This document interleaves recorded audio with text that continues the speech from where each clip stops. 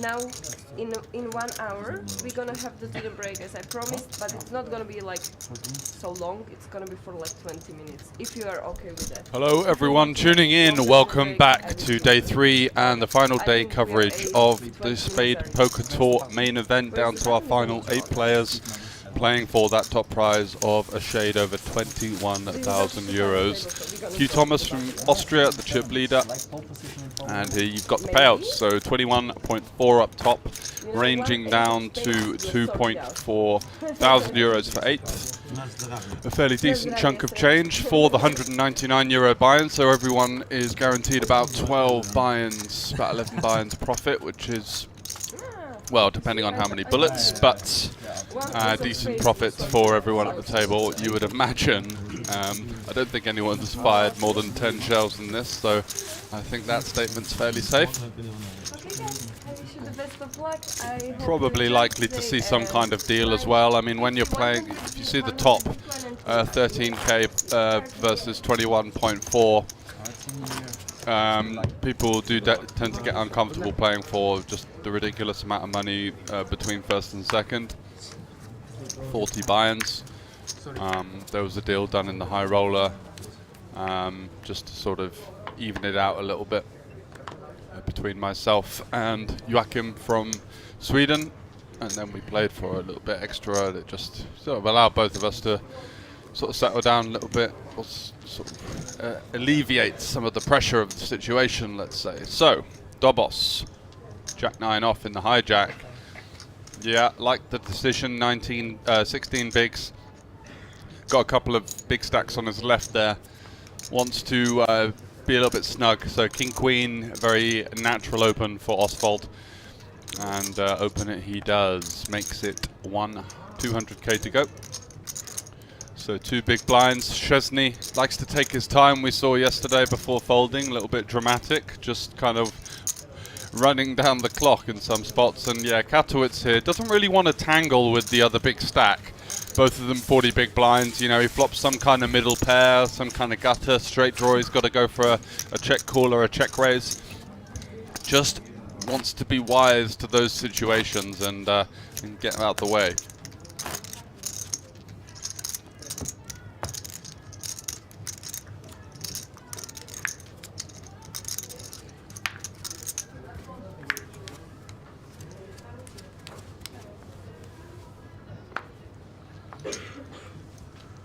Stanak here, 1.5 million, 15 big blinds over to Patrick Tunick.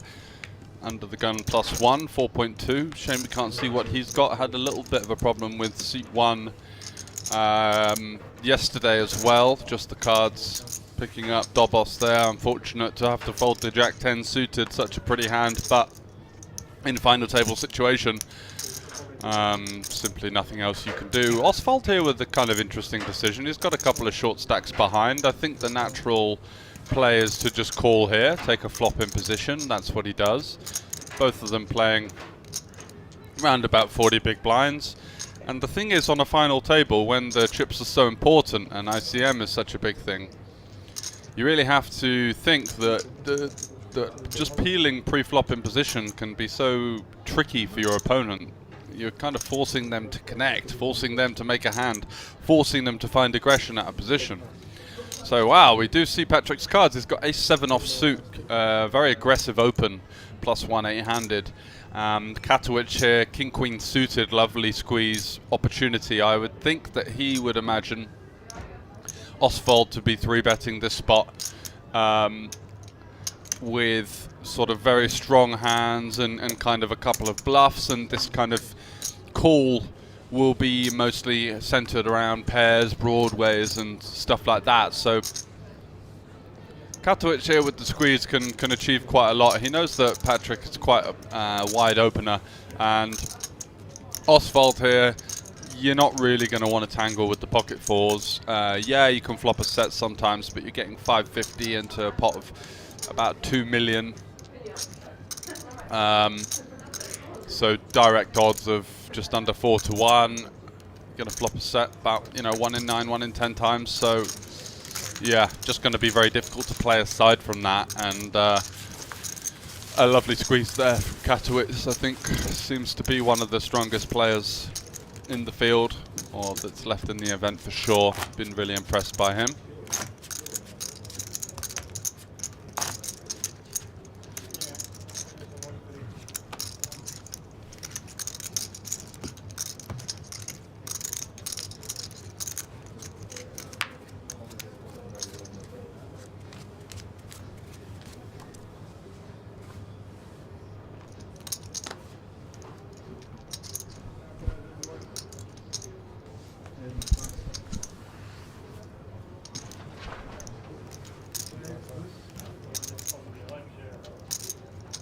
Seven deuce suited from Oswald there. He's going to let that one go. Chesney in the cutoff. Five deuce. Don't think we'll be seeing much from him. So he is going to fold, just taking his time once again. Katowice with the jack four. He does have Q on his left, who's actually still got the chip lead, and is opening into a short stack. So yeah, jack four just not really having great qualities. Q here, I mean, you can go a couple of ways. Yeah, folding is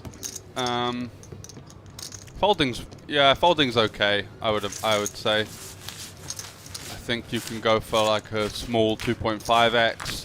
Limping becomes a bit tricky because your hand really has no post-flop playability. So I think you could just go for like a 2.8x or 2.5x kind of size with like the top of your range and the bottom of your range, and then all the middling stuff kind of wants to limp.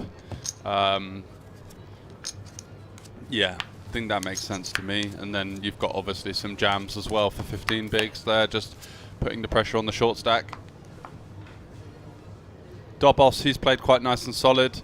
A couple of big sort of jams out of nowhere, but apart from that, he's kept his cool and right in the hunt there. Is one of the medium stacks. Frodox here, I think he'd do well not to open this one. Might be tempted to, but he's got some big stacks on his left, and he's just not really incentivized to play a pot whilst there's still a couple of shorter stacks at the table that could tangle. I think this is a little too aggressive, to be honest. And he's opening massive as well. He's opening to 325k. So the question is, why would you want to do this, right? Does he really need at this stage to pick up the 250k that's out there? No. Does it really affect his position in the tournament? No. Does, you know, is he going to run into a strong hand? Sort of the top 5% of the 5 players behind him. It's going to happen about 1 in 4 times, you know, and he's just going to lose those chips or have to fight back or end up playing post-flop versus the big blind and not flopping anything, putting in a C-bet. You know, all of these things mean that this kind of larger size and this like wide opening range is probably not the best decision to go with. However, it does get it through, and I guess he thought, well, I quite fancy picking some chips up here. Maybe buys himself a couple of rounds to kind of sit on the rails and watch what's going on. So the timing was worked out for him on that one.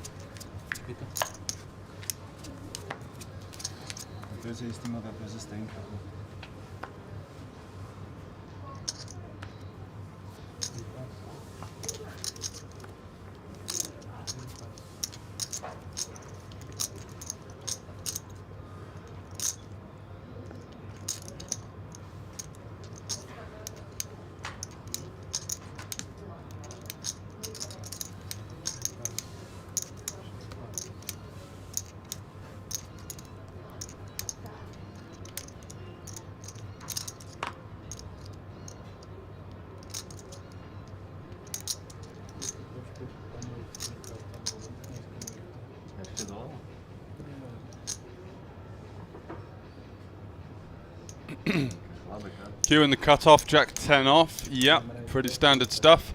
He's got a 15 big blind stack on the button there. And who else has he got on his left? He's got, yeah, Patrick with about, yeah, he's got 40 big blinds, and Dobos also on one of the short stacks. Oh, he's a little bit shorter than I thought he was. Yesterday, you don't show your cards. Yeah. Still is okay. Don't show small card.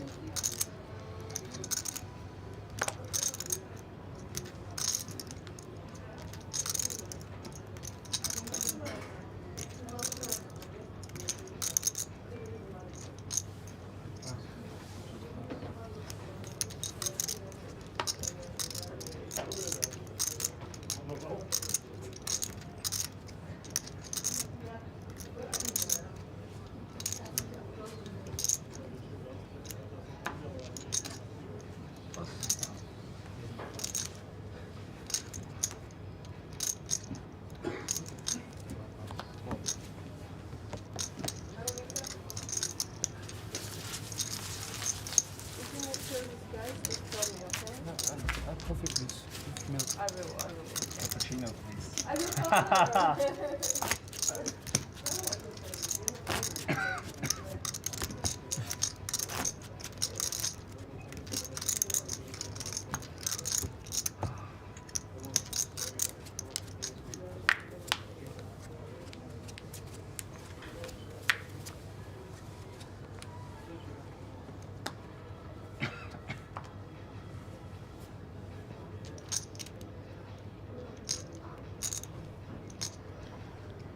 So Chesney, king 6 off.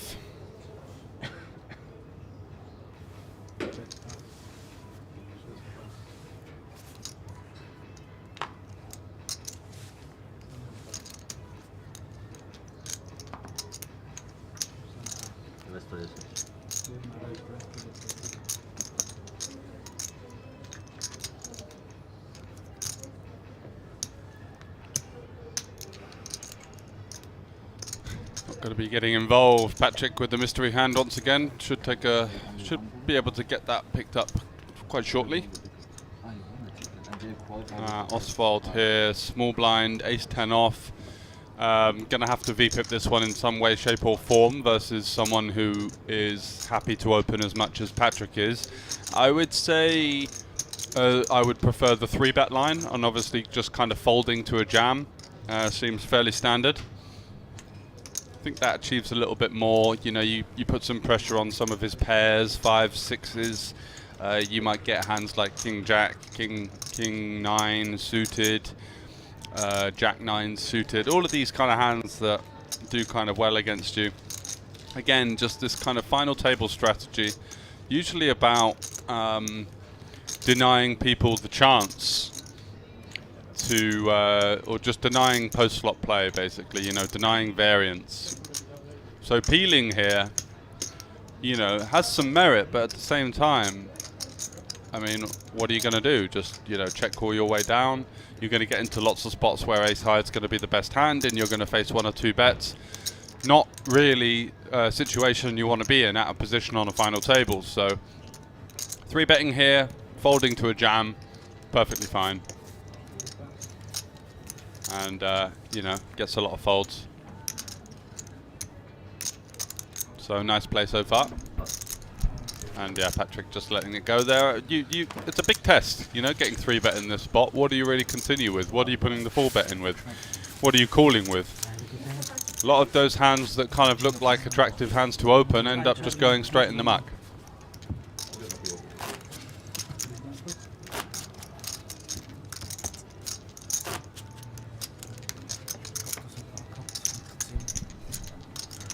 Service, guys.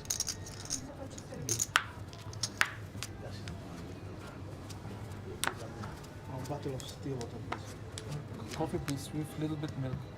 A black tea, please, with honey.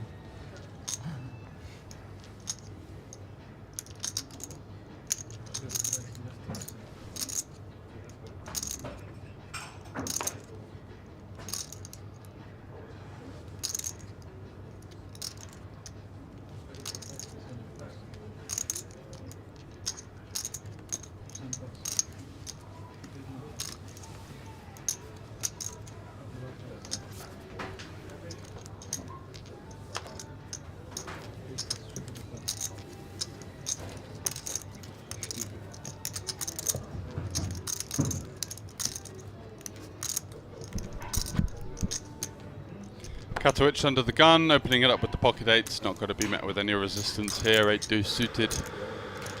Not wanting to VPIP that one, that's for sure. Not just because we can see the cards, but what's a good situation for you? Flopping a flush is the only really positive upside of defending this kind of hand. And, you know, he's kind of locked in that short stack battle with Dobos and C8, I can't quite remember his name, from Slovakia. Stanak, that's it. So does well just to get out of the way there.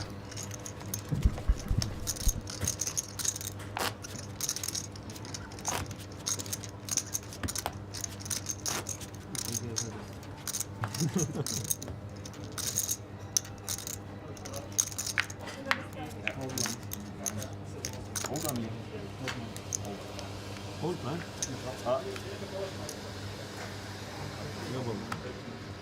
Warman.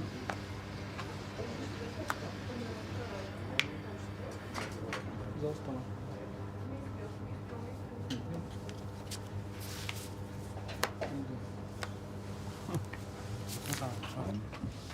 Moment, why? So, old blind or now new blind? New blind? No.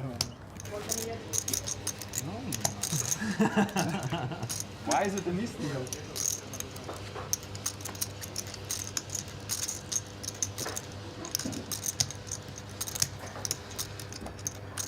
Why is it a misdeal? One card hits. Oh, yeah. Is it possible to switch the air conditioning just a little bit down? No? Yeah, it's... No, don't do it. Yeah, then turn it to the air. Otherwise, guys, it's really hot in here. Okay. Because of the light. I I mean, like... No, I just like to complain. Ah, okay. Got it.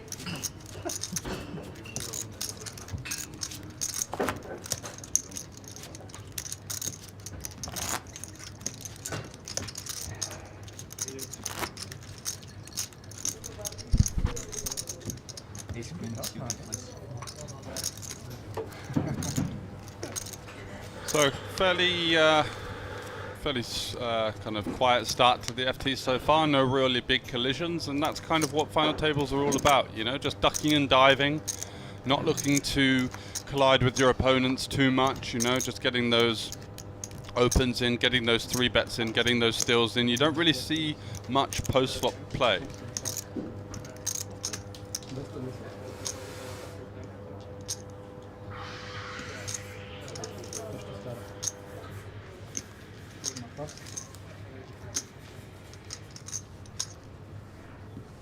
So Q with the king jack off as the chip leader, pretty standard open. Good blockers for strong hands and your opponents behind you. Oswald here in the cutoff. Sevens is a hand that becomes quite comfortable to play 50 effective. You know, you've got position on the chip leader all the way. You're not really going to be forced to in like too many tough spots in these kind of situations. And so you're just happy to kind of peel, and it's like a pre-flop float almost, you know, like you float the opponent in position. You get to see what he's doing. If he's checking to you on you know, certain boards, you're just going to be able to take it down with a stab in position quite a lot, or apply pressure to his range, which is great.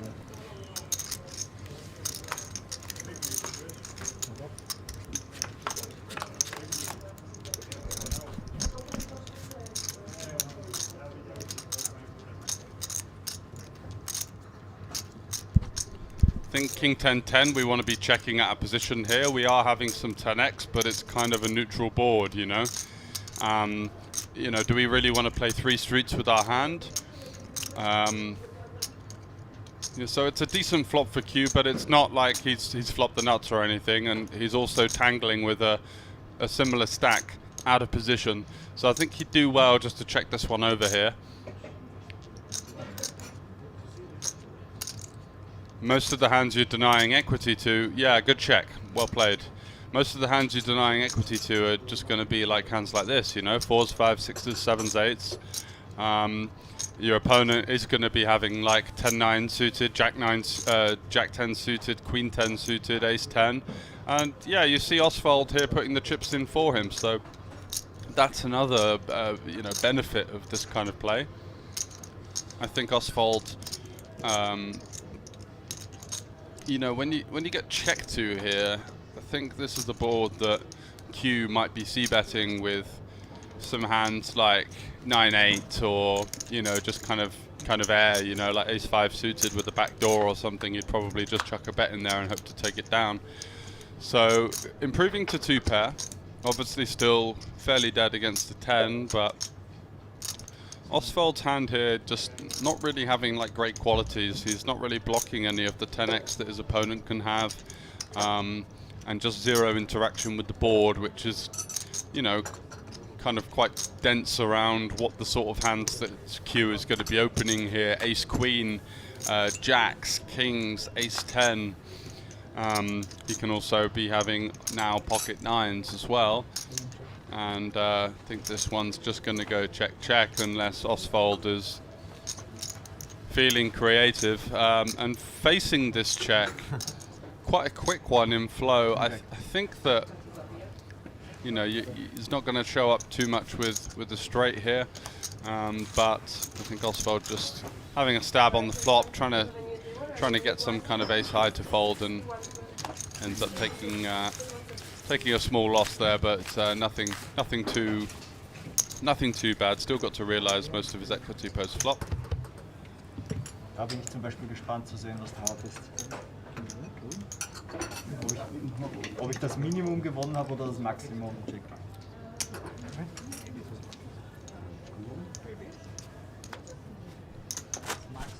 And there you have the chip lead now for Q, just moving streets ahead of the field. 12 big blind now, the cushion, so it's nice to win those kind of small medium pots up to 6.1 million.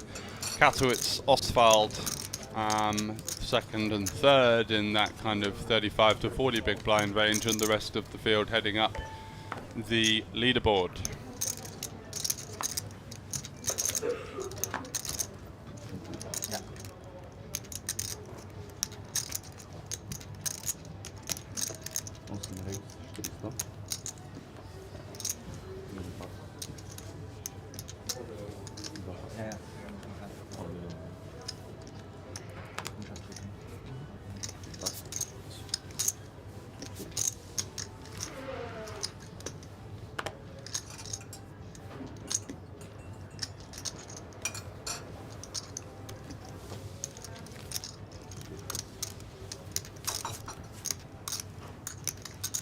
Jingle bells, jingle bells.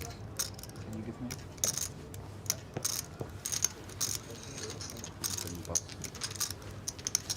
Oh, I like the boss.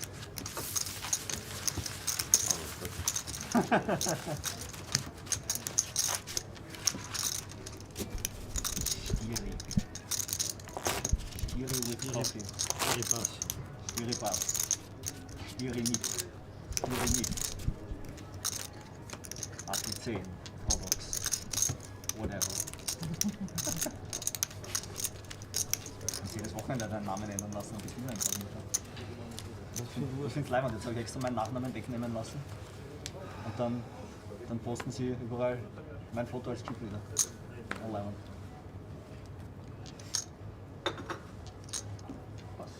Ist das von Dom, oder? Nein, aber ich habe letztes Mal im Arbeitskontext gemerkt, dass es nicht immer von Vorteil ist, wenn man ein Turnier spielt und ja das nicht bekommen könnte. Heute ist es offiziell, sogar mein Chef schaut. Chesney here, Queen 3 suited.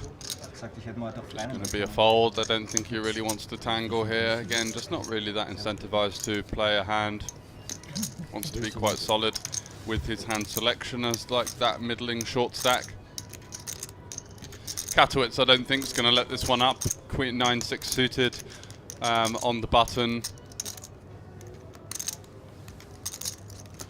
Does have the chip leader in the small blind, but that's kind of always the place you want to have the chip leader when you're going to open a slightly wider range. And 9-6 suited isn't even by any means that wide in this kind of situation. Does get a defend from the 10-7 for the min raise. I don't mind that.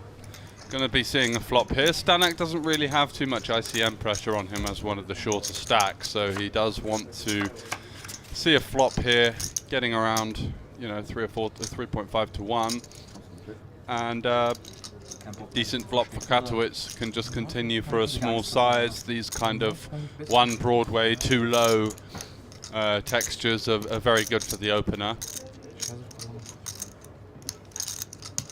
Because you think that Stanek on a final table is going to maybe defend less of the lower stuff. You know, he's not really going to have 6-3 that much. 6-7 offsuit maybe. 5-4 off. Not sure if he's defending that one. So yeah, Katowice with all the King X and all of the stronger hands there really would have seen a jam from hands like King 10, King Jack, King Queen, but taking it down there and a nice little pickup.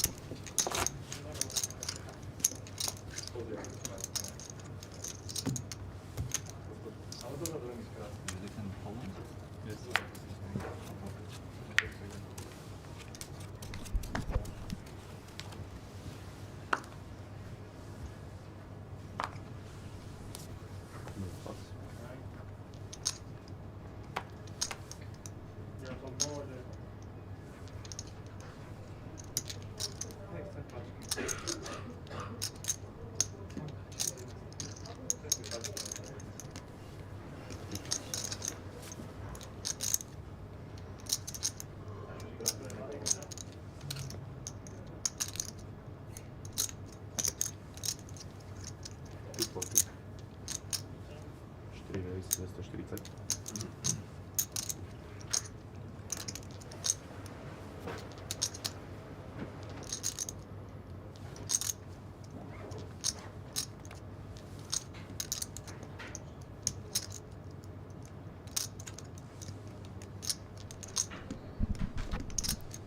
So Frodox here, yeah, he's that kind of player I think that just gets a little bit bored, loses a bit of discipline sometimes, just does tend to come out of nowhere with a, you know, extremely wide open from time to time.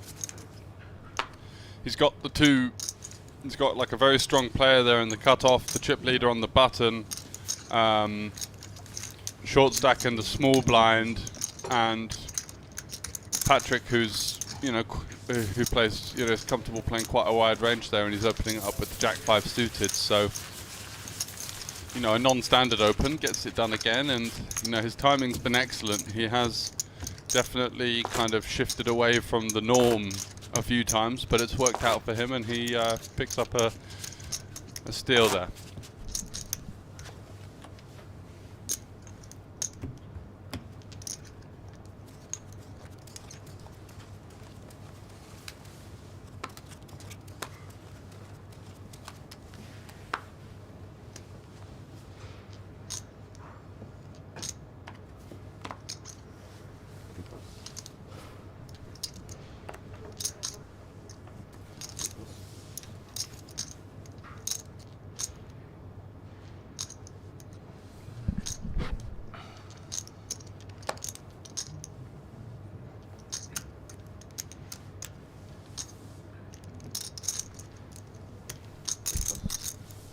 Eight-3 shows he's not really had much to work with, and all of a sudden blinds going up to 120. You know, he's looking at sort of 15, 16, 17 big blind stack. Just got to keep in there, stay disciplined. Nice start to the final table from Katowice. He can open it up there with the sevens. He is going to find some resistance here from Stanak. In this kind of situation, you know, best to just take your time a little bit, mull it over. Okay, puts half his stack in.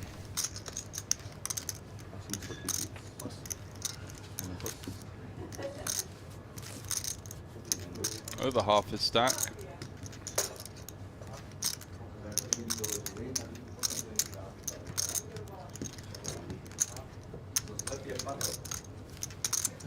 This is usually a play people do when they're like gonna want to fold if like 2 or more people go in or something like that behind, but I think with jacks, you know, 12 big blinds, you just committed either way.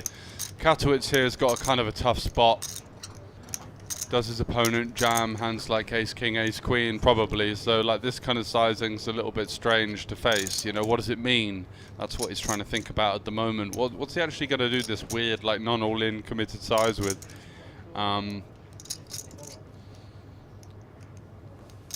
It looks, I would say, stronger than just jamming. Jamming, you know, you kind of avoid potentially getting called. He's only made it around 3.5, yeah, 3.5 the thing. So does get the folds from the sevens. I think that's another strong play from Katowice. Very nicely done. And Stanak there with the jacks. Much needed pickup, gets himself off the foot of the leaderboard, and Dobos now from Hungary, head in hands, you can see in seat 2 there on the left of your screen, just waiting for that spot, is whittling down now, and it's danger zone time for him.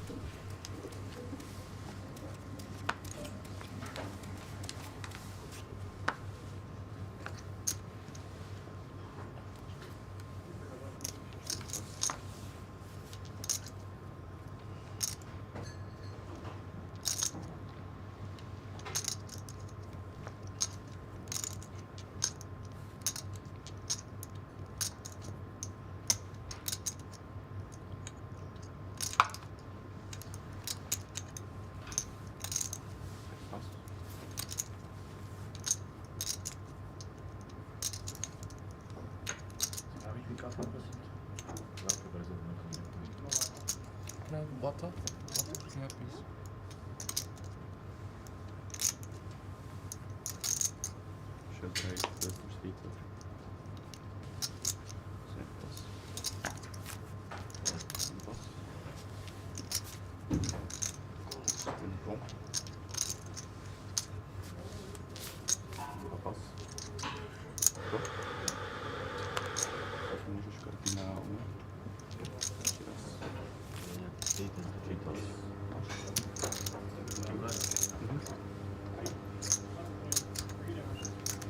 Katowitz here popping it up with the ace-10. Patrick Koenig defending the button with 4s. I think this is the position where you want to defend more of your pairs. Unfortunate there to flop so poorly for him. Katowitz here with the check. It's a strong play. Doesn't really have a strong enough hand to go bet with. Doesn't want to really play for stacks. Doesn't mind, you know, inducing some sort of stab from his opponent.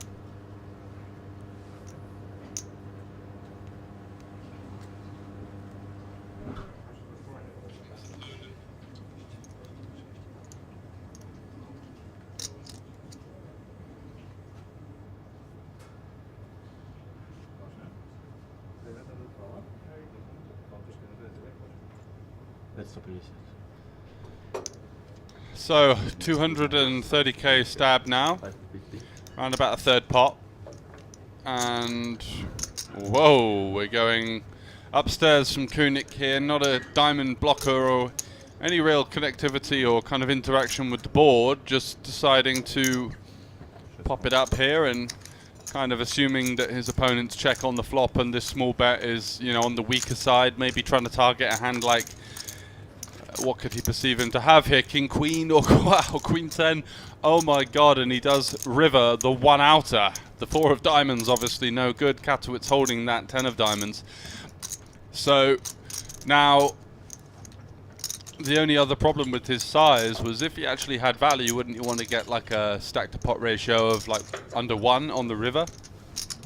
So a little bit of a suspicious looking raise, I would say, on the turn. It's worked out for him perfectly, and now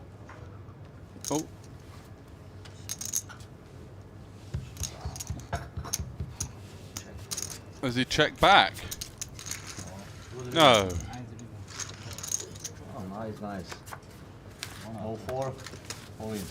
So he goes for the bluff raise with the one outer, hits it, and then decides to check back. Oh my god, that's Katowitz has got away with daylight murder, daylight robbery there.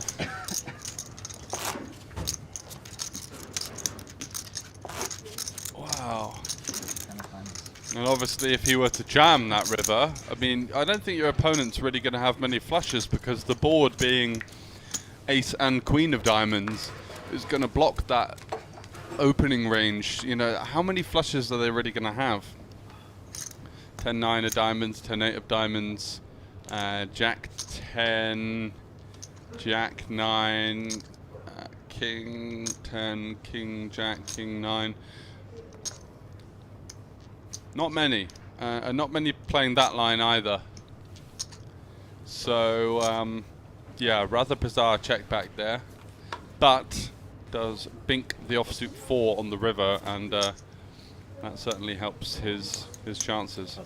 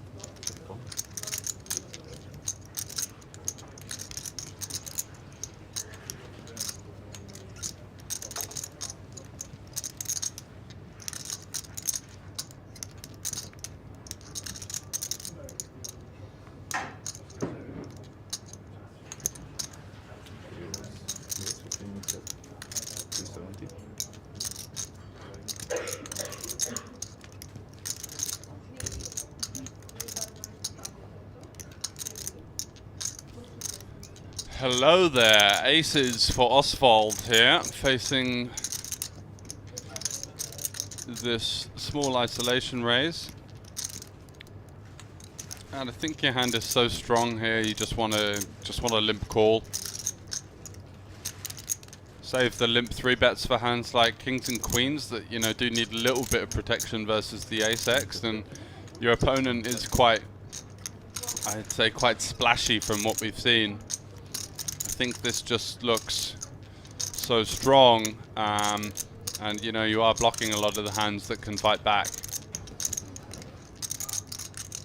or continue in some way. It's just such a pure hand. I think going for the limp call is quite nice.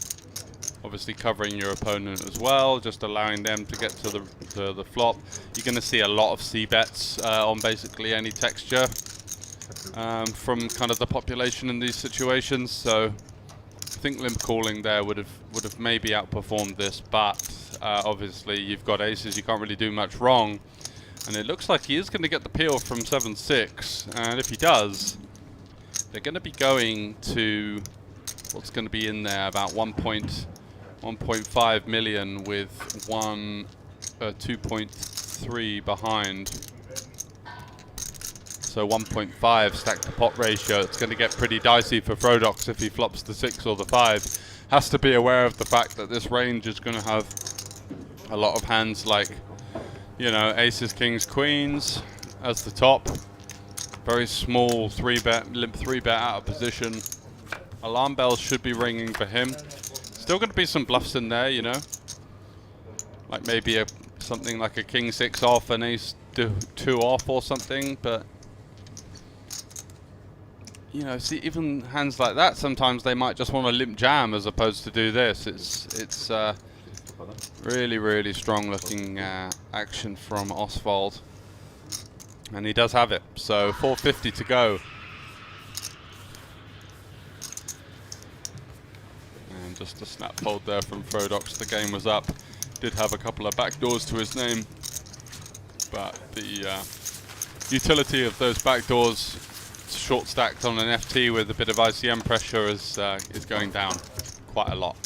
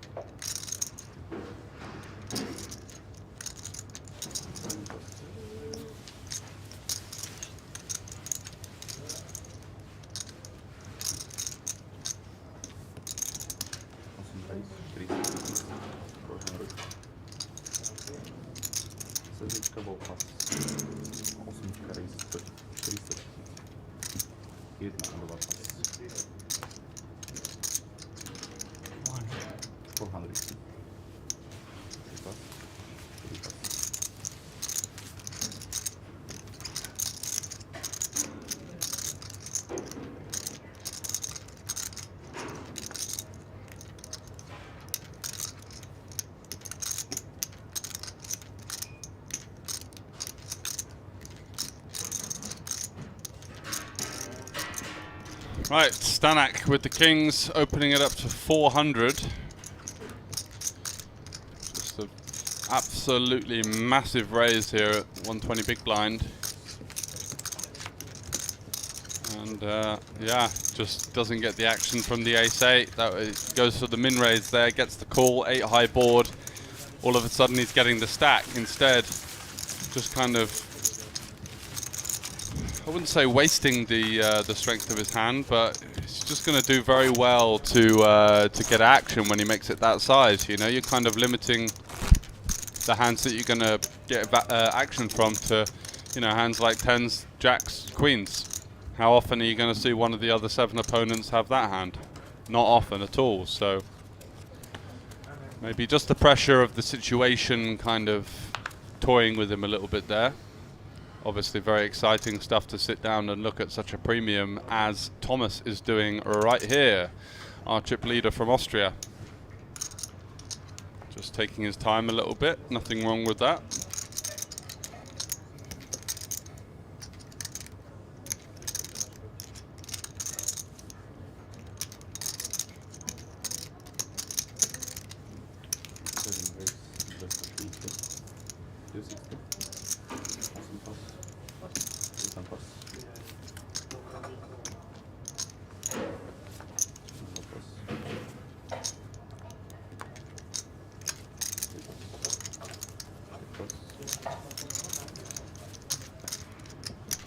So 260 to go. No dice so far from his opponents. 6-5 suited. Just not a hand that you want to be playing really. Want to be mostly focusing around kind of high pairs at these, high card combinations. When you are short on an FT, just want to be flopping hands that you can go with a lot more comfortably, as opposed to sort of middling hands like 6-5, 7-6 suited that play, you know, much better in a deep stack format of poker. Because of the implied odds of hitting here, you just want to hit something fast and get it in, as opposed to anything else.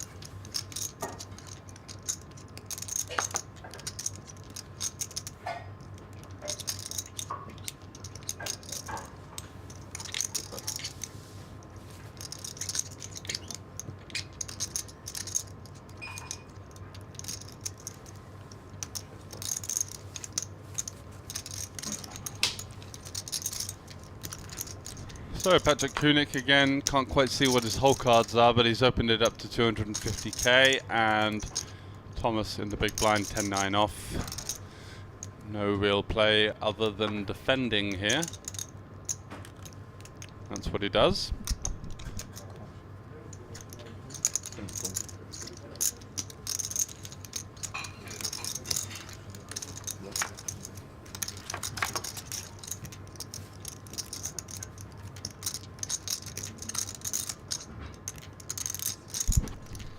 (10-5-3), a particularly good board for Q here.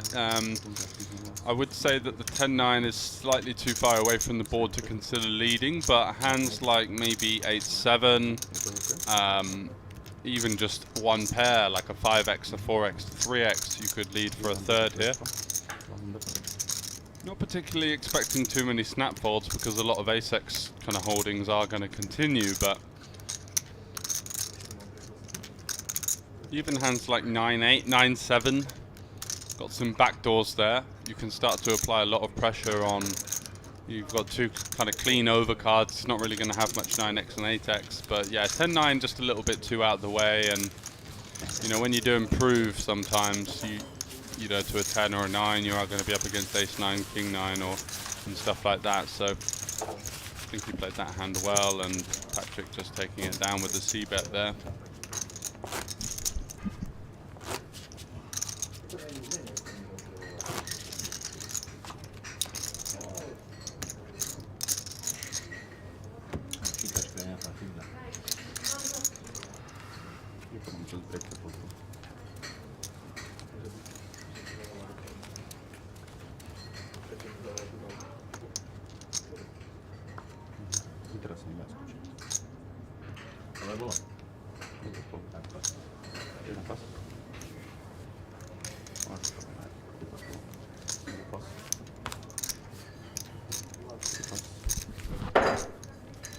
Bodox here with the ace-3.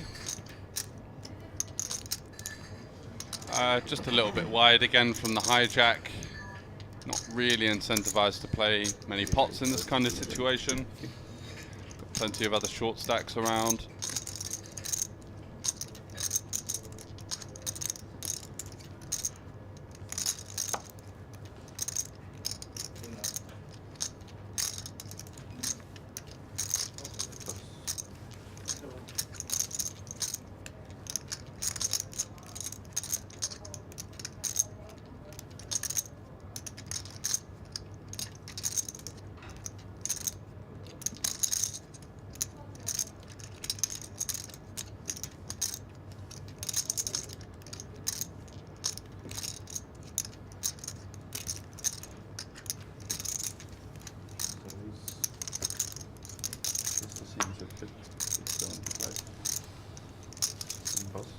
So yeah, again, just a few pips too wide. Katowic here, I think, you know, he's kind of seen what's going on here. Obviously the hand selection is way out of line, but I kind of understand what he's thinking here.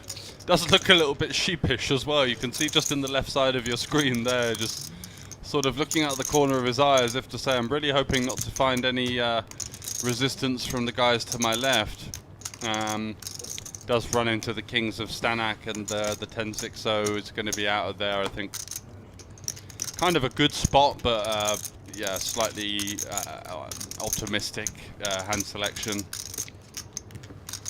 It's not like Frodox is opening the absolute deck. He's just a little bit too wide and a few 3 or 4 pips out in kind of all of his opens. Although that Jack 5 suited under the gun 1 open off of 20 was, you know, about 10 pips too wide. So yeah, just the snap fold there with the 10-6, and Stanak there picking up kings at the best of times. 2 guys with basically nothing have entered the pot in terms of a raise and a 3-bet, and you just get to whazz it in there and pick up a lot of chips with no variance whatsoever.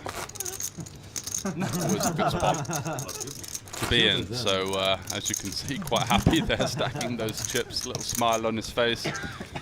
Potentially going to be reaching over to that beer that sat behind him there just for a nice little loosener after picking those chips up. Does he go for the beer?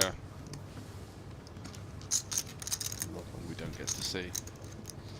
We'll check back in on Stanak Cam shortly for updates on that beer. So 5-4 suited, Oswald. Yeah, not too great of a position to be opening the 5-4 there. All of a sudden got a lot of kind of short to middling stacks to deal with.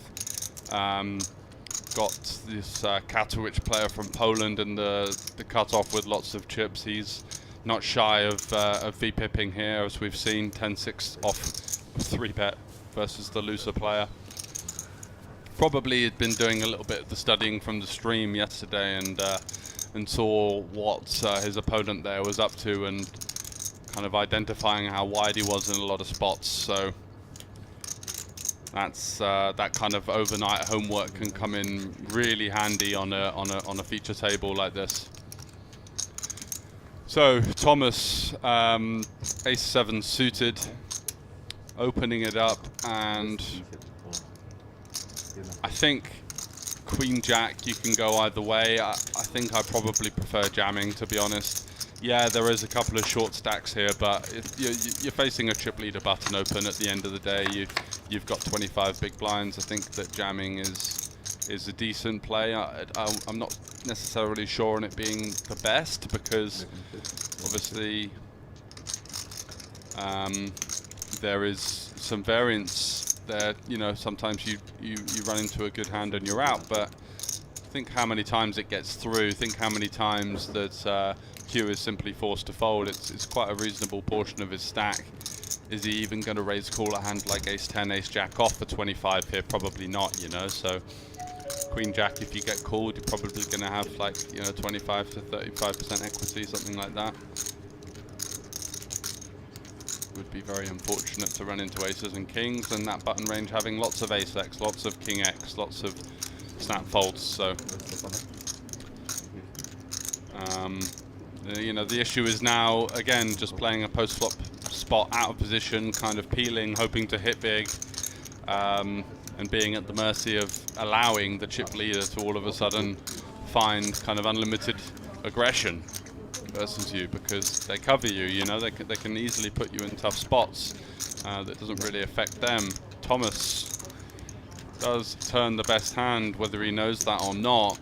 Just kind of identifying what he's going to be up against here. There is going to be 4 combinations of Jack-10. Maybe Stanak decides to go with the clubs on the flop with the combo draw.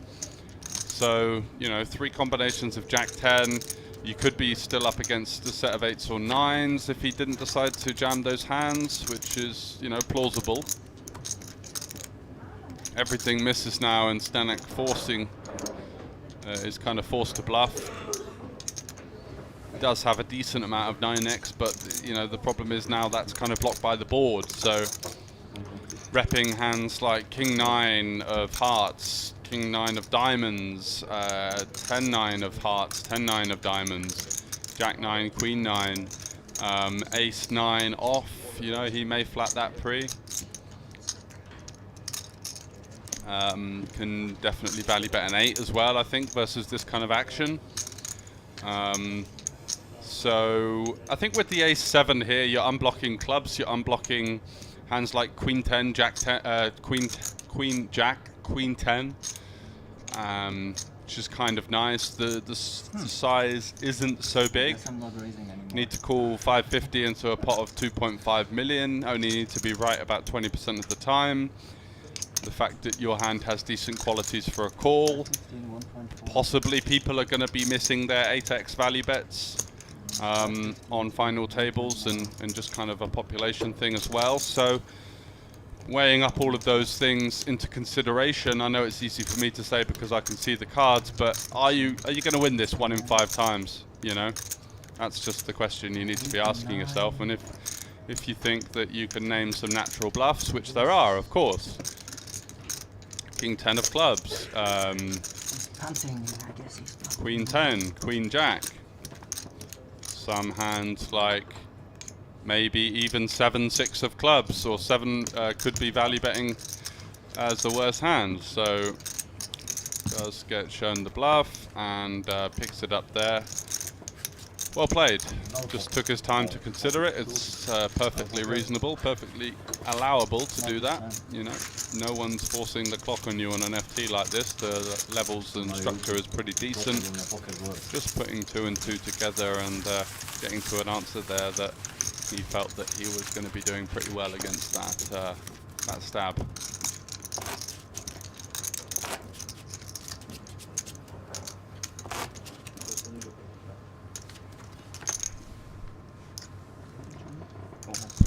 As you can see in the bottom here at the Banco Casino, we will be having a 50k guaranteed €75 event.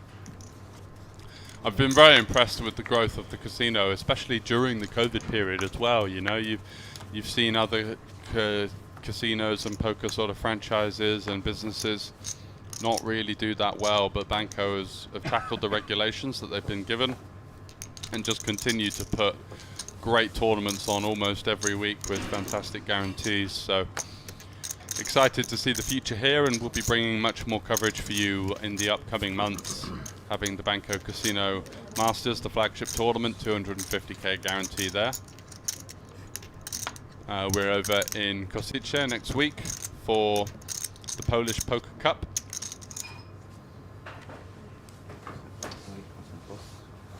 No problem. Nice?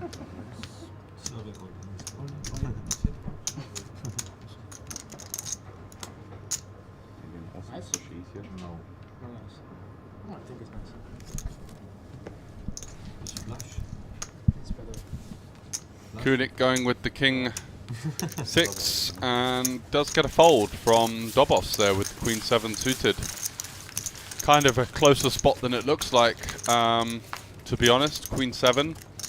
Depends on what you think the small blind's doing. Obviously there is a little bit of ICM as seat 8. Stanak just took a little bit of a blow. You've got a couple of other stacks there, seat 4 and seat 5, Dobos, and the seat 5 just getting a little bit short. Frodox as well, he's only got 1.9 million, so I can understand the fold. Don't think we'd have seen him fold a hand like Queen Jack, Queen 10, but Queen 7 suited. Yeah, it's probably just about a fold, but by no means a clear decision. Katowice now deciding to fold the King Jack, just reverting back into his shell a little bit after having his hands in the cookie jar with the 10-6 off.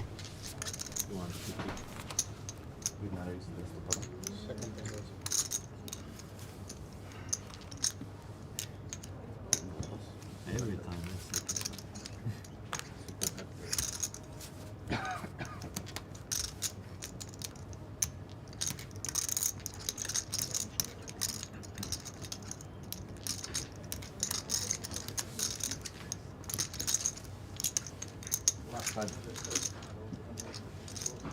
Last time ace or last time shoulder? Last shoulder.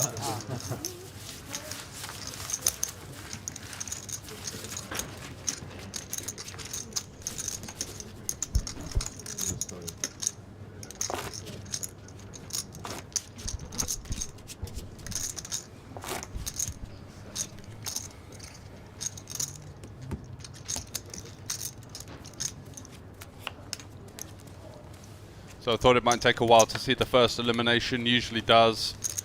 We've seen a decent standard of play though, and I think that that has also kind of improved since the pre-COVID era of the festivals I was commentating on then. People have had a lot of time to be at home, playing a little bit more online, getting some more practice in, getting used to these spots. And that's how you kind of cut your teeth in tournament poker, and that's what I've had to do and all of my friends. Just playing volume, whether it's the big 20 on GG or whatever, you know, just getting into final table situations, getting comfortable. Whoa, did we just see an ace-queen fold there? Wow. Under the gun, folding ace-queen off of the sub-15 big blinds. That is... oof. That is razor tight. Yeah, he does have Dobos there on the button, super short, but I mean, ace-queen, let's just chuck it in, and you can even go for a min-raise and fold to a 3-bet and a 4-bet, you know, like, you got to VPip it in some way, shape or form, in my opinion. Okay, so Oswald here coming in for the limp with the 7-4. Frodox, actually a decent candidate to just rip it in there. You might get hands like King 7, King 6, King 8 to fold. Gonna be seeing, I think, a lot of limping from this in this kind of dynamic, because Oswald has an ISO range, has a jamming range, which means that his limps, he's probably just going to be doing a little bit too much of the limping and not enough of the aggression, which means that, you know, the aggression is going to be weighted towards strong hands, and the limping is just going to be all of the stuff that he doesn't really want to find the aggression with. And that's something to bear in mind when you're facing these limps from guys that cover you and are kind of incentivized to put pressure on you as like a short/medium stack. King 5 having a lot of decent qualities there. You know, you can get snapped by ace-jack and you've still got decent equity. It's not like you're just like completely dead in the all-in. But I think most of the time you're going to get this one through with the King 5 and just get a nice pickup there of the 3 big blinds out there, which is massive for you at this point. So Frodox here kind of reverting off piste. He knows that his king high is decent, but the playability on the river is going to be tricky, and he loves to see that deuce, because now Oswald, who's double barreled, really needs to say to himself, right, this is I've come this far, I've got 7 high. He unblocks the spades, which is going to get a snap fold from, and does Frodox have the heart to call off his tournament life here with the king high? Makes the correct call on the turn, gets the perfect river, and you have to think, if you get this far in the hand and you believe that you believe that you're ahead on the turn, you have to be sure that you're ahead on the turn to make this call. So the deuce changing nothing might get unfortunate versus the odd deuce X of spades. Really just about it. His opponent kind of, his head's mulling all over the place. He doesn't look comfortable. He's trying to look at the board, trying to remain stoic, but you can see a lot of movement there, a lot going on. If he was comfortable, would he be doing so much like that? I think he's going to sniff this one out, and it's going to be an absolutely blockbuster call from Frodox if he finds it. Probably thinking, look, with 15 big blinds effective, most of his offsuit ace-X is just going to jam pre-flop, which is fair. So this is a very kind of polarizing limp in terms of what he's representing now. Does he go for a small ISO with hands like ace-king, ace-queen, ace-jack pre-flop? You know, try and get more money in. What ace-X is he even limping here? Because either it's strong enough to go for the smaller ISO, or it's just going to jam and look to take it down. So representing mostly deuce-X spades, pocket 6s jams pre, 8s jams pre. 6-8 gets counterfeited, but obviously is still strong enough to jam, targeting 6 and 8x. However, loads of hands like 7-5, 7-4, 9-7, 10-9, 10-7, 4-5. What a call! Let's go. Finds the call, made the read. Oswald really kind of has to play how he played, and Frodox there with a spectacular call, and that is the moment where you're just going to be so happy with yourself, because poker is all about trusting your instincts. And I know from my career so many situations where I could feel that someone was fucking with me, but I just didn't trust the read. And you feel great when you do eventually trust those reads and just say, hey, you know what, buddy, I'm going to look you up here. I'm just not buying it. So great stuff there. He's going to go into the break feeling like $1 million. Oswald unlucky to run into an absolute hero call there from the King 5, even blocking some of the bluffs. But we're going to be back after the break with more coverage from the Spade Poker Tour main event final table. Thanks very much, and I'll see you shortly.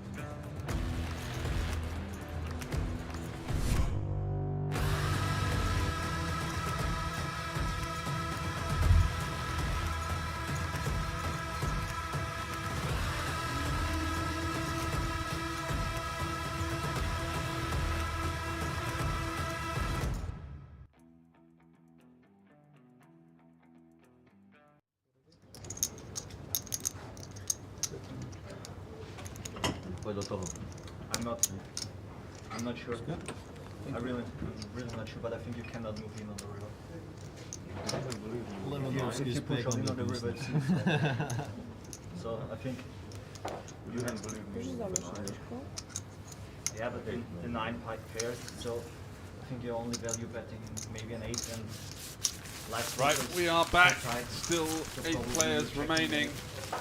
An absolutely fantastic hero call there to close out the first session of play on day 3 on our final table from Frodox. Figuring it out, sussing out, picking off the bluff, realizing his king high was the best hand there a lot of the time. Reducing from removing loads of ace from his opponent. 75, Probably 150, thinking 150 most people don't go for the 3 strings here with the second pair. And correctly picking it off and getting himself right back in the mix. You see 25 big blinds, third in chips, and we are at the 150k big blind now. So Dobos, who's been really card dead and spot dead and just hasn't really been able to get in the mix, he's sat there on 5 big blinds, and it's go time for him. So next orbit also is going to be very important for his chances. Stanax picked up some huge hands in really important situations. Again, finding the jacks +2 comes in for a huge open to 500 has been kind of standard. Dobos here raised queen. We're going to be seeing a standard flip here. Nothing to be done. You can't fold. 5 big blinds. You know, you're playing for the blinds and the antes as well. So once you put the 5 in versus the under the gun player, he can actually get up to 12.5 big blinds here if he does hold, or if he does get there, sorry, with the ace or the queen. Chesney going to be out the way with the 7-4, and we're off to the races. Ace queen versus jacks.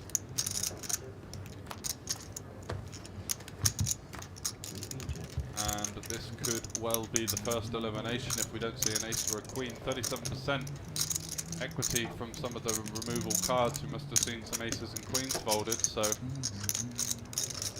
what's in store here for Dobos? Is he going to extend his run in the main event, or is he going to be our first elimination?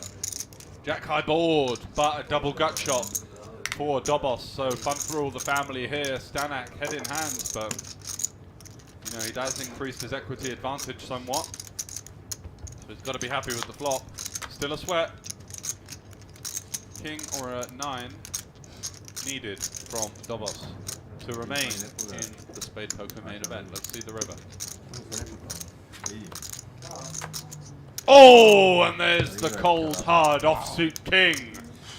So he finds the nut straight on the river, continuing his run up to 1.9 million, and Stanak a gutter to his chances there. Gut wrenching.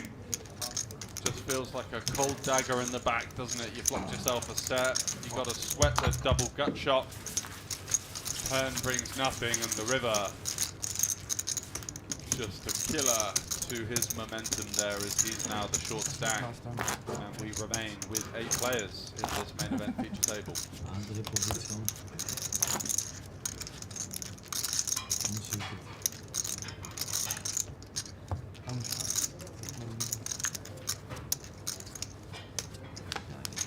Verstehe ich was. Zolltraining geschützt. Spaß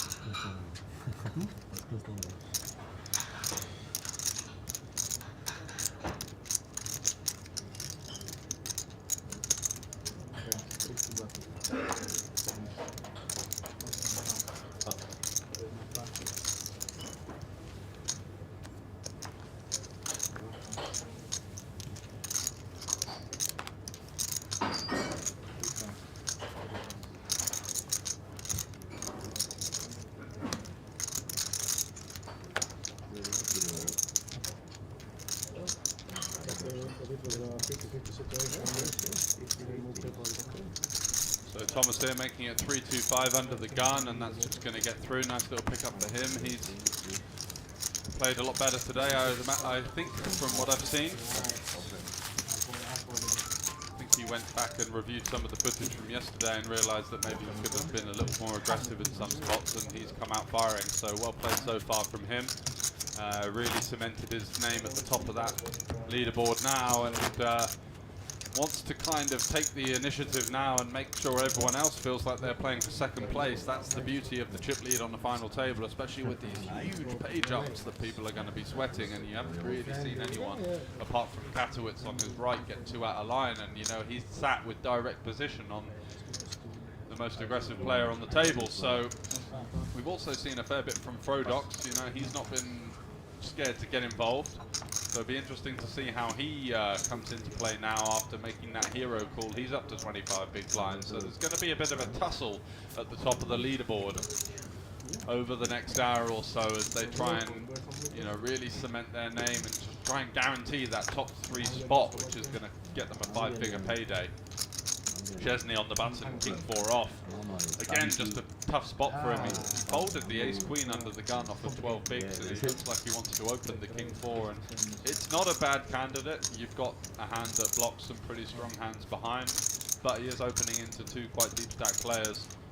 And just fortunate there to see some garbage from his opponents and a much needed pickup from him. Decent hand selection, I think, with the king blocker. Definitely don't want to be jamming that. I think hands like king 9, king 8 kind of strong enough to jam, whereas your king 4 there, employing the min raise strategy, allows you to open some hands like 10s, jacks, queens, kings, aces for that side, ace king suited, ace queen suited. You know, you don't want to be just jamming those. So good stuff from him, finding the light open, gets it done.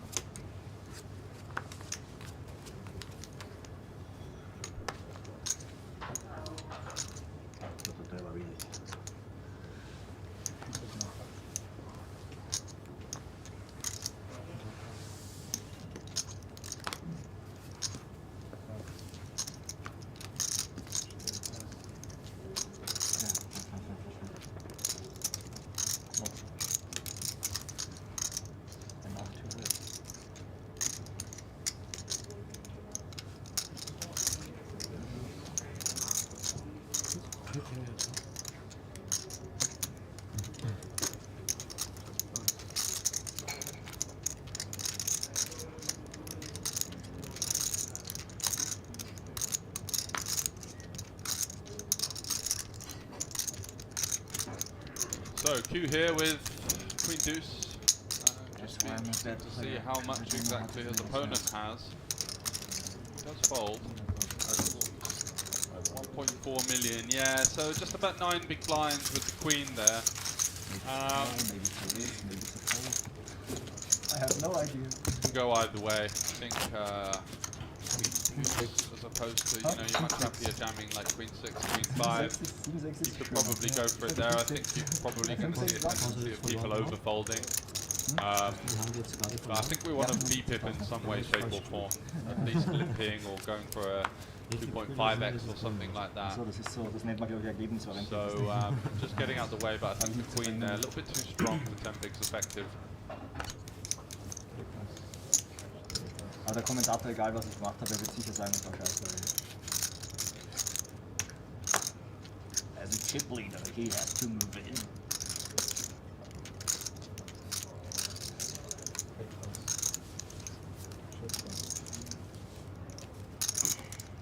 Thomas on the button, king queen, much more favourable for him. He'll be playing this one for sure.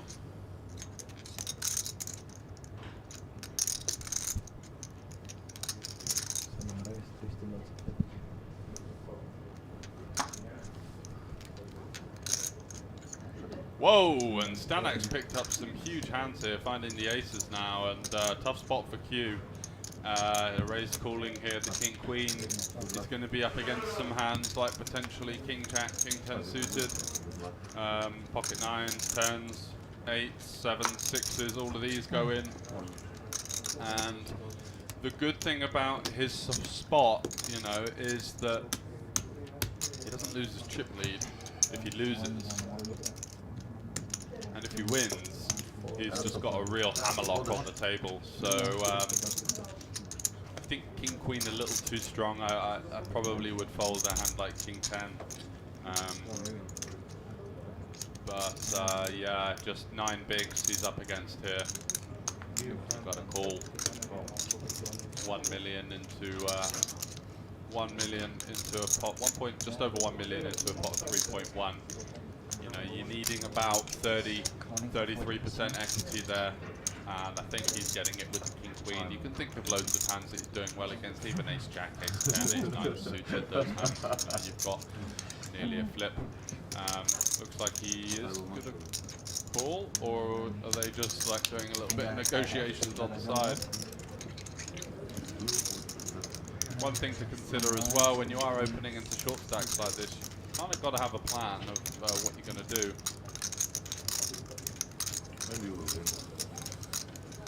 Stanek here can't believe his luck. He doesn't know whether he wants to call or a fold, or, you know, I'm guessing he wants to call, but at the same time it is a lot of pressure.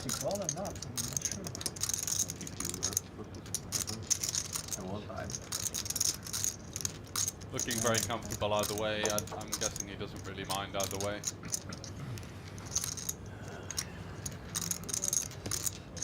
He's shoving every ace there.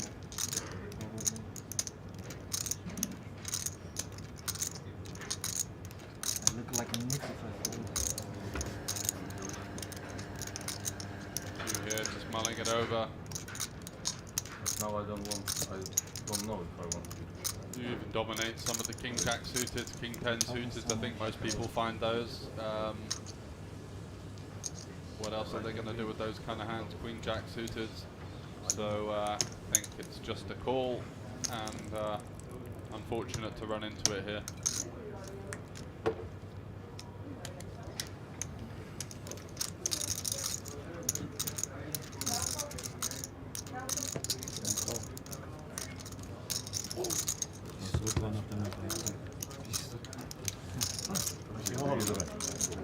Does make the call. Unfortunate to see the aces, and we are off to the races. Really, so much of a race with the 88 versus 12% equity, but lots of sweaty flops for Stanek, even if he sees his opponent improve to a pair. That's, you know, going to bump him up to a 1 in 4 shot. So has a swig of that beer before he starts seeing the run out. There's a jack. That's not a great card, but the 6-6 will ease his nerves, surely. Just running 10-9, queen-queen or king-king, the only way out for Q. Oh, there is the 10! 4 outs to the 9.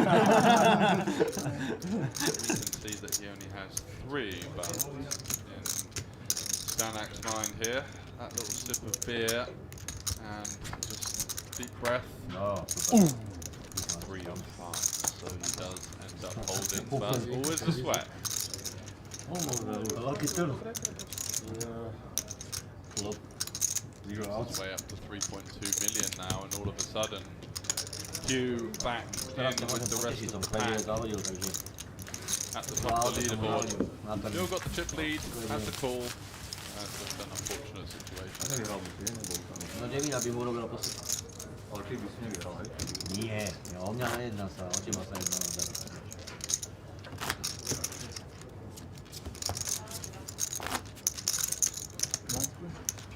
To mali dať?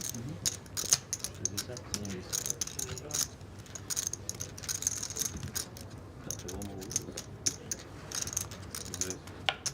Normally, I'm pretty good in that spot. Losing my wins normally.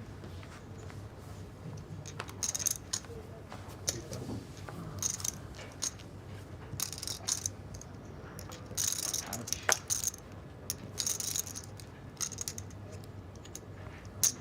The only problem is I still don't know if it was a good call or a bad call. Paradox Queen 8 suited, fairly wide with his opens, so No, not I don't surprised know. to see him go for it. Don't blame him really, the table's playing, you know, slightly on the easier side, but as to be expected on final table. King 8 suited for Stanek. Doesn't let him fold, that's okay as well, and Dobos here in the big blind, King 9. Could decent hand in the big blind to defend, try and flop something and go with it.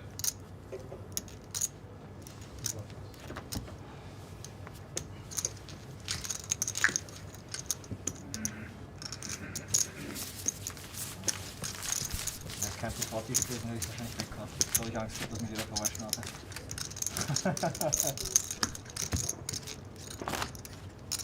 But he does let it go. Essentially a little bit concerned that he might be dominated by a few too many of the hands coming from that EP open. King 9 does become a little bit more comfortable to defend versus the later position opens where, you know, your king's going to be in much better stead when you flop top pair, but just gets out the way, looking for a better spot.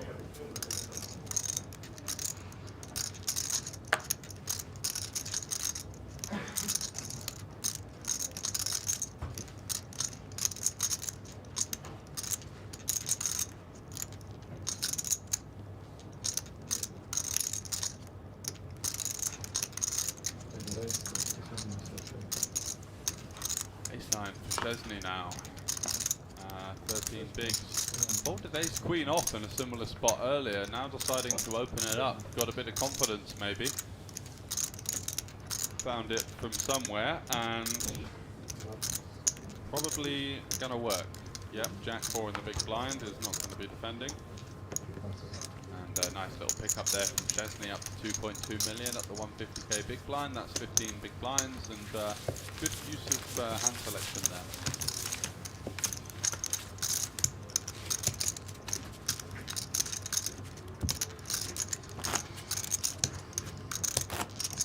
Sagst du, Frodo?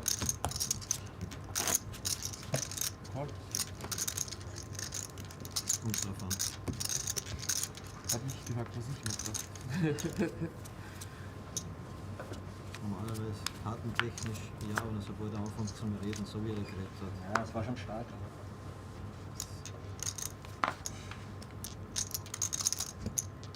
Ace 10 once again, another good hand to open with. Sehr hart ausprobiert, weiß ich mich nicht. Great thing about these EP opens is that you're just not really going to see too much of a fight back. So interesting that he decides to fold that one now.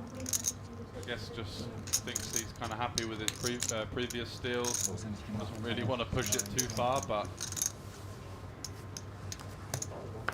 fair enough. Gets round to Oswald in the small, and we've got Oswald again going to be locking horns with Prodox here. Looks like he's going to go for a raise this time. And he makes it, is that 375? Yep, 2.5x, fair enough. And the beauty of these kind of opens is that you do force your opponent to fold hands like this, or should do.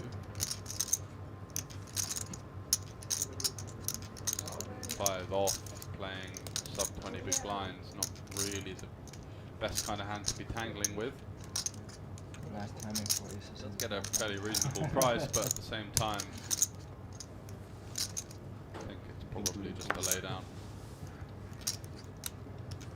Prodox is the player on the table that is kind of the least scared in terms of his V-pips, and even I think most players would have snap folded by now, and tough to get him off the 7 high there. Maybe just a little bit of posturing, just as if to say, look, you're not getting this blind that easy, buddy.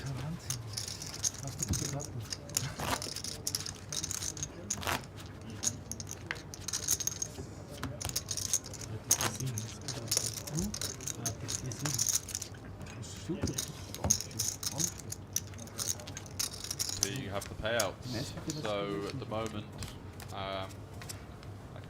an 800 jump, a 1k jump, another 1k jump, and then another 1k jump.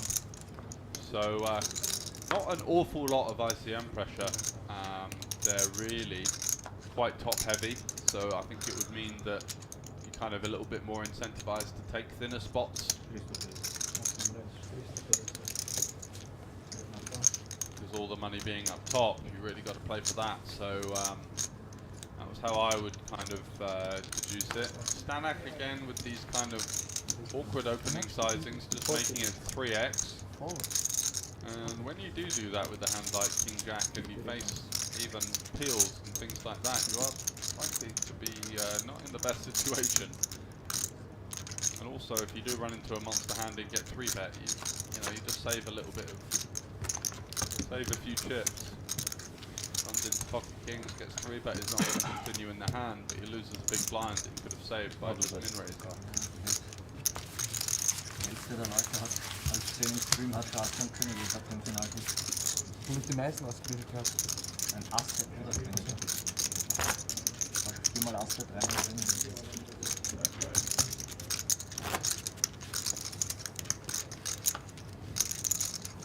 Every time big race. Yeah, Every time. big race. For good cards. Big man, big race. Big hand is big race. Yes.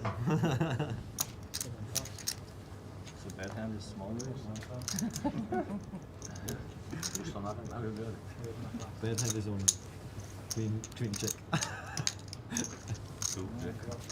Yeah, if you push all in Queen Jack, then I have a problem with it. So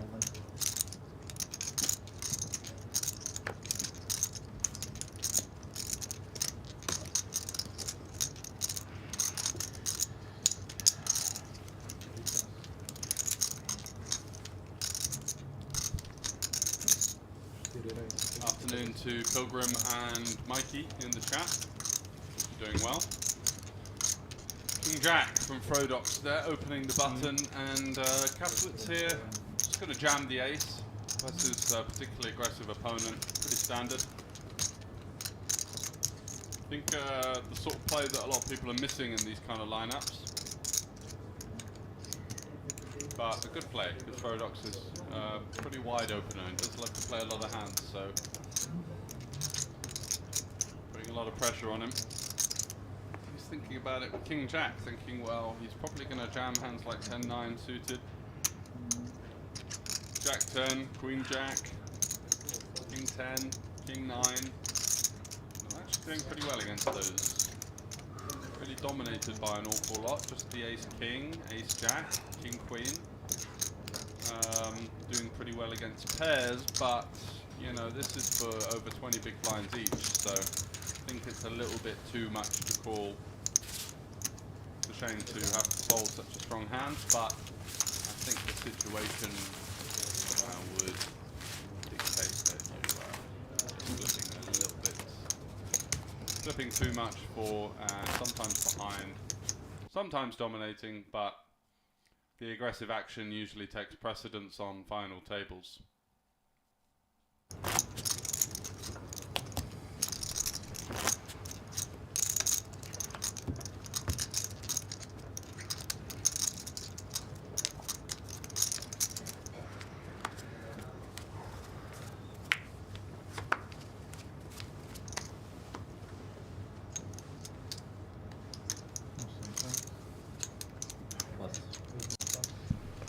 Power of finding the aggression on the FTs, because people are kind of naturally revert to having quite a large raise fold gap. ICM and pay jumps would dictate that, you know, you can't really just call off your tournament life that wide, but you might be incentivized to open a lot of hands. Interested to see how Chesney's going to play this Ace King. Does he elect to jam? Does he go for an induce? Hasn't been one of the more active players on the table, so may feel that his induce isn't really going to get too much action regardless, and he might be better off just shoving, but goes for the min raise. I think it's the play that I would do as well. And looks like he's just running into some pretty weak hands here. Goes to the 2.5x as well, which kind of disincentivizes Thomas from peeling a hand like 6-5. Not really flopping many strong hands that you can go with. Lots of straight draws, middle pairs, bottom pairs, gut shots. And if he does call, they will be going to round about a 1.3, 1.4 SPR. And you're kind of forced to go with anything that you connect with. So probably better off just folding versus one of the tighter players at the table. Giving him a little bit of credit for a strong hand there, especially when he's going to have a jamming range as well. Interesting to note that when we saw him open the King 4 earlier, he didn't use the 2.5x sizing. On the button, he used the smaller one. So, eagle-eyed players on the table who have watched the coverage back on the break or something like that, if they've done their homework, might have a little bit of a read on his play going forward. It's the worst hand.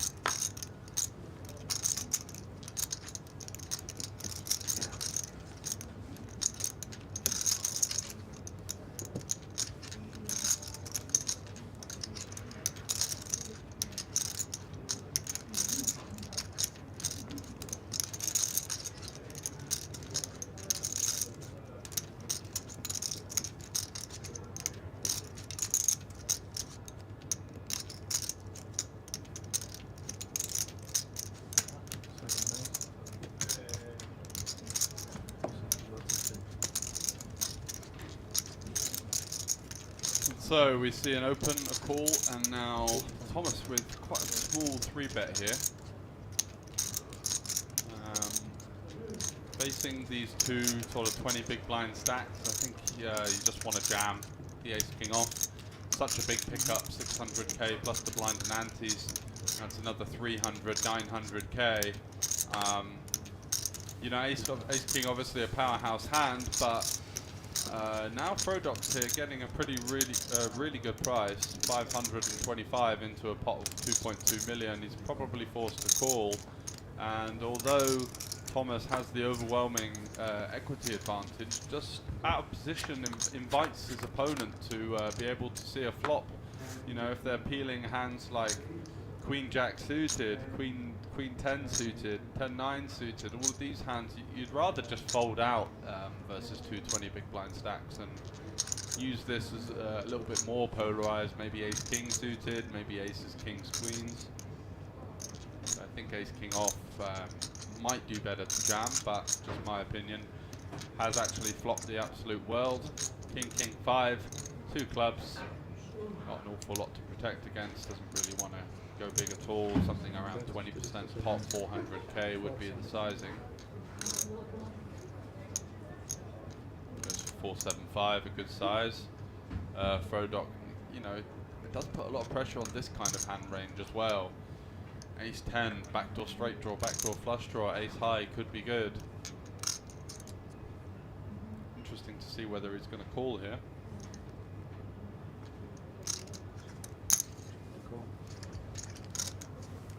He does look in the call, and a spade on the turn would be a disaster for him. It is the 8, luckily, doesn't really improve to anything.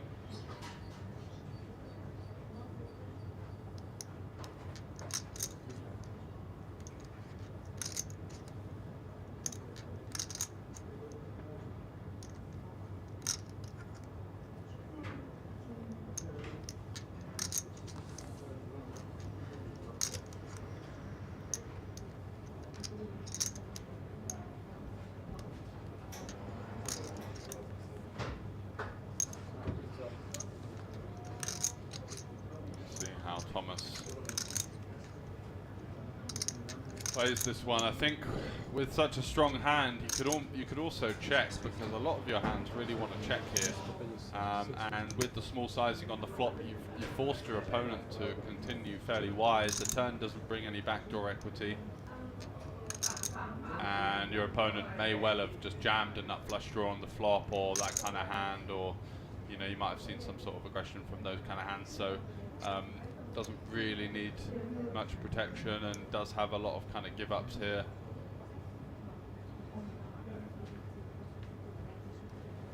I guess at this point, you know, you're thinking, what's he peeling off of that 20 big blind stack? Is he going to show up with many pairs? Possibly, possibly not.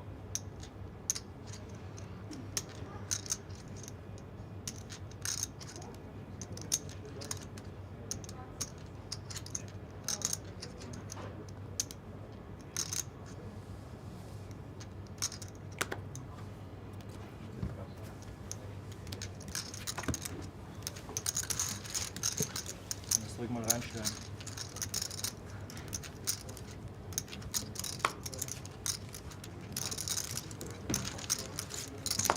And takes it down.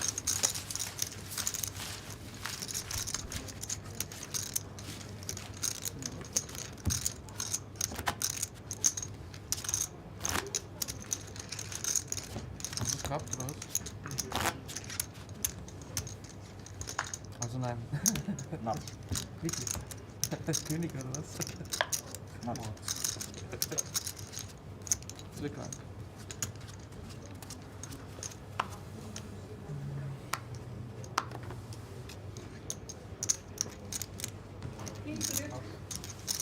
Dankeschön. 12, nothing playable for him. Ja. Ich bin gespannt, Leave was, with the fours and the hijack. ich bin Not gespannt, hand was played jemand straight on an im Kommentar FP. wieder sagt, der Ahnung Wanting vom to Spiel be hat. blocking more of the sort of, you'd rather open hands like ace 5, ace 9, ace 8, just blocking some of the stronger hands behind. The lower pairs just performing quite poorly. Wenn ich dir die Möglichkeit gegeben habe, ein Paar zu folgen, als nicht das Mal Deciding to gespielt. go for just that 2.5 again. Na, hatte ich nicht. And looks like he's going to get through to the blinds at least. 9 off the Stanak, he's going to get out of the way. And Ich habe es nochmal gebettet auch. Kannst du dich erinnern, als wir das letzte Mal halt irgendwann vor Backen dort standen? War auch gefährtes Board. Du hast mir nicht gegeben, dass ich auf dem gefährten Board irgendwas haben kann. Du hast reingestellt mit, glaube ich, mit 9 hoch oder so. Der König hat es nicht. Nachdem du es ja sowieso nachschauen kannst, kann ich dir sagen, ich hatte ihn. Wirklich? Ja. Klar. Nee, das fühlt sich aber leibend an. Wenn man weiß, dass es übertragen wird, kann man ganz ehrlich die Wahrheit sagen. Das fühlt sich gut an. Das ist wirklich krank. Bestimmt gut. Er ist high gecallt, oder was? Ace 8 suited. Nice hand.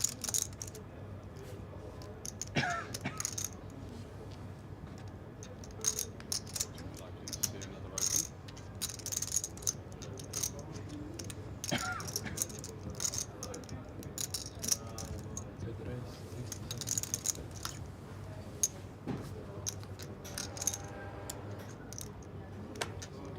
That 2.5x. King 7 for Katowice.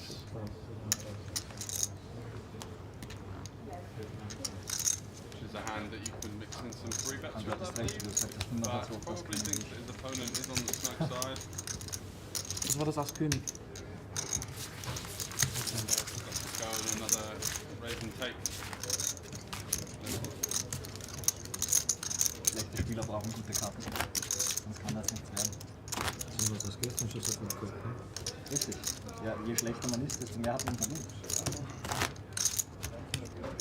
Das ist so blöd lange mit der Pause. Das sein, es ist gut gegangen. Das habe ich gestern den sickesten Bluff meines Lebens gespielt. Und ich habe den sickesten Fold kassiert. Unfassbar. Ich will ihn von einem Paar runterdrücken. Und er foldet die Straße. Wenn es nur eine mögliche Hand gibt, die ich haben kann. Das ist so krank. Er gesagt, niemand in dem ganzen Casino traut sich so einen kranken Bluff. Ich habe mich gar nicht getraut, Five weil off ich nicht though, not zu going to be merken. 3 in a row for him. I love this hand.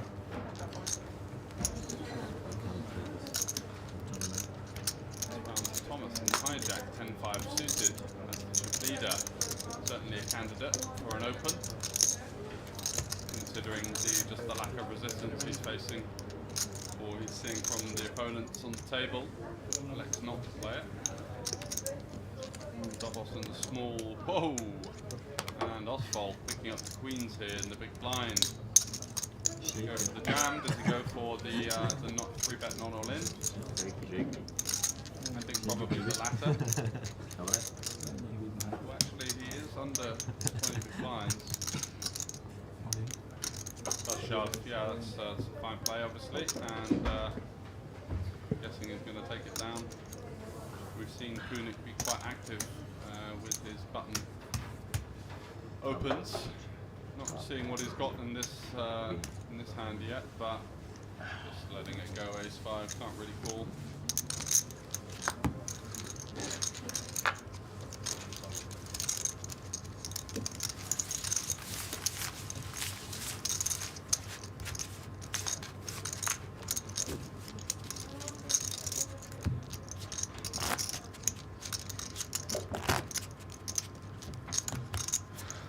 And a nice pick up there for Oswald, who's lost a little bit of his stack and maybe a little bit of momentum since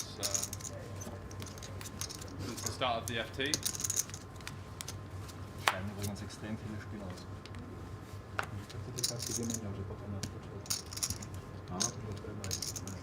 Jack 7 for Chesney.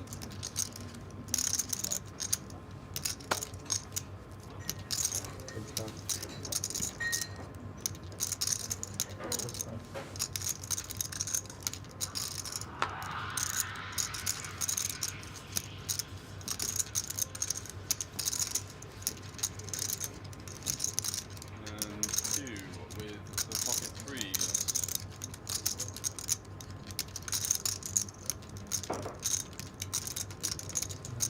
Fold.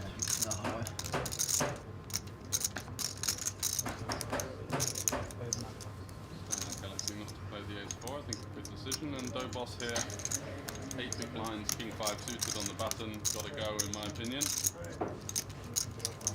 Folds though. Needs to play a short stack, shoving into 2 kind of medium-ish stacks, and I just think that shove there is going to be a winning one.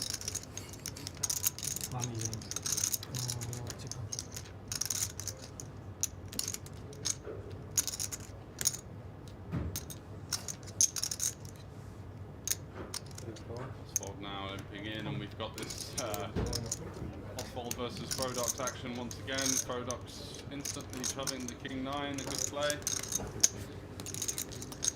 Take it down.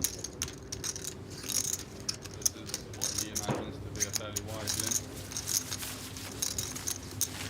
Saying earlier, just taking away some of those stronger hands that he might have, the sort of medium ones as well. Strong medium hands, you know, like an ace 2, ace 3, ace 4 off, just not jamming. So with this king 9 there, it's, you know, it's kind of a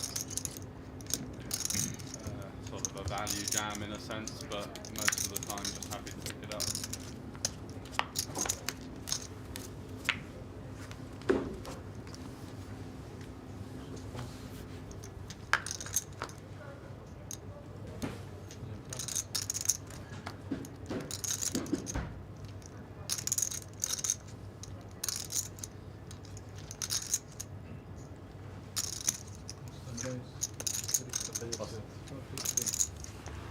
Eights for Stanek, does he go with the 3x again? Yeah, looks like it. Kunik folding, getting round to Oswald, he's out of there. Frodox ace-4, probably not going to be performing that well versus the 3x, going to have lots of strong ace-x in that range, lots of pairs, lots of suited Broadways, I would imagine. He's out the way. Every time on my pick, Chesney with the 7-6 suited spot.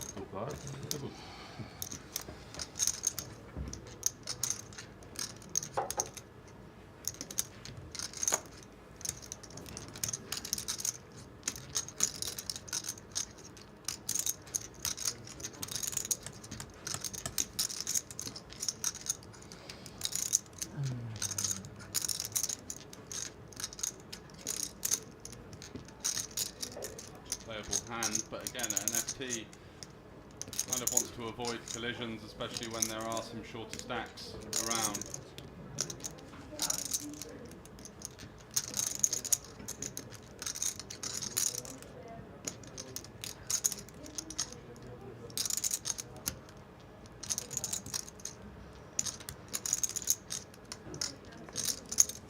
Let's go for the call. So off we are to a flop. Quite a significant flop for both players. With being sort of short medium stacks. And a swing and a miss for Szczesny.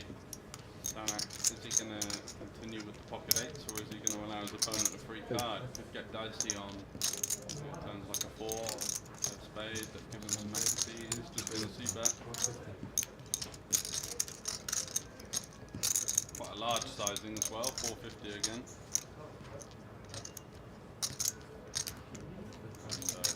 Really no choice but to let it go.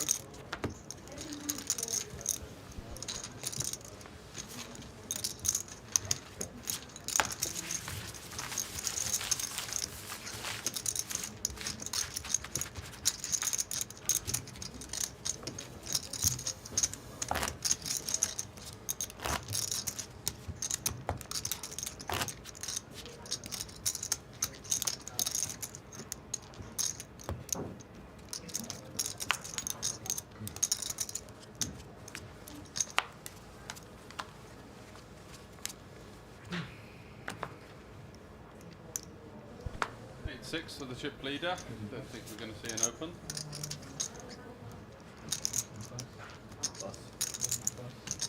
At this kind of stage in the tournament with his stack, he can really start to take the piss. I mean, he's seeing that there are some short stacks that can make it awkward if he gets shoved on, but how much aggression are these short stacks actually finding? Not a lot from what we've seen, so it could be a case of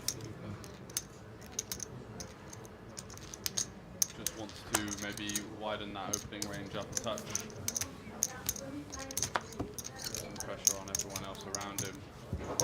He's getting himself up to 8-9 million with a couple of opens and takes, and it's all of a sudden lights out for most of his opponents. He can really put the hammerlock on this final table.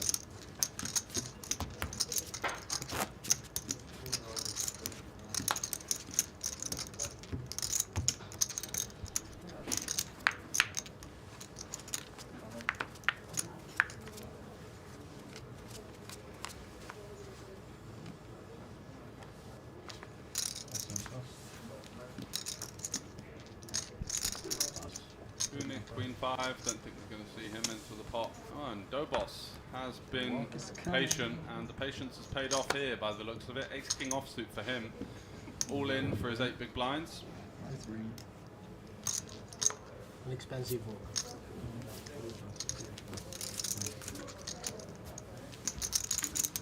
And Katowice here, Ace Queen. Can go one of 2 ways. I think just re-jamming is the play. Can also call, but then the problem is if he calls and then gets shoved on by a hand like 10s, 9s, 8s, jacks behind, ends up folding quite a lot of equity. So I think it's just going to re-jam. Yeah, he's all in. Oh, he calls. Okay, either play is fine. And here we are, Ace Queen versus Ace King, and a great spot for Dobos here to chip up to 2.7 million. Not been going the way of Katowice, who started really strongly on the FT, and looked like he's played some great stuff yesterday, but just a poor run of cards for him. Does have some hope though with the paired board. Any deuce or running pair would be handy.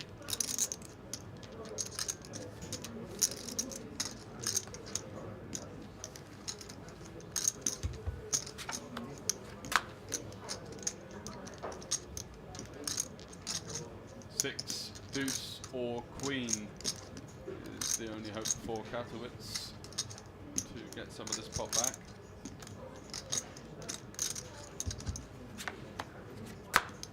And it's a 7, so a nice hold from Dobos there, up to 2.7 million, right back in it with 18 big blinds.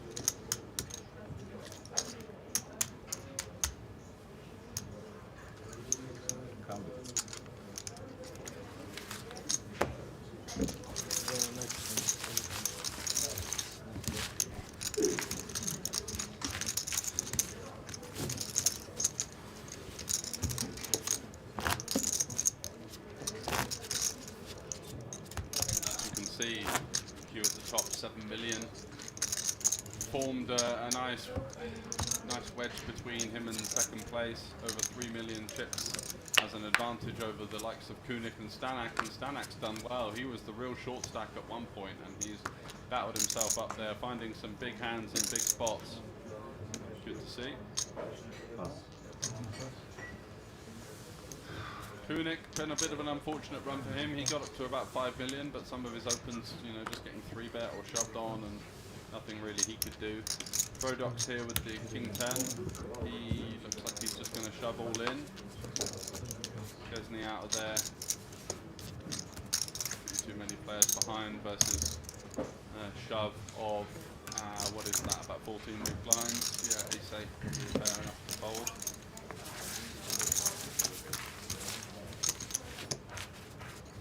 Next.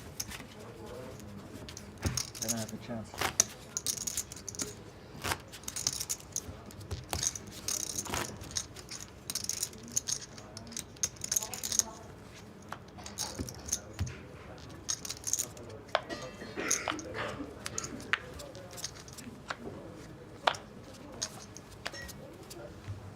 See a little promotion on at the Banco Casino and multiple qualifications into the day 2 with a multiplier effect payout.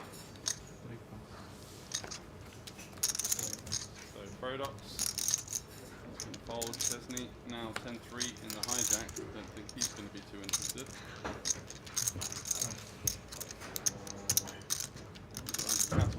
Cut off 7. Just going to push it. About 16 big blinds. Just looking to take one down really. And Kunik.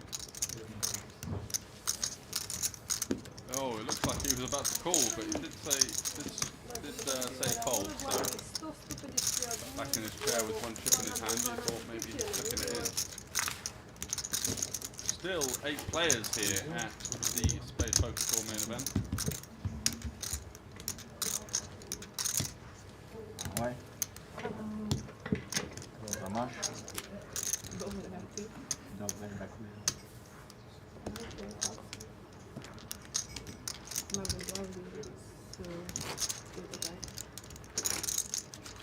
alle Chips.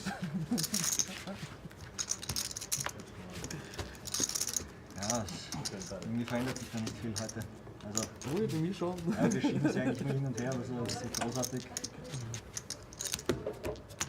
die Kleinen sind schon sehr Small Stack, So he's still led by Hugh Thomas from Austria, Chesney, Frodox, Dobos, Ich habe eigentlich gesagt, das ist um Katowicz Mitternacht there, raus, short aber stacks between 15 and 20 lines.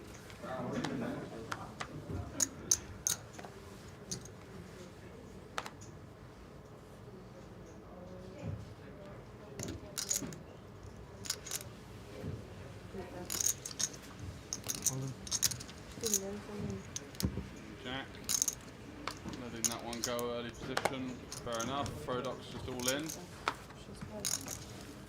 For his just over 16 big blinds, and looks like it's getting around to the big blind and 7-6, no good versus quite a big shove. With no eliminations and the blinds going up, there's soon to be 100, 200, I would imagine. Going to see probably a flurry of eliminations at some stage as the stacks get quite short.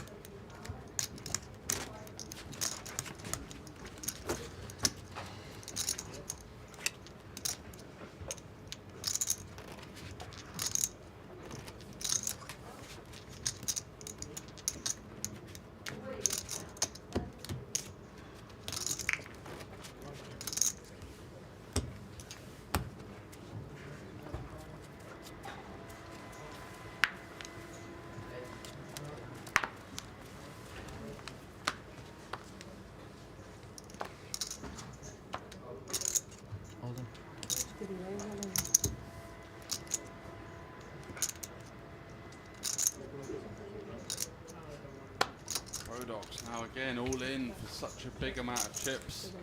20 big blinds here. Once you start to get sort of over 15, these the risk reward of this shove just you know, goes down in value a little bit, you do run into it. It's going to be really poor shape, and min raising and just trying to take it down is probably the play. Ja, ich bin lieber gespannt, also mehr davon. Ja, ziemlich nice jetzt. Schöne Hände. Sind eigentlich alle even relativ. Das würde normalerweise bedeuten, wenn es ein kompetenter Chipleader wäre, dann muss man jetzt Druck aufbauen. Wenn es ein kompetenter Chipleader wäre.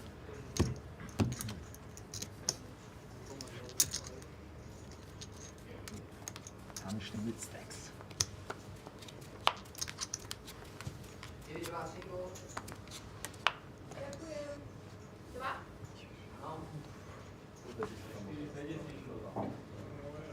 Ace-9 for Chesney, under the gun. Does he go for the long-range steal? Or does he just fold? Two options on the table, I think, going for the min-raise or just folding. Looks like he's going to go for that sort of patented 2.5x open he seems quite comfortable with. Does anyone have anything to fight back with?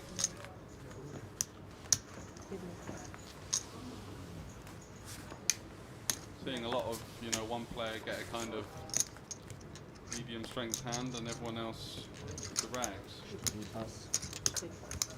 Jeder kann uns halt auch liegen. Und Spaß. Jetzt schlägt er noch. Jetzt schlägt er noch. Leider. Die, Alter. Die Grafik nicht gezahlt. Hä? Hat die Grafik nicht gezahlt? Das weiß ich echt nicht. Aspen war nicht ganz gut.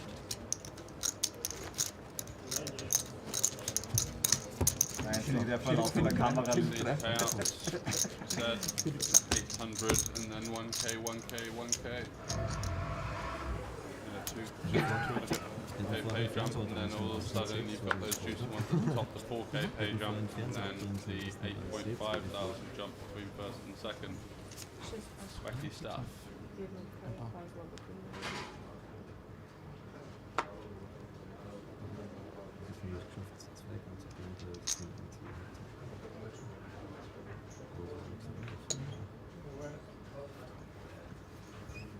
$350.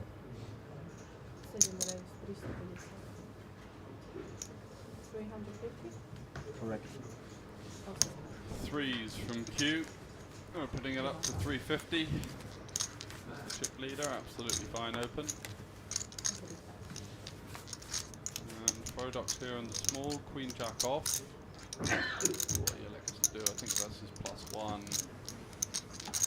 And now the fact that he has kind of cemented himself as one of the medium stacks. Probably just wants to be getting out of the way, but it looks like he fancies appeal. Chesney here, ace deuce, going to be dominated multi-way. Poor playability post-flop. Should be seeing a fold from him.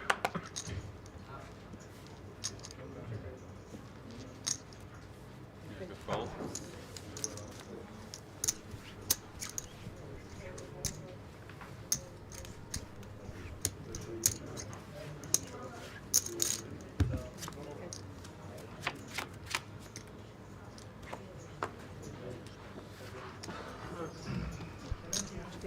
Ooh, interesting board here. Chesney, he realises that he would have flopped straight. Thomas flopping a set. Frodox with 2 overs and a jack-high flush draw. So both players catching a piece here. Thomas going to be loving that. Shouldn't really be seeing much 6-7 or ace deuce in his opponent's range. He's going to run into a few flushes, but for the most part, he's going to get some nice value from hands like 8s, 7s, 9s, 10s. Maybe 10s jams pre, but you know, all of those kind of medium to middling pairs are going to be in the range of Frodox. He's going to have some hands like ace jack with a spade as well, which have a gut shot and a flush draw. So I like the size here. Just sizing up somewhat. Knows that that range that's going to continue is fairly inelastic. Either he's caught a piece of it or he hasn't. And oh my god, he's gone for the check jam with the queen jack. Still alive.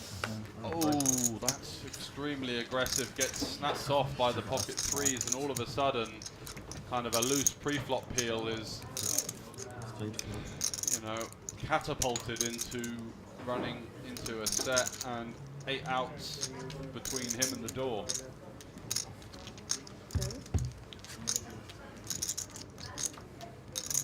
Let's hit the queen, completely meaningless, of course. Wanted the other black queen there. 7 outs. Ace, king, 10, 9, 8, 7, or deuce of spades, and it's the 8 of diamonds and throw dots. Okay. To be fair to him, played with some heart, played with some gusto, made some big plays, made that hero call before the end of the first break, and just sent to the door in 8th place. Unfortunate for him, but he does at least have some consolation of about 2.4 thousand euros heading his way. Thomas now in the driving seat, 10 million in chips, but as you can see, that VPIP there, 18%, really low for someone with such a commanding lead. Let's see how he reacts now to having even more of a chip lead. Should likely see him open a few more hands and take initiative.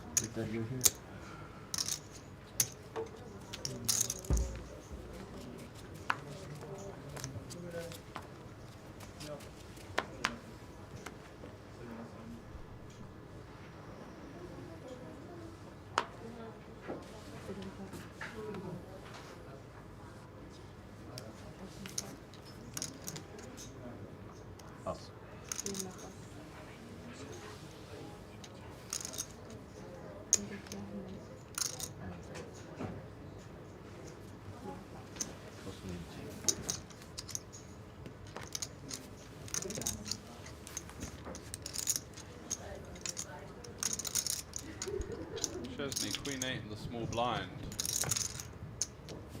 And just looking at the stacker of his opponent there, looks like he's got around 10 big blinds or so. Go for a 2.5x with the queen 8. A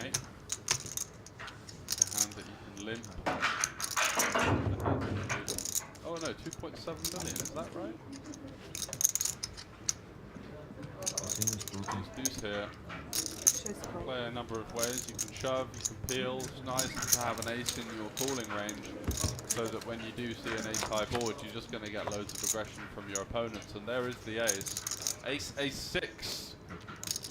And probably going to be seeing a c-bet from Chesney here, maybe wanting to target some hands like king high. Under pressure.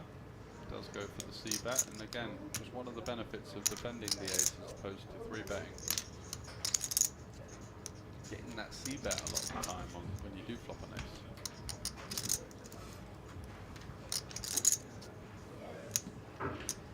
Mr. Flaming Ed with the duck emoji. Welcome, sir.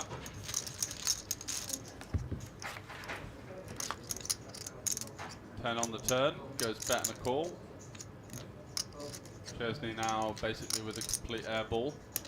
Looks like he's going for that second barrel as well, wanting to apply pressure to king highs, 6x. Kottowitz here, feigning a little bit of discomfort, but you know, you've defended an ace, BVB and flop trips. You're absolutely over the moon.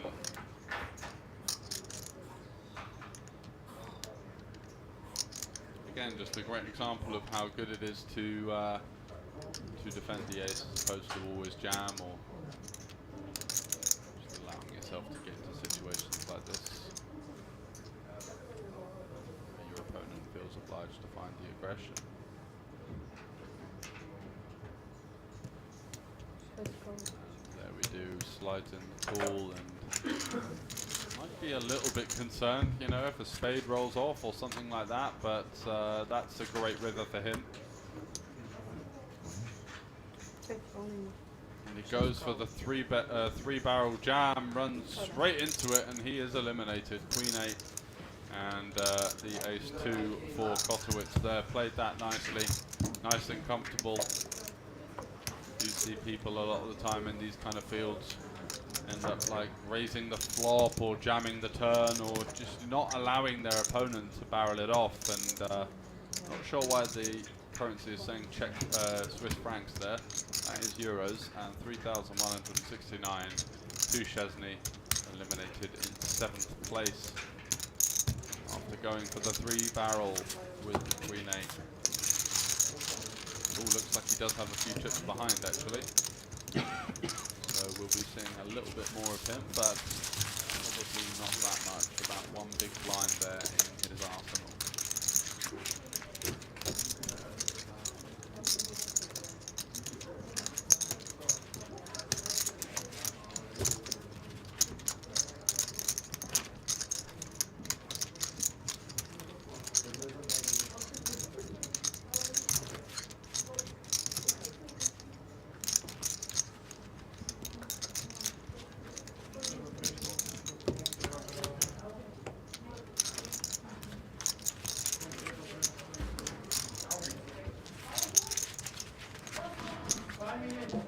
Fair play to him though, he found the heart to go for the 3 streets. There's still some hands that he was going to get snap folds from. You know, he's unblocking spades. You can definitely see floats from, you know, backdoor spade type hands.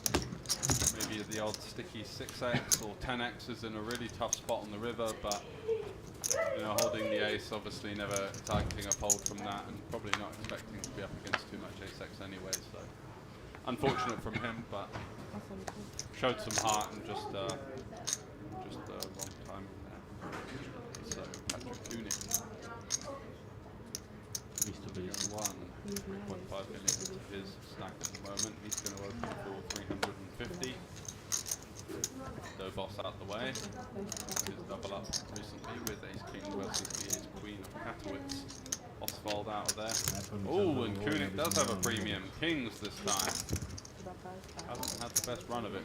And going to get some action from the super short stack from Szczesny with the Jack 10. And also Q Thomas is going to certainly come along for the ride with 6-5 suited in the big blind. Getting a great price.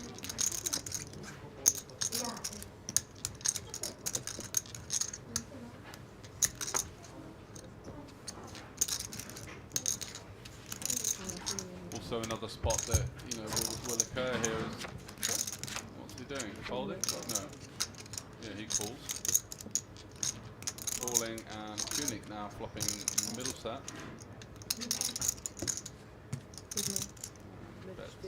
About half pot by the looks of it. Snap fold from 6 high, and Szczesny now is going to need to see Queen. Or running 10s. 15% equity, so not completely impossible. Queen's available for him. Takes a big gulp. Yeah, it's just going to be the running 10s option. 1 out. Looks like that one's been folded though. And Koenig picking up that pot. He's up to 4.3 million, and we see, as I expected, after quite a stubborn first couple of levels or so on this final table on day 3 of the Spade Poker main event, 3 quick eliminations as the blinds just eating up the players who are forced to make their move. Sorry, 2 quick eliminations. So still 6 left.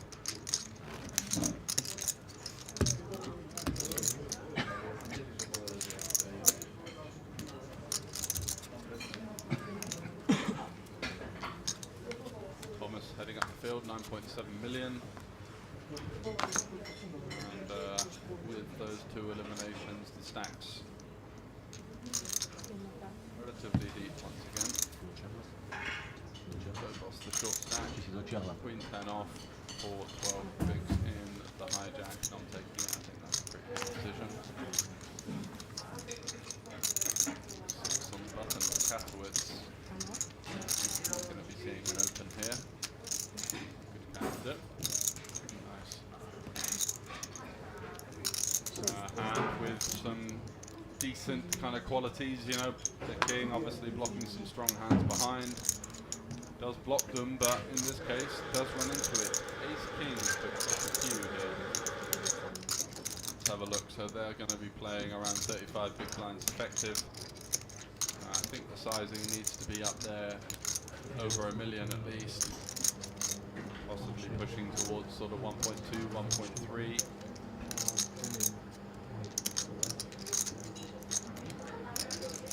2.5x I think here on an FT is quite an efficient size, gets the jobs done. We just want to, you know, force him to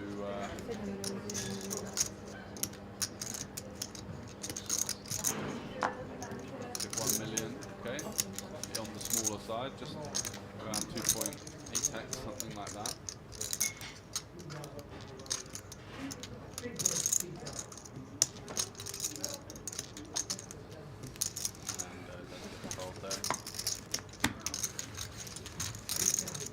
Up to 10 million again. He's in command of this SPADEPOKER TOUR main event final table. We have 558 entries, generating a prize pool of about 90,000 euros with 21.4 going to the winner. 6 left. Let's see how things develop.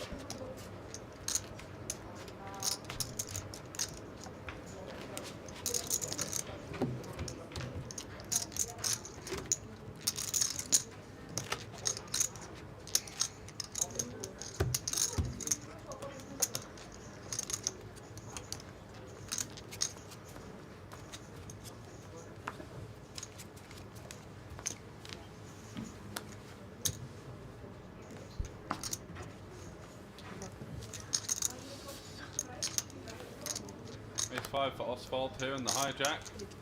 Doesn't look like he fancies it. 7-5 for Kasowitz. Too wide. Yeah, he folds. Now, Q on the button with 6-3 off. I think you could probably open 6-3 suited, but 6-3 off just too wide, I would say. Wanting to open a lot of hands. Don't think this one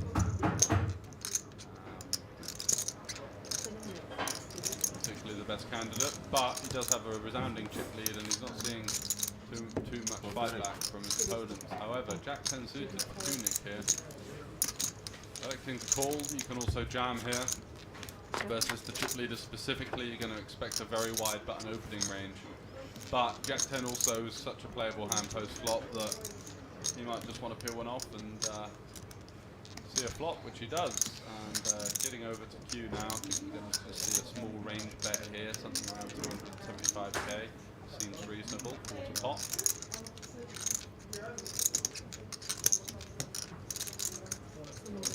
Goes for 350. And gets a peel from Kunik, who's got that lots of backdoors here. And identifying that nicely, and does turn a straight draw as well. And also, he knows that this is a board that he's going to see his opponent be quite aggressive on, so he's probably going to realise his equity quite nicely, getting a lot of turn check backs, and then he can turn his hand into a bluff if unimproved on the river. Yeah, you do see Q check back that 6, just identifying that he might be up against some stronger hands at this point, but Kunik now not really liking the king, kind of reducing what the sort of hands that he can represent there, really. If it were to be some sort of like 7, 8, 9, obviously the jack or the 10 improves him, the ace gives him the nuts as well as the 9, but king just not really the sort of card that he's going to get much credit for. The amount of king he's going to have. That one off. 6-3 there, and blocking some of the straight draws.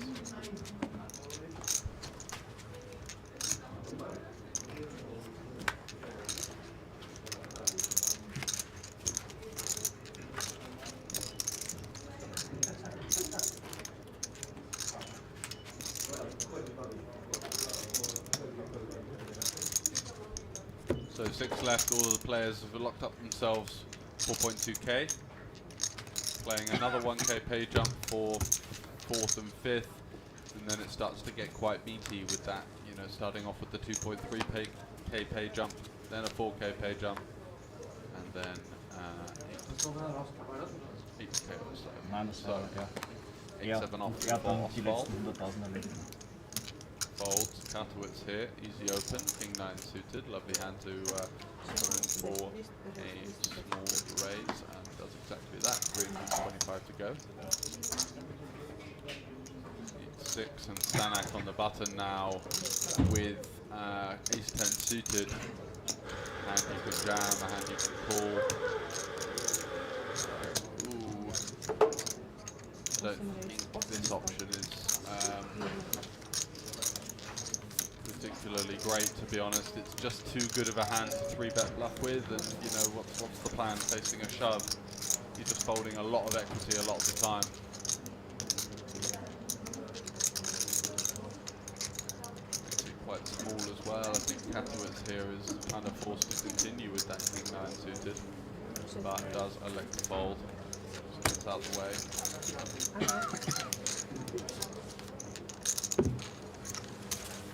So yeah, this sort of 3-bet is kind of what you call a linear 3-betting strategy. And on an FT you want to be a lot more polar, using hands like ace 4, ace 3, ace 8 off, having the blockers at the top of the range. Using hands like ace 10, ace jack suited, whilst they look like a strong hand for the situation, of course, when you get jammed on, things become very problematic. It's holding out quite a lot of equity. The peel is fine, you get to play a hand of position.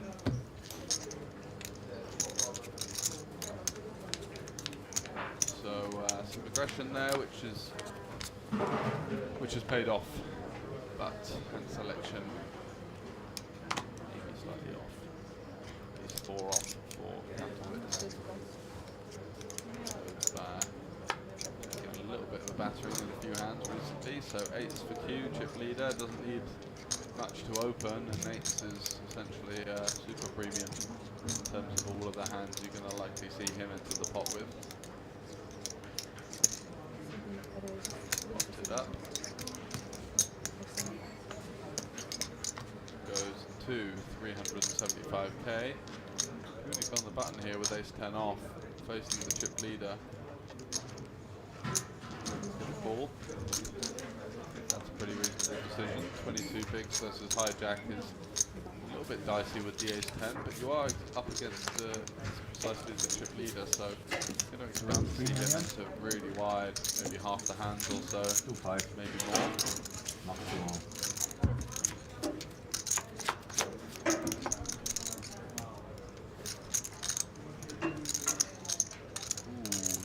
Flop here, open-ender for Q, top pair, top kicker for Kunik, round about 2.5 SPR. How does Thomas select to play this one? I like the check, it's a board that, you know, is slightly more favourable for Kunik than him. Kunik, his peel is obviously just a lot more kind of condensed, whereas Thomas is going to arrive at the flop with hands like king 5 suited, king 4 suited, ace 4 off, you know, and Kunik doesn't really have any of those complete zero equity hands or low equity hands on this board. He's just centered around like strong Broadway holdings, queen jack, queen 10, jack 10, king queen, ace 10, medium pairs. So wasn't particularly good check from Thomas. I like the decision to check once again as well. And Kunik now just has a slam dunk value bet here, really. Looks like he missed it. Unfortunately, ace 10, once he sort of employed that strategy to check back the flop, didn't see a turn lead on the 9. Can't really imagine that he's ever going to have the worst hand there on the river, so when you are in that situation, it's usually a good spot to try and get some more value from your opponent.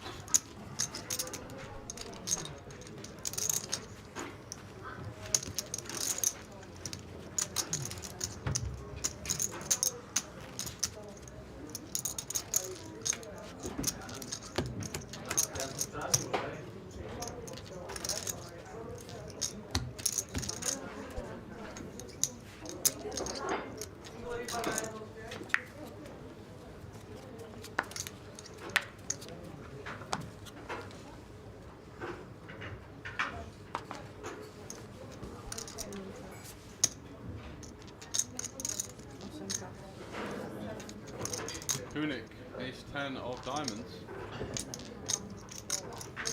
After taking that one down with the ace-10 off, he's going to pop it up to 325. Dobos has been nursing a short stack the entire time, and Oswald here, king-queen suited. No choice really but to rip it in, I would say. Kunik has definitely been one of the more active players on the table. Yeah, nicely played. Even versus tight players, you're still going to see them finding like ace-7 off opens, ace-5 off, jack-10 suited, 10-9 suited, stuff like that. And Kunik here with a real decision, because it's not going to bust him out of the tournament if he loses. He's still going to have, what, like 1.8 million left, which is over 10 big blinds, but does elect to fold. And yeah, certainly a borderline hand. I don't think you're ever folding ace-jack suited there, but ace-10, you can go either way. Might just be giving Oswald a lot of credit there. He's been quite snug. Just saying, look, I'm not really looking to call it off here. Give you some credit for a strong hand and move on to the next one.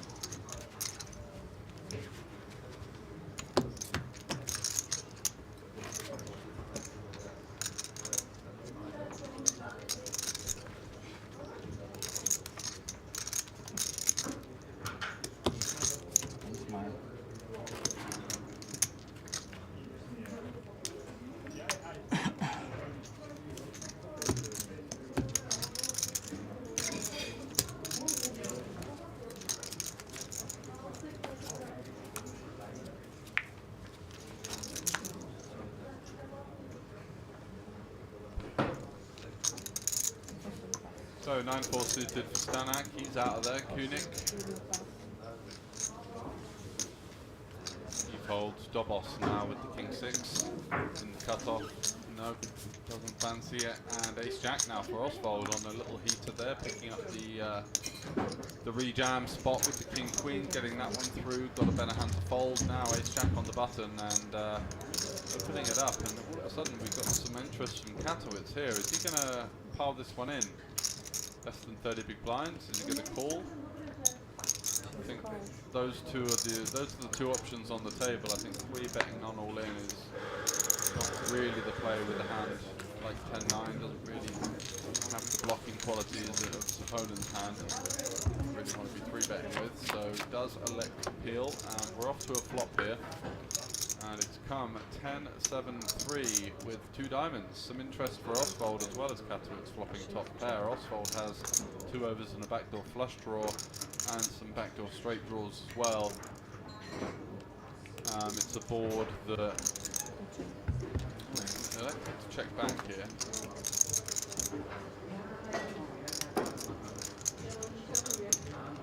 Might just not really want to get check raised and have to continue, you know, with that backdoor flush draw. Just looking to see a turn card. And on the turn here, you know, there are lots of hands like, let's say, king-9 suited, king-queen, king 8 suited, stuff like that you might want to like deny equity versus. Could go for like one of those sort of 20% pot size bets in position.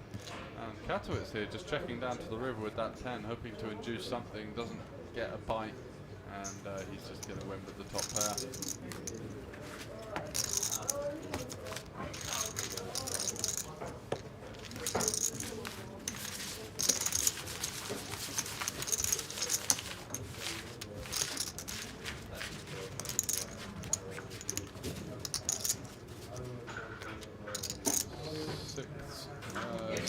Number 6, 23% BPIP, 17% raise, lowish aggression frequency, but he's not really had those best spots or whatever, so still think that we've seen some good stuff from him and stronger players on the table.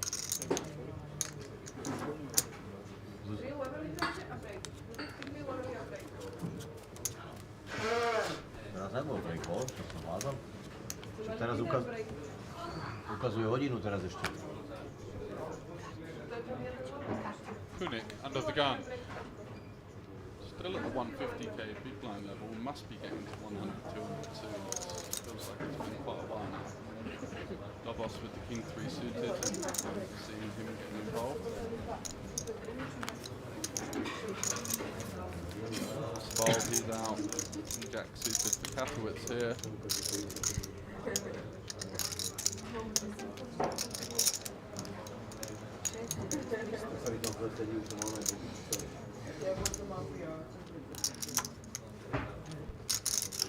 Set up to 300k. Thomas out of there, and Stanak with the pocket 8s in the big blind versus the button open. 20 big blinds. I think they're going to be all in here. He's going for one of those kind of weird 3 bets again. Kind of small. What has he gone, like 900? 800, you know, just inviting your opponent to continue here, and with pocket 8s, it's just kind of a vulnerable hand. Doesn't really perform that well once you do see a continue here from your opponent, and he's getting 500 into a pot of 1.9. He only needs, you know, to realise about 25-30% equity, and you're going to see a call here, and all of a sudden Stanak's got himself into a bit of a pickle with those 8s. He's going to see a lot of overcards for the most part on these on the flop, and is outflopped by Katowitz. What? He's ripped the flop. Oh my days. What a hellish spot for Katowitz here. He's got 85% equity, but he can't know it. But again, like, let's just start to mull this over. Does it make sense? Would he just jam ace queen, ace king, aces, kings? Probably not. So the hands that he's probably worried about are hands like ace jack, ace 10 that have just kind of panic jammed, don't really want to see any more cards. But then, you know, he does have some hands maybe like king, queen 10, jack 10, apparently pocket 8s with the diamond. Very bizarre play from Stanak. And Katowitz isn't at risk here, so 2/3 of his stack he's looking at. Trying to look at his opponent up and down, senses there's some kind of library here, maybe have a little chat with him. Try and glean some information as to what's going on. I think he looks like the sort of man that's resigned to folding at this stage, and I wouldn't blame him here. This is a really tough spot. Really makes sense for your opponent to just be shoving top pair in here, but you never know, and he does make the fold. And,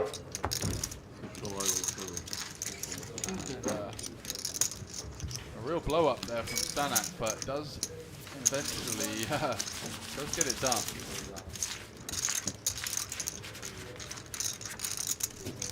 My word, rush of blood to the head maybe. Don't think you're going to see his opponent folding like the ace jack, ace 10s, but the efficiency of the bet finds some value because he does get the king to fold. And just for his sake, happy to see that he didn't see the king high board, which would have been 2 outs needed between him and the door.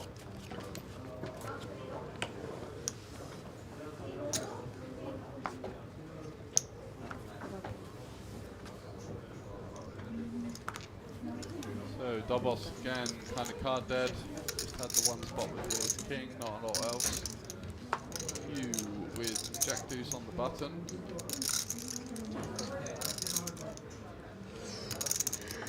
Gonna go for the open, nice and aggressive. Get away with opening all sorts here, so I don't think this is as wide as it looks. And does meet some resistance from Kunik though, who clicks in the call. Let's see what he's got. Look like he's got the cards on the scanner, but we'll see very shortly. And jack deuce here.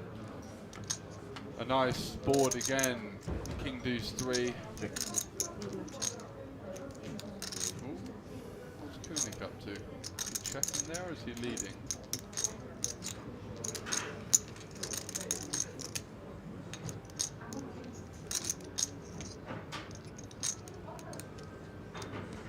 Looks like he's checked. Thomas with the sort of board that you want to just be range betting on. Quarter, third, anything, take your pick. Met by a very, he goes for a large size there. Yeah, sort of half pot there. Bizarre sizing. Kind of forced to check back to turn now once he's sized up. It kind of narrows his opponent's range quite a lot, and now all of a sudden, you know, if he goes for the small size, he can get some wider continues, but binks off the beautiful deuce on the river, and if Kunik's got a king here and he bets and gets jammed on, it's going to be tough to fold. Goes for a bet of 450, and we're going to be seeing Thomas surely go upstairs here, going for a raise at least. Is he going to jam? Possibly not now, facing such a small bet.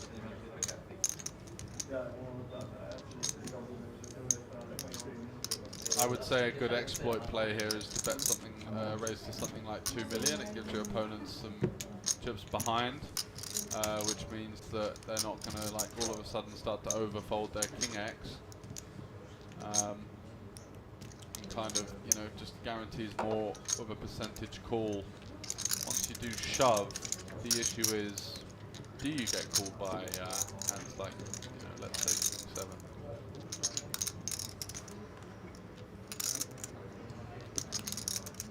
Tough to find bluffs here as well, which is why the shove looks so strong. You know, a lot of your 6-5, 6-4s, flush draws, just going to bet the turn on such a innocuous looking board. 4-5, ace-4, ace-5.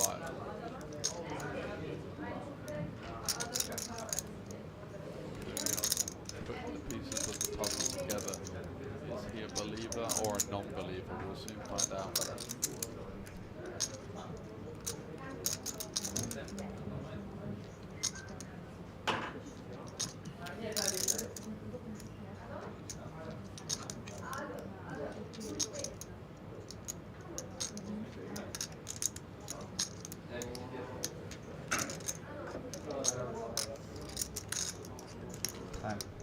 Looks like Kunik does have a king. He's not in a great spot. Time, prosím.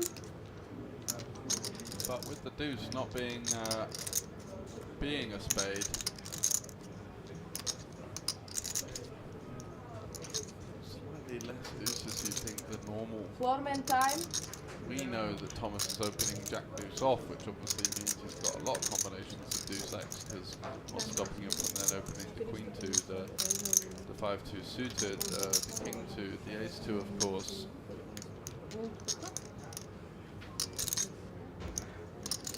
So very tough spot for Kunik, just mulling it over, doesn't need to rush, big decision to be made.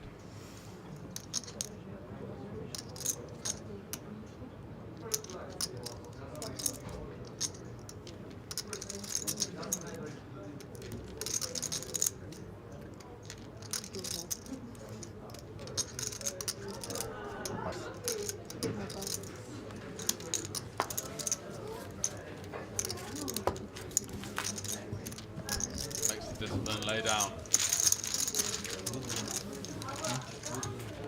Out the way. Huge, up to 12 million. Huge chip lead here on the final table with 6 left of the Spade Poker Tour main event. So 77 big blinds, just an overwhelming favourite to win now. 47 big blinds gap between him and 7th place. And as you can see, they're all quite bunched there. Stanek, Kaplowitz, Kunik, Oswald, and Dobos. Between 10 and 30 big blinds. And the great thing for Q is that he's got Kaplowitz on his direct right.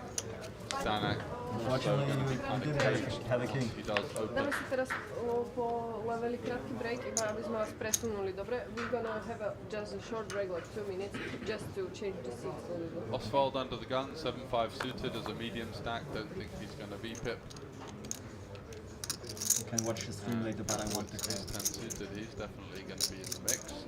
Little look of trepidation there to his left, seeing if his opponent's looked at his cards yet, or if he can pick up some sort of indication of whether he's going to be playing the hand or not. First round to Kunik, small blind, King Jack, hand that flops pretty well, and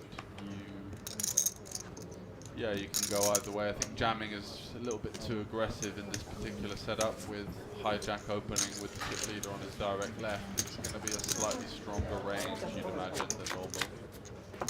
Looks like these guys are taking a break as 2 of the players have left, so this will be the last hand here of this blind level. Oh no, just grabbing a quick drink. And here we've got some interest from both players. Middle pair versus the open ender, an ace on the turn would be brutal. And there it is, 2 pair for Katowice. Kunik improving to the nut straight. And he's going for the second check, identifying that check back range. Going to have a lot of ace-x, you know, a lot of hands like ace-5 just kind of giving up on the flop, realizing that the queen 10 is going to be hitting Kunik's hand quite hard. And what size has he gone for? Is it just the cheeky min raise? It is. Oh god, alarm bells flying already from Katowice here, even with 2 pair, thinking what sort of hands is my opponent going to check min raise me within a flash on the turn. You're looking at hands mostly likely deuces and King Jack. He's thinking, well, the ace is a club as well, so he's not going to have like top pair plus the nut flush draw that often.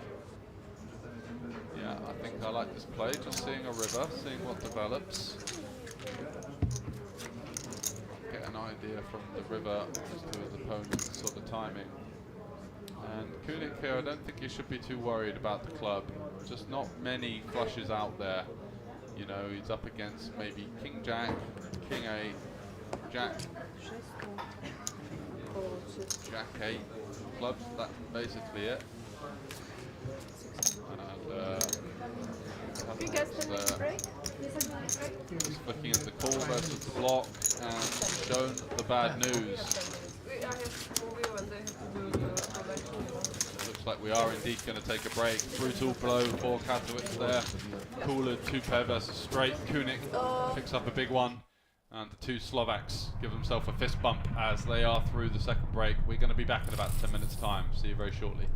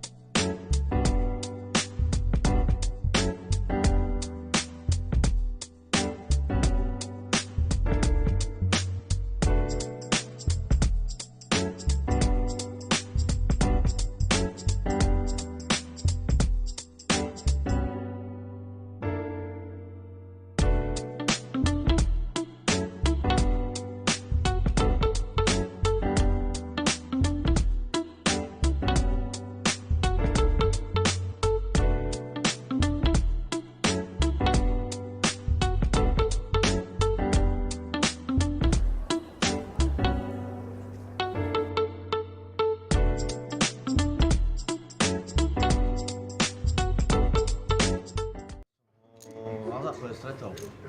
A teraz neviem, či on honil, alebo ja som chcel. On tam bol dlhšie, tak asi on.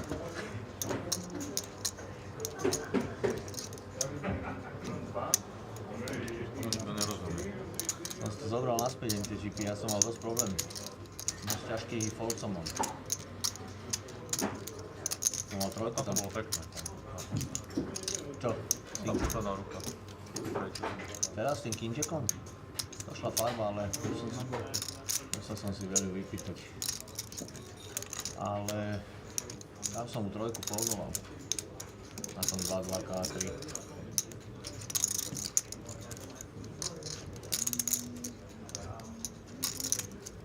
Well, welcome back for continued coverage of the Spade Poker Tour main event.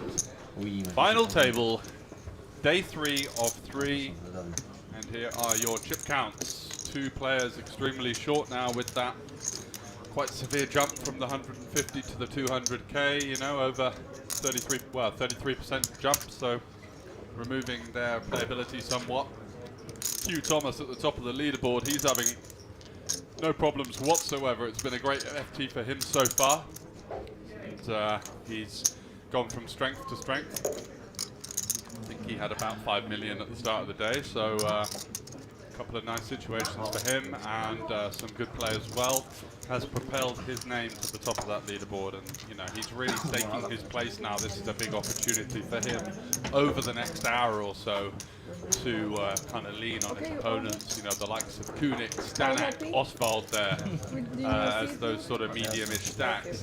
Just going to be in a really tough spot if they're going to face continued aggression from the chip leader. Kotowitz there and Dobos at the bottom. No choice but to flick the chips in and gamble at some stage. Oh yeah, that's why we actually moved, because that's the broken one. And then, you know, like, it looks better this way. Yeah, sorry about that, but we had a problem. I wouldn't say if there was a betting market, the market's been suspended, because anything can happen in tournament poker. If Kunik doubles through him, he's the chip leader. Now I You know, said things the can breaks change like very a fast, little bit but changed. So you will play 2 levels, he manages to break, navigate 2 himself levels around. break, and then every 3 Final ones. 6 here. But whenever you Just want finding those opens, have a finding break, that short break, aggression you post flop. just no more breaks, only straight play. Alright guys, shuffle. Cez moje koleno, ty kokos, to je krása. Krása, že? Je No, modrá. Paťolko, všetko pre teba. Je modrá.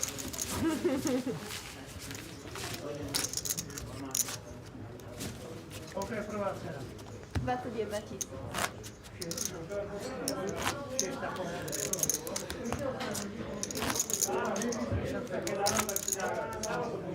Okay, 100, 200, big one and 200, môžeme? Okay, good luck everybody, enjoy. There is the coveted trophy, what they're all playing for. I'm sure the money means a lot as well, but it is nice to get your hands on a trophy. Unfortunately fell short in the high roller, coming second in that one, but I couldn't have lost to a nicer bloke, so it's just one of them.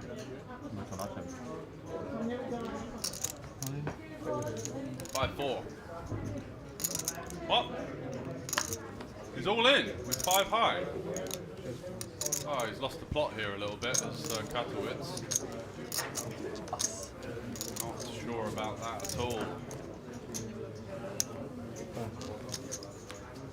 Looks absolutely fuming as well, doesn't he? And very lucky to get that one through there with 5-4 offsuit, just jamming it in.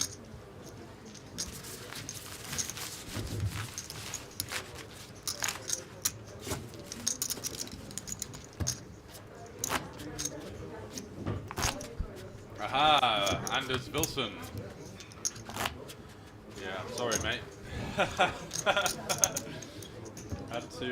had to mention it. We are here for the trophies. We are here for the fame and glory, and obviously the coveted Instagram clout post Bink.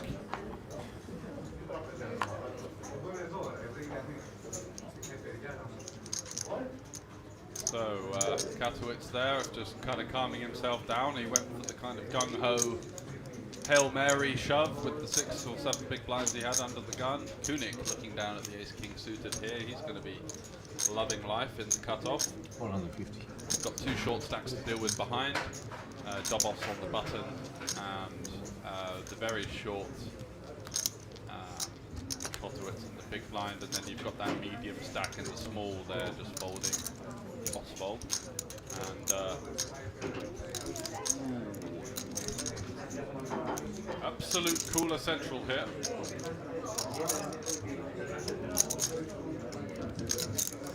5-4 upgrades it to the ace queen, and it's still behind. So off we go to flop, turn, and river then dealer with Kotowitz's life on the line. No story, nice card. Kunik has had the better of these kind of confrontations so far. Once again, taking a pretty significant equity advantage into this one. 7 plays 33 as we can see from the folded cards. Oh, there's a diamond. There's another diamond. Here we go. 3 queens and a boatload of diamonds between Kunik and his elimination of Kotowitz. See some funky stone cards as well, but that's the queen, and all of a sudden Kunik sitting there needing an opposite king or an opposite jack. So it's funny how things can change so quickly. Little smiles though, and it's the opposite 3, so unfortunately for Kunik, and unfortunately for Kotowitz, having gone for the gung-ho shove under the gun with the 5-4 off, gets that one through and gets a fortunate double next hand, and he's right back in the thick of it with the 4 million.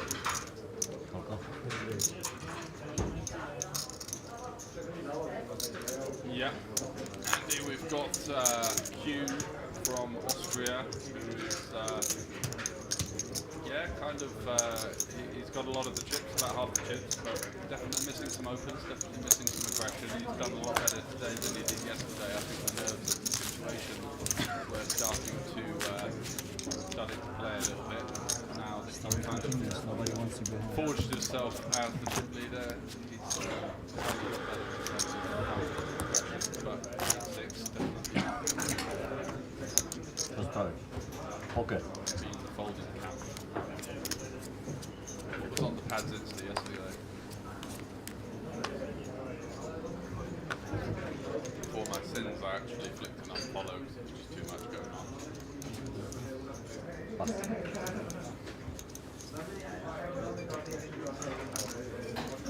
Queen 7 off for the boss there. He's going to get out of the way. 5-4 suited on the button. Oswald into the chip leader's big blind and quite an aggressive small. Just hit the lay down here. And again, you know, he does allow potentially some kind of blind on blind collision to occur as well. 5 highs. Really great for an FT. Kind of short stack Katowice here in the small, linking for 100. But that makes 20 big blinds effective. So Thomas with the Queen Jack. I think you don't want to be so linear in terms of your ISOs, but I guess as the overwhelming chip leader, you can definitely sort of nudge some pressure with maybe a 2.8x position, something like that. Just for a chunky raise. Especially with that then when you get shoved on, holding quite a lot of equity. Interesting to see how Andy will play that spot. Queen Jacko there, just raising, checking back. Kind of a middling one. I thought you might want to be a little bit more polar there with the ISO, but I guess when you do have the overwhelming chip lead, you can kind of do what you want.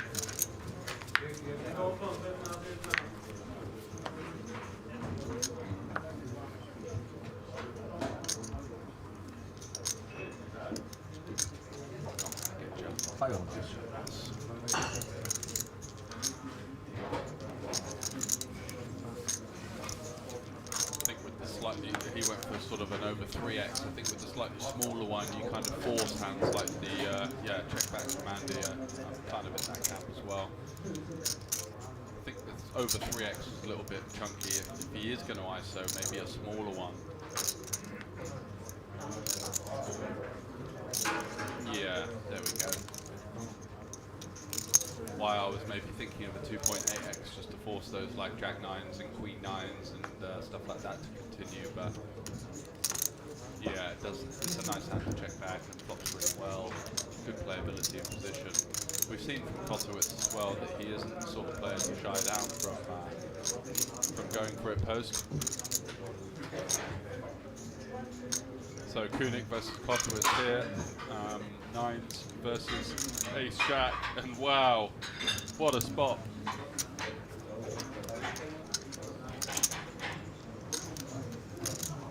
Nines versus Ace Jack and Ace King in the small blind for Q, ripping it in. Kunik in a horrible spot now because all of a sudden he's surrounded by short stacks here. The payouts are starting to get quite steep, and he's got Kotowitz as well behind to deal with. It's not impossible that he's flattered a monster hand on the button. He does actually fold in the end.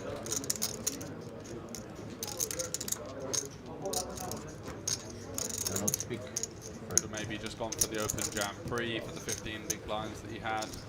Sort of folding quite a lot of equity there with his nines.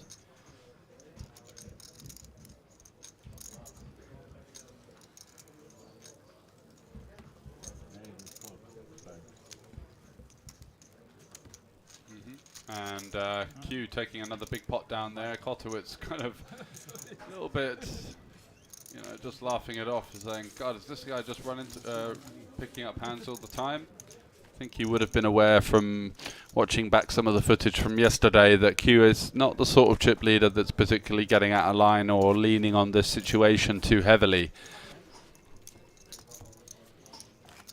So a bemused grin and a little bit of, table talk there. Can't quite get a feel of how friendly it is. There are some smiles, but going to be a battle to the death either way as Q just continues to obliterate the final table, picking up a lot of good hands in good spots, and has everyone caged here with his 13 million stack.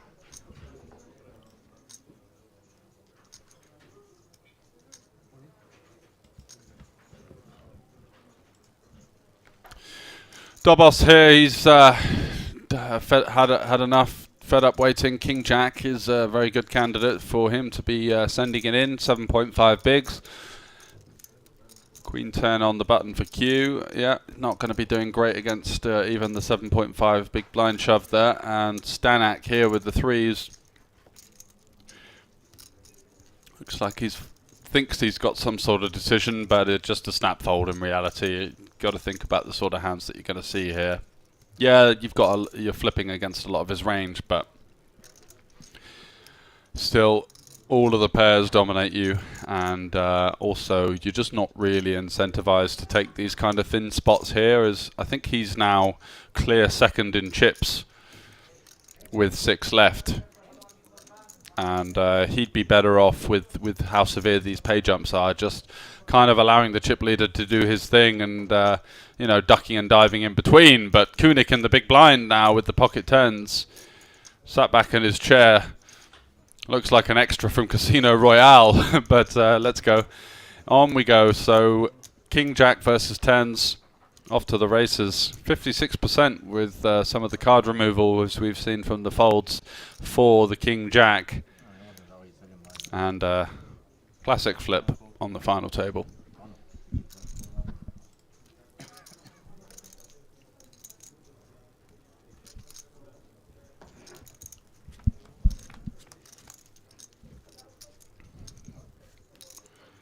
Ooh. Dobos there thinking he's flopped a gut shot, but the 10 would be curtains. The 10 of hearts gives himself a little cheeky backdoor royal.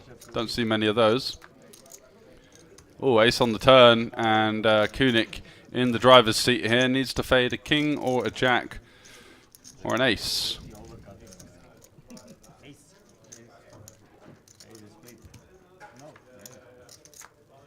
Ooh, and that's the 9. Dobos out of the game, eliminated in 6th position. And to be honest, with the card distribution that was sort of heading his way. He did well to get the most out of that. I think 6th was a pretty reasonable performance based on what he was dealt and the sort of spots that he got himself into. So unlucky from him. And we've got 2 Austrian players, 2 Slovakians, and 1 Polish player left in the lineups at the Banco Casino.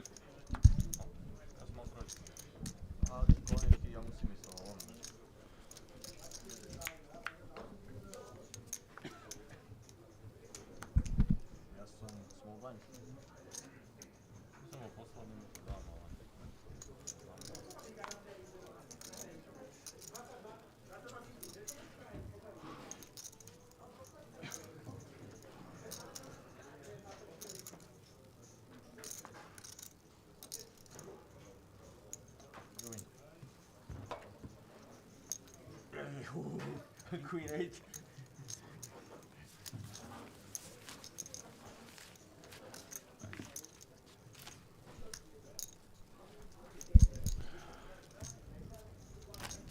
So Thomas folding the 8-6 there in the cutoff.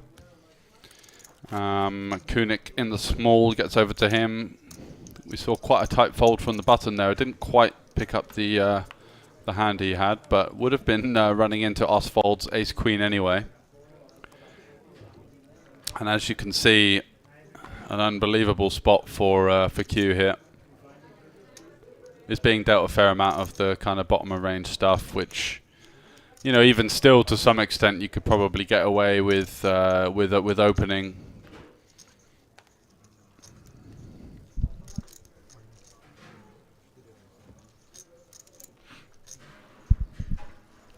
Oswald here with the Jack-9, and this is a tough decision. King 7 suited by no means just going to be instantly folding here. I think, you know, for chips you're going to be calling, and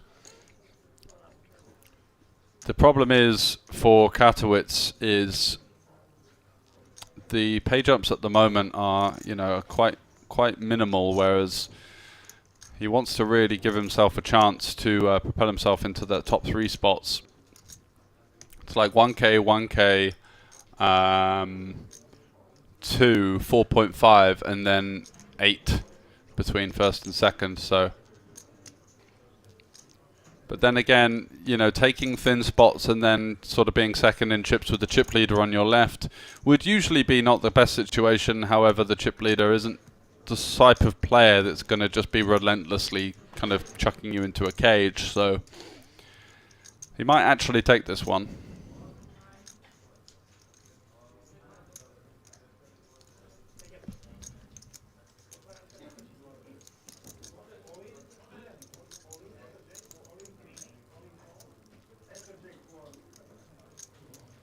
Yeah, Andy coming along saying that he'd fold the bottom percentage as well. I think the ones that he's had, the last 2 hands, 6-4 off and 8-6 off, are just fine folds. But yeah, once you start to see some sort of suited, anything semi-connected and suited, 11 BB,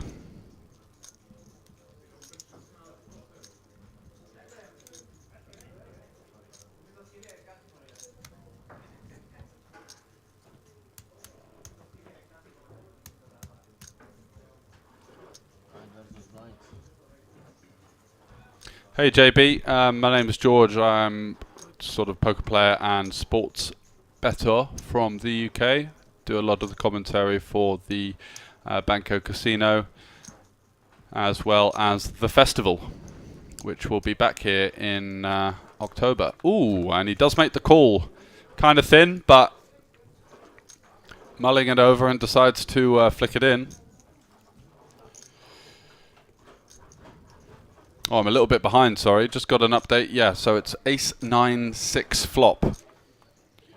Little refresh here. And some equity turning for Katowice here. Turns himself an open-ender. Never easy, is it? If you flop the 9 and it's an 8 on the turn, and all of a sudden, a boatload of outs once again for your opponent.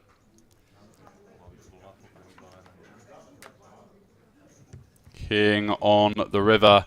And That's going to be the king of death for Oswald, who had some brief hope there on ace 9-6, but it wasn't to be, and he is eliminated.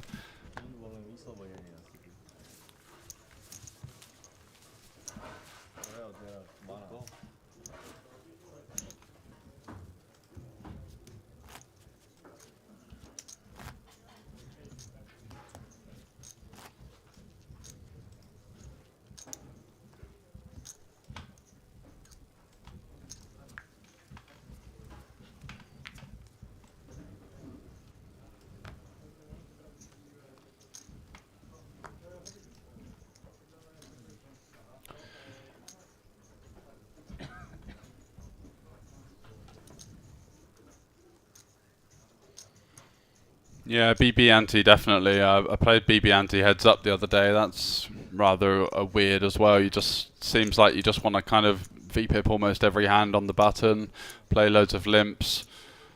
Makes things awkward. So 4 left. Heading up by Q here. And he's going to go for a race with the ace-3 suited. He's putting pressure on this limp, and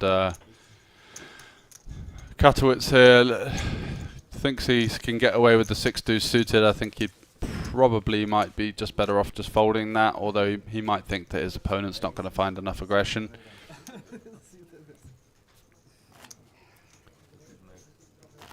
But just not really incentivized to play too many pots out of position versus the chip leader when he is 2 of 4.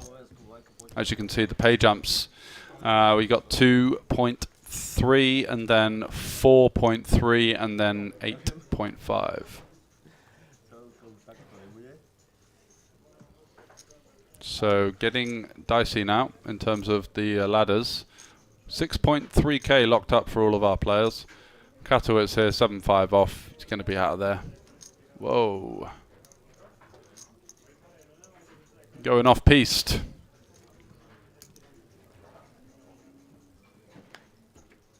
Very aggressive open from the button here. And Q, he's 25 big blinds effective versus second in chips. I think this one's just quite a standard all-in.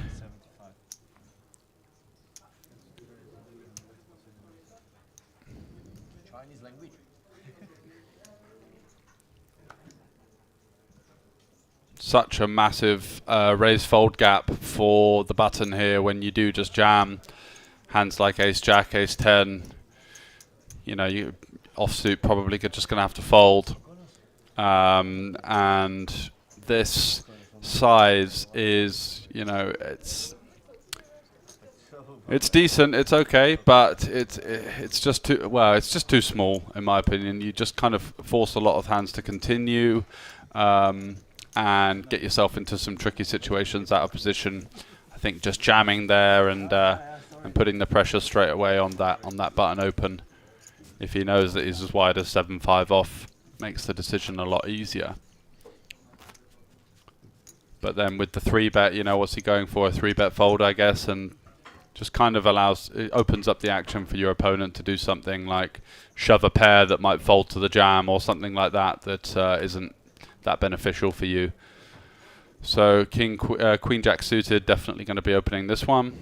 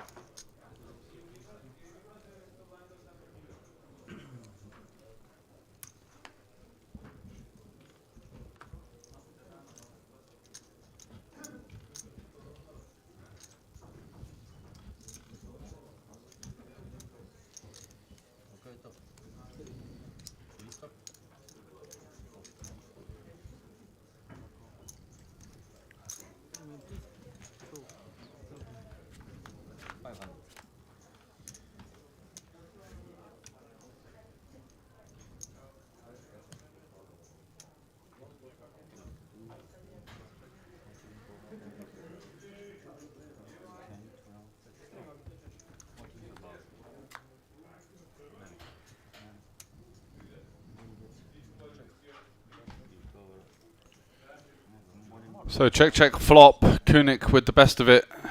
And Katowice here facing the double check, believing his Queen Jack to be the best hand, going for some value on the turn.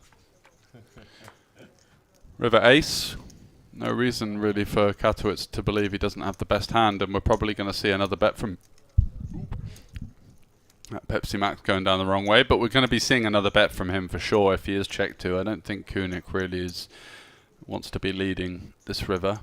Does go for the check. Lots of weaker hands that you can target here. 7x, 6x, worse Jack X.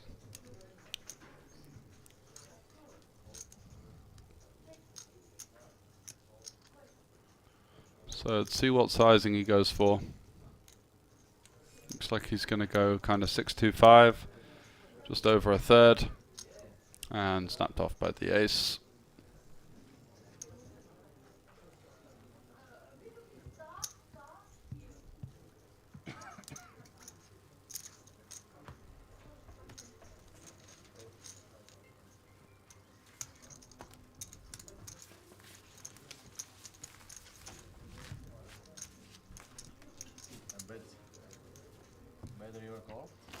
Yeah, well, so Andy's, you're saying that this kind of King 7 suited, or was it King 6? Yeah, I think it's King 7 BVB just become a little bit more inclined to call and defend rather than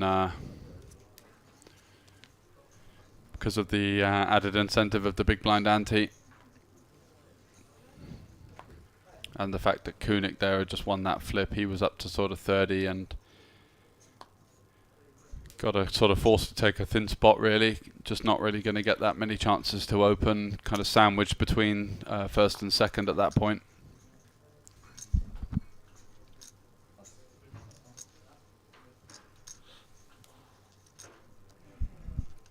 Thomas opening with the Jack 9 suited, standard stuff, makes it 450k, and he's going to be met by, I would imagine, just a shove from Katowice. Yeah, he does chuck in the triangle, and no point really going for much more of a Hollywood here. So the game's up.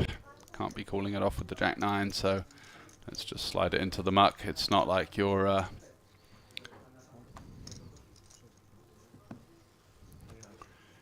it's not like you're not allowed to open wide in that spot. You can basically do what you want, so nothing wrong with snap folding there. Does let it go. Yeah, they are quite short. So it looks like Kunik there, you can see 4, 5. He's got about 6 million. I think Q's got about 13. Let's have a little look as we get info on the next hand. I believe that Stanak there, the Slovakian on the far right, he's quite short. Yeah, 3.6. He's got 18 bigs. Kunik with the 25 bigs. And 10s for Katowice, blind v blind here. Does he go for the ISO or does he go for the limp? I quite like the limp. He's seen quite a lot of aggression versus that limp from a little bit too linear. And Thomas here with 10-3 would be kind of one of those hands that you might like to ISO with, just to force better hands to fold, you know, slightly, you know, Jack 3, Queen 3, better 10x.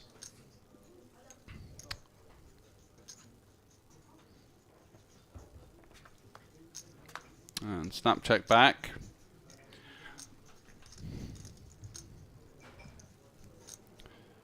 Katowice now deciding, does he go for a stab here? Does he go for another check? Looks like he fancies a bet.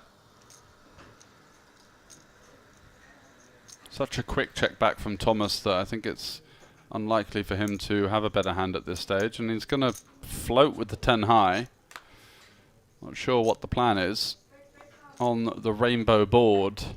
8 of spades on the river. Katowice is going to be pretty comfortable that his opponent's just going to have a lot of hands like king high, 4x, maybe a queen x, maybe a gut shot.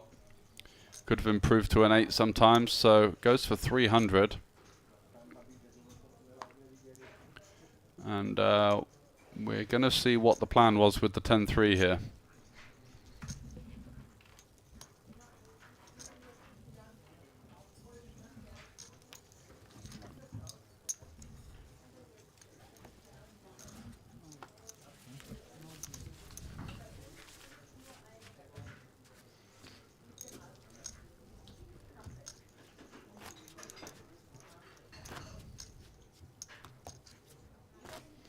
Yeah, setup does suck indeed.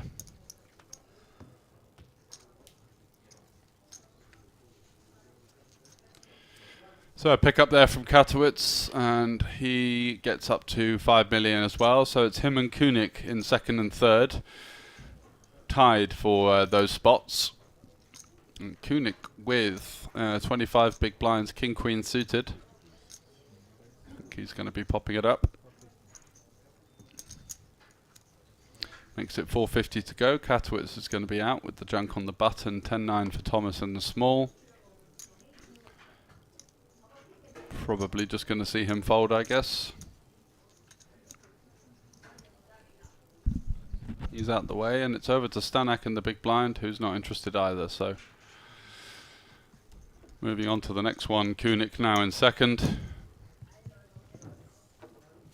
And it looks like 5.5 plays 5, plays 3.2, and the rest of the chips with the Austrian Q Thomas in seat 7.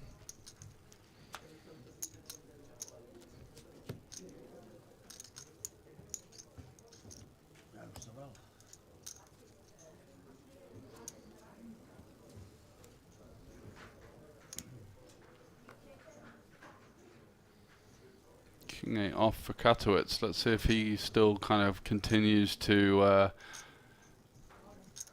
look for these like wide opens here. Just completely disrespecting the chip leader with an open like this.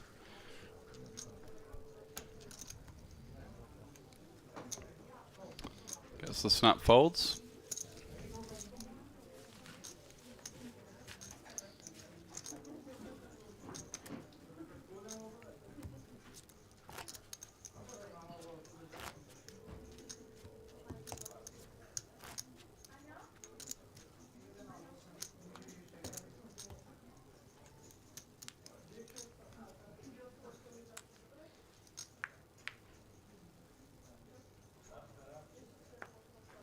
Ace 5, easy open for the chip leader.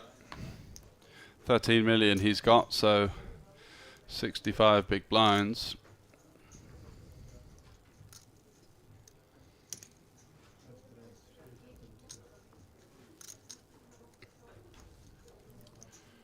Goes to the 450. Oh, and he's met by Katowice in the big blind with the pocket eights. Don't think there's much of a decision here, just going to be the triangle, I believe. Goes for the defend. On the more cautious side. I think four-handed. Just want to be pumping it in. Nightclub poker, says Jason. How you doing, buddy? Yeah, indeed. It's a funky colour scheme we got going on here at the Spade Poker event. And over to Q here. King 9-9. Just his opening range is just going to be so wide, and I think he just wants to be continuing kind of as a range bet on this kind of texture for the sort of 20-25% size. Does miss it, and Katowice in improving himself to a full house could be a little bit gnarly if they see a river ace here.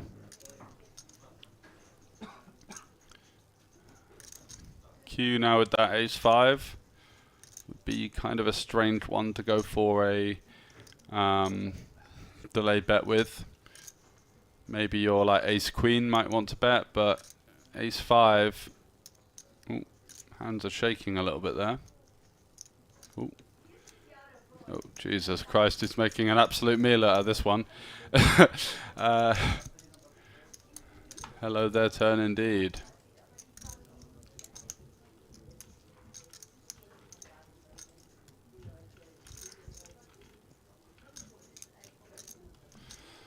And unfortunately for Q, he's going to be met with some resistance here. 3-7-5. Bet about a third pot.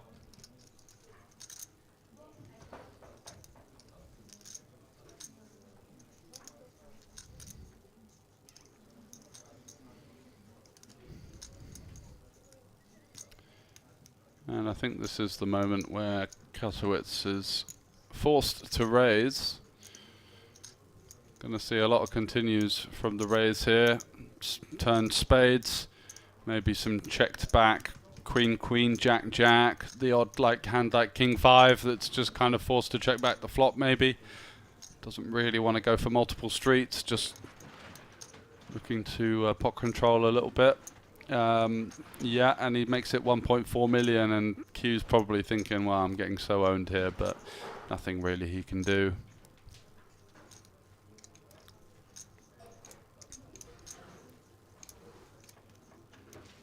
Oh my god.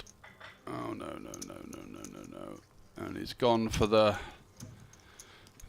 ace high continue, just kind of forcing, putting his opponent on hands like 6-7, 10-7, 6-5, Jack 10, spades. Whoa, river 5 improves to a pair, but still behind. You know, loses to 6-7 now. Chopping with 6-5. No, it's not chopping with 6-5. What a whale! Can't even read the board. Loses to spades. So, what size does Katowicz go for here? Oh, no, no, no, no, no, no, no. Indeed. Little bit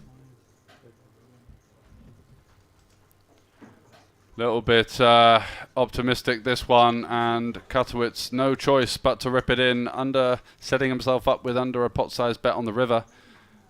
And the chip leader's got himself up shit creek without a paddle here. And if he thinks of calling this one off, just kind of stubbornly putting his opponent on some kind of Jack 10, Queen Jack, 10-7, 10-6.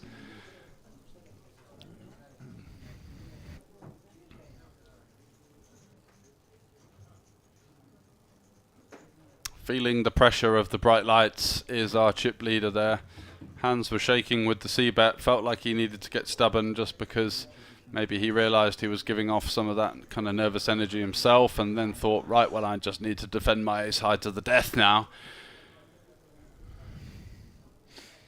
And river's a pair, and he's, you know, still in a tough spot because spades got there, 6-7 gets there. But he might be thinking now, well, you know, is my opponent just going to be all in so quickly with a 9 even? And you got to think yes, but that might be going through his head.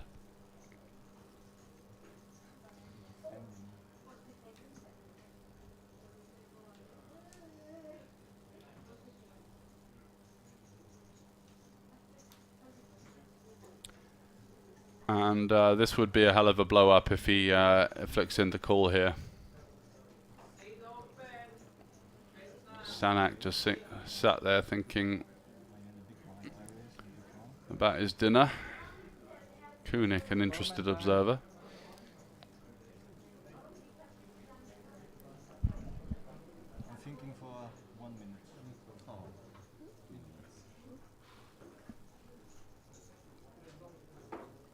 Oh.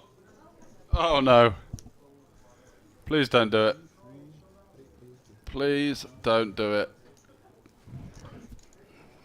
There's spots to just stubbornly say, hey, you know what, buddy, I don't believe you. And then there's spots like this.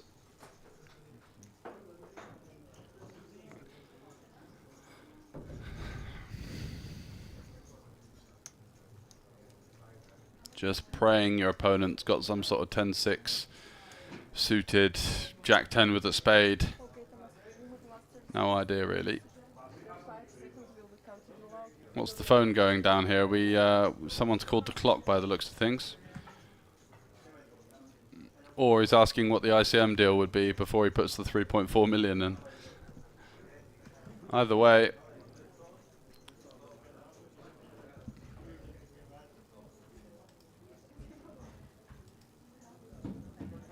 Oh, he's... Oh! Oh, and it's a disaster.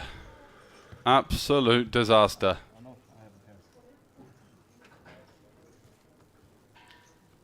And Katowicz, they're doing very well to keep the straight face.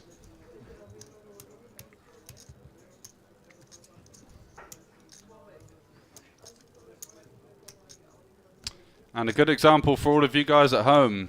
Play your value fast. Don't get too tricky flatting the turn there.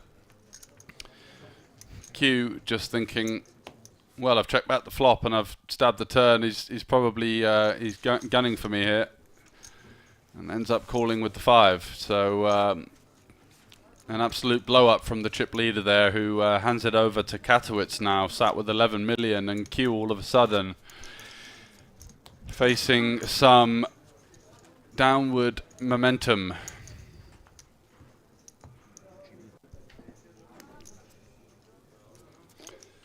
And he'll do well to try and keep his head after a blow up like that. That can be pretty brutal on final tables. If you make a decision like that, your head's kind of fried for the next 10 minutes. You could see him now just sort of being like, Jesus Christ, what do I have left? You know, after that. Lots of chips going in there with not a very good hand. And staring at the skies and thinking of what could have been. But business resumes on the FT here. Stanek with the ace-queen. Popping it up. Kunik looks interested, and my God, is he interested. Pocket aces on the button. How does he play it? Facing the 3x raise as well. It's just like Christmas has come early. Just decides to sit back in his chair and announce the all-in, and Stanek now. If he somehow gets away from this, it would be a heroic fold. 3x folding ace-queen four-handed would be, yeah, I mean, it would be correct in this situation, but be a little bit disastrous.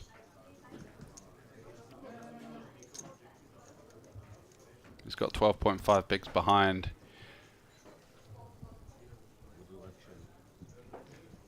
Just under 20% of his chips are already in the middle. And he's got ace-queen four-handed.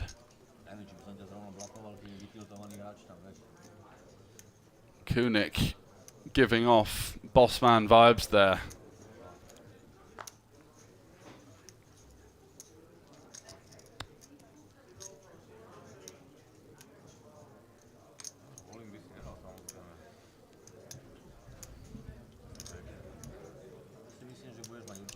Yep, large sample size of one hand that people aren't folding an ace, and an ace on King 998. Pretty strong hand, right? Oh my God, it looks like Stanek's getting away from this. He's laying it down, the ace-queen. Kunik's thinking, why didn't I flat? Oh, is he called? He's folded. What a fold. Slovak on Slovak action there. That might have been some of the reason. Maybe these guys had some sort of, you know, unspoken agreement. Hey, you know, let's keep away from each other. Nothing untoward, of course, but what a laydown that is. Getting away from a massive cooler four-handed. And this is kind of the problem with the 3x open strategy. You know, once you get shoved on and you've got a hand even as strong as ace-queen, you're thinking, well, I'm already looking really strong here. And I'm looking at a guy in shades kind of leaning over the table presumptuously. Looks like the most comfortable man on earth with the snap jam. Katowicz here on the button. He's the chip leader. King Jack suited and booted, ready for an open.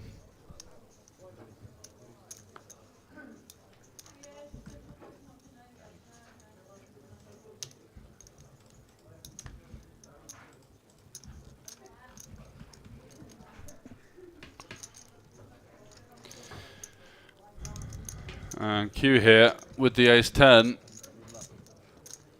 Going to call Stanek. Yeah, no choice but to go all in. And interested to see how Katowicz is going to play this one.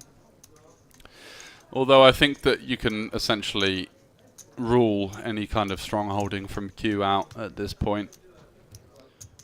Do you go for the peel and then fold to the small blind rejam? Potentially Q could have a trap here with the big blind being so short, but it's going to be very, very rare, I would imagine.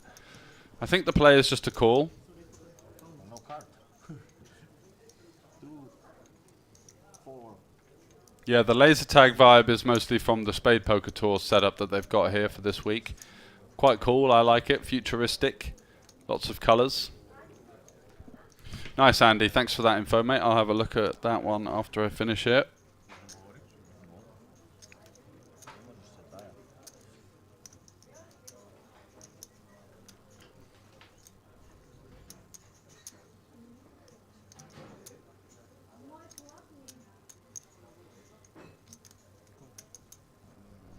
Yeah, does call. And Q now just doesn't really want to get involved. Wants to allow the collision between the other two to occur. Sees he would have had the best hand, but nothing really to be done there.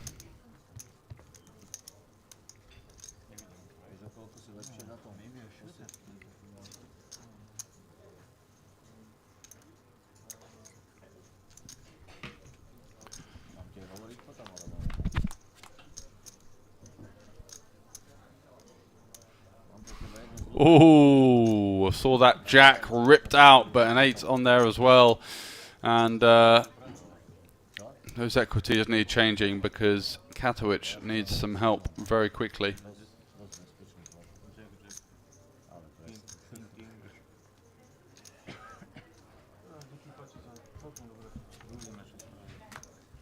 Oh, it's a diamond! What a sweat! What a sweat. Stanak can't believe his luck. Just praying to the gods. No red one. No red one. No diamond.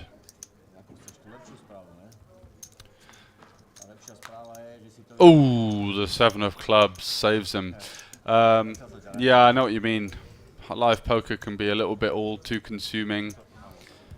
End up not really studying that much, getting into a bad routine. Yes, JB, Banco's still having that free hotel night when you play for the 6 hours cash game. I'm staying at the Marriott across the road.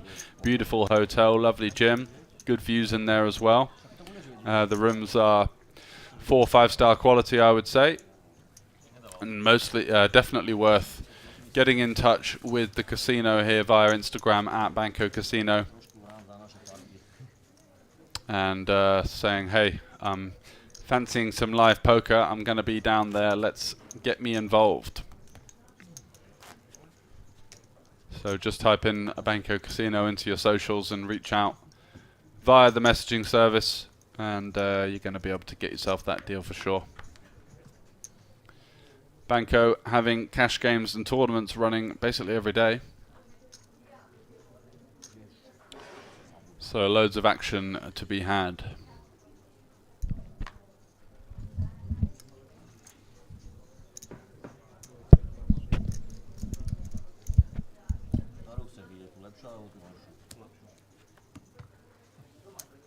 Yeah, good routine for Scoop is important. Some big ass guarantees and great tournaments coming up there. Looking forward to jumping into the PLOs, that's for sure. Probably play like some of the smaller hold'em ones, the 55s, the 109s and 215s. But don't fancy myself in the 530s or anything like that, that's for sure.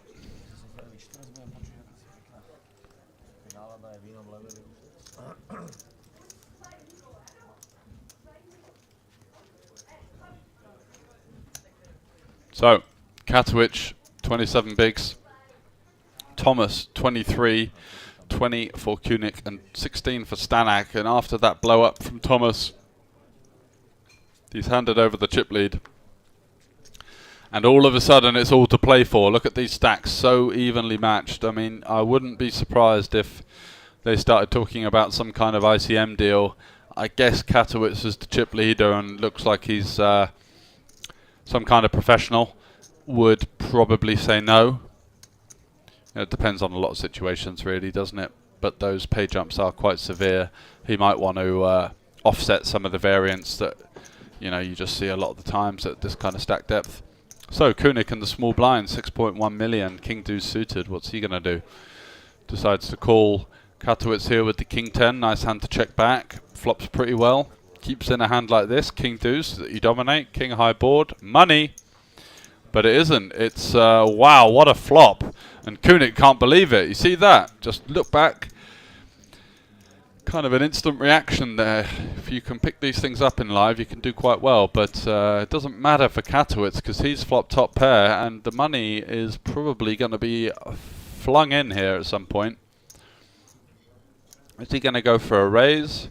Or does he just call? Looks like he calls. 9 of spades on the turn. What's Kunik going to do now? He fancies a check. Wow, checking back the king 10 there. That's a little bit tricky. you definitely want to be betting that one. And on the ace river here, facing the limp and the bet, check turn, check river. We've got the green light, we've got the best hand. Let's see how much we can get. Don't think we're going to get called in this particular instance.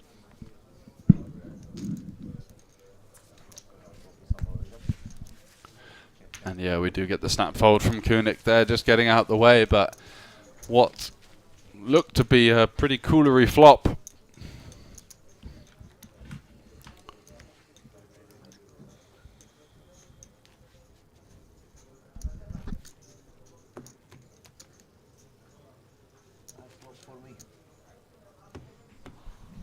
Ended up averting disaster for Kunik there. Navigated that one quite well.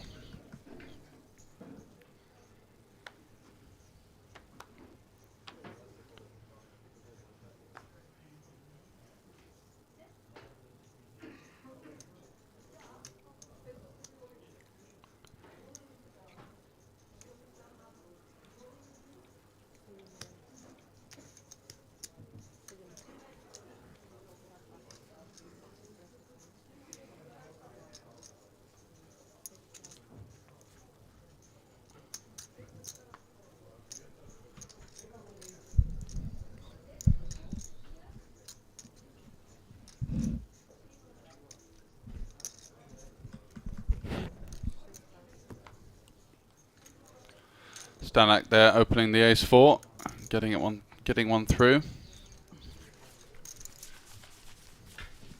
Four-handed with kind of even stacks. The ace blocker seems like a pretty decent one to open on an FT, so good job from him. And things are getting pretty tense, as we've seen some absolutely insane hands. That boat versus bottom pair on the 3 straight 3 flush paired board.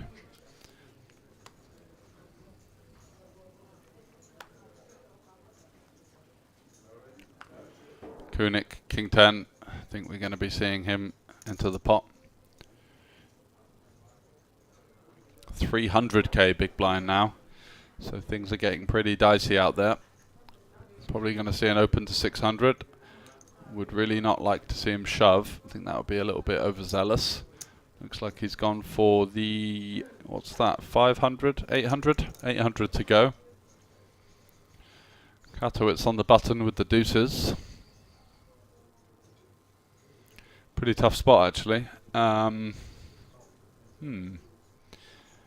Probably just folding personally. Yep. Shoving is a play, but again, just sort of an 800, this kind of quite a large open size, 2.7x. And Q there, head in hands, he just can't believe what he's done. He's really gutted with himself. Needs to get himself out of that mindset and get back in the game, because if you kind of defeat yourself or put too much pressure on yourself, it's done now. You know, you've made a bit of a mistake, a bit of a blunder, but you can't change that now. But you can change the way that you approach the future spots. So let's hope that he gets his head back in the game and we see some better play from him. King 10, gonna just be c-betting here, I think. Queen 5-4, rainbow, 1 Broadway, 2 low cards. Pretty decent one at a low SPR to come in for a kind of range bet. He goes for the very small sizing, 400 into 2.1, and gets the fold from ace high. So lovely stuff.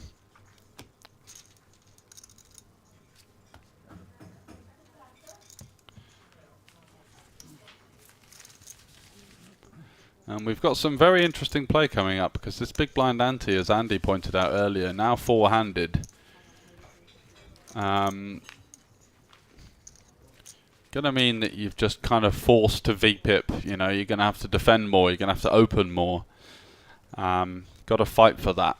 That's really significant at this stage.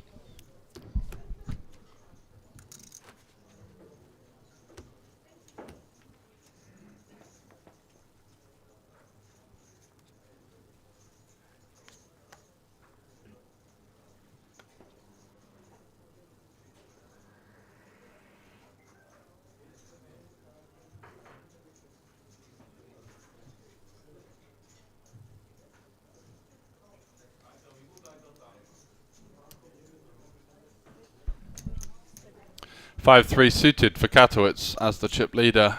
I like it. Popping it up to 700. Q on the button here. Just over 20 big blinds. Ace-Jack suited. It's just a fist pump all in. High five your friends. Spin around in the seat. Say the dealer, hey, chuck that triangle this way. We're playing for the lot.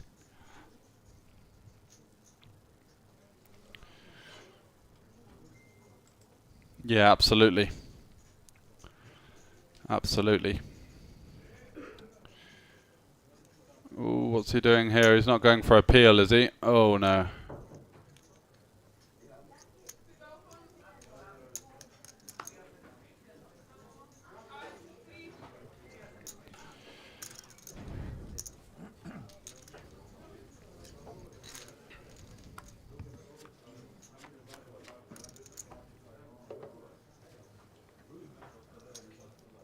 And we've got flush draw versus pair on the flop. 5-3 versus ace-jack. Katowice, I'd imagine, is going to probably start with a check on this board. And Thomas, let's see if he takes a stab at it.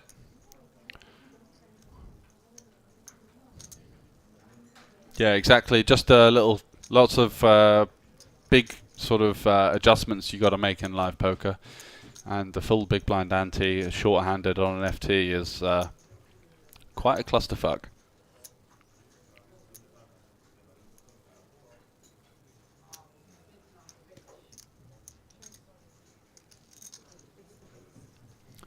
Thomas with the nut flush draw. 2 clean overs. Goes for a bit of 550. We're going to have to see a continue here with our pair of fives.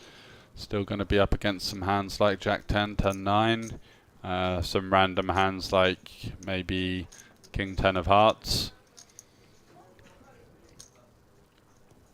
Taking a stab at it in position. Ooh, he's going to go for a check raise, I think. No. Yeah, he is. Turning his hand into a bluff here. Trying to get hands like King 9, Jack 9, 10, 9. Put them in a really tough spot.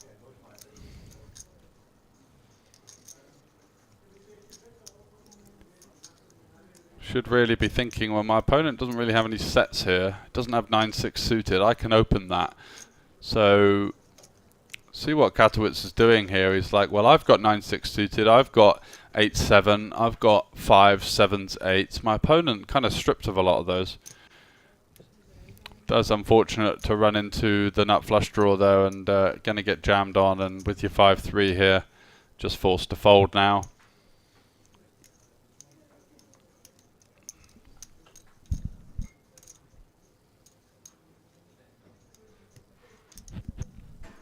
From the way that Q has played, Katowice might be thinking, well, I don't think he's even just going to be jamming his top pair on the flop, you know. 9s, 10s, jacks, queens, all going to hear from them pre-flop. It's going to be a lot like, just looks exactly like what it is. However, do you really want to make that decision? Do you really want to take that spot where the best case scenario is you're up against 2 overs at a flush draw, and the worst case is you've just, you know, drilled it into like pocket 7s or something like that that's made kind of a tight peel.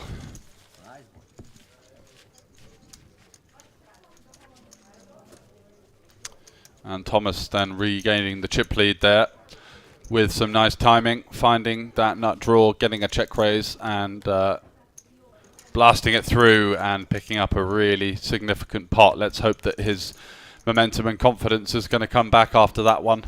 Took a bit of a hit with the big hand versus Katowice, but all of a sudden again up to that 300 big blind level, then we've got 15 playing 20, 21 and 31. Ace-6 for Thomas here. Just a slam dunk open, four-handed.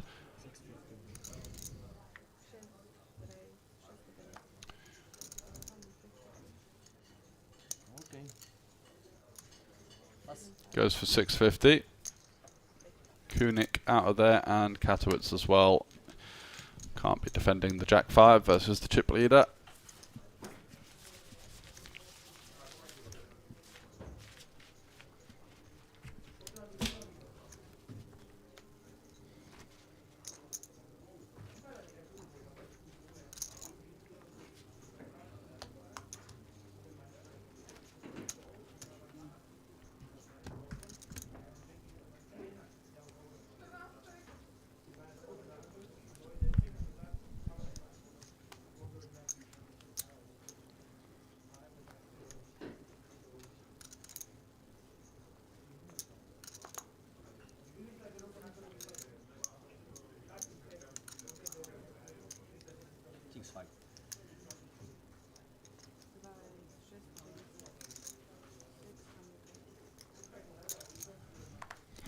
König popping it up with the King 9 suited on the button.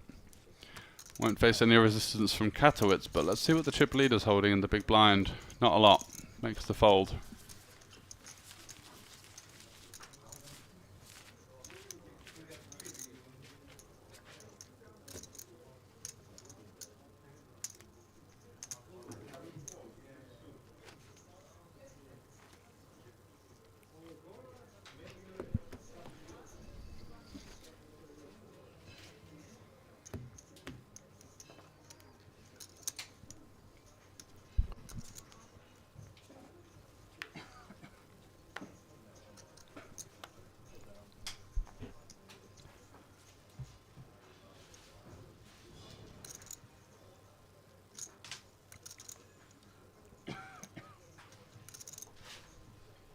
Tens for König. Big pickup here.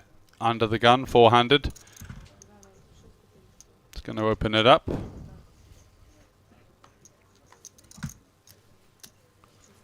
Goes to 650 and gets it through to Stanek, who also folds his 9-5. Another nice pickup for König, who's right in the hunt there. Just under 25 big blinds, I believe.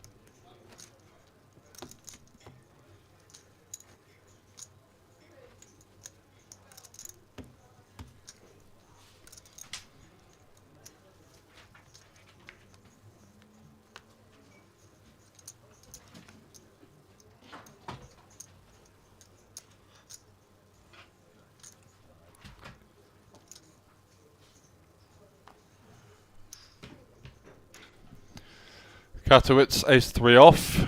Gonna find an open in the cut-off.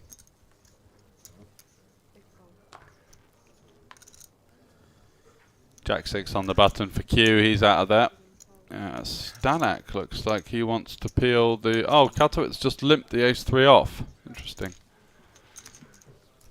Kind of an interesting hand selection there. Just not really much post-flop playability, and you've got an ace, which is kind of blocking some of the hands that you're going to be running into behind. I think I'd just prefer to see a min raise. Jack, Jack, deuce. Neither player really having much. Gonna bet, I guess 300, 400, and not going to be met with any resistance here, I don't think. Well, what's König up to with his ace-5?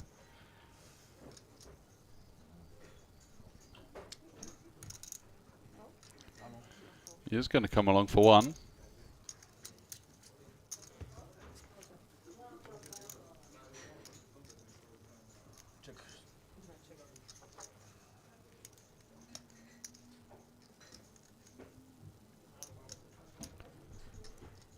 Seven of diamonds on the turn. König with the ace of diamonds. Katowice now, does he go for the second barrel? Maybe just wanting to apply some pressure on the deuce X at this point. Freeing up some equity from some of the maybe ace high, king high floats as well, and gets the snap fold.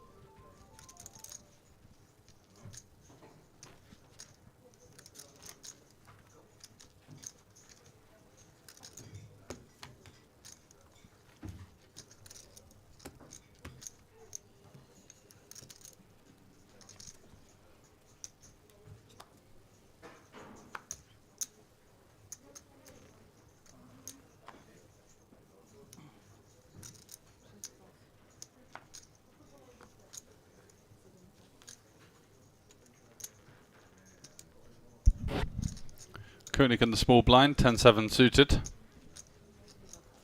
Wow, very tight fold, just lets it go.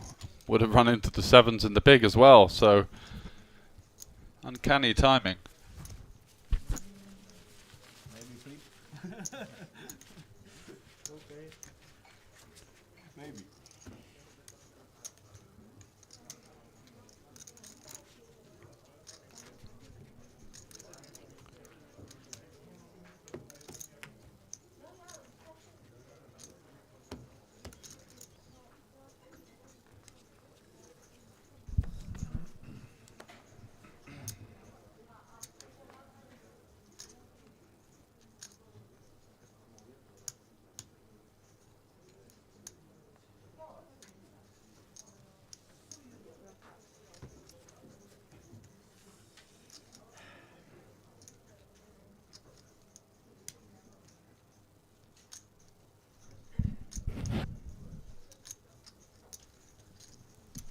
Eight deuce for Katowice here in the small.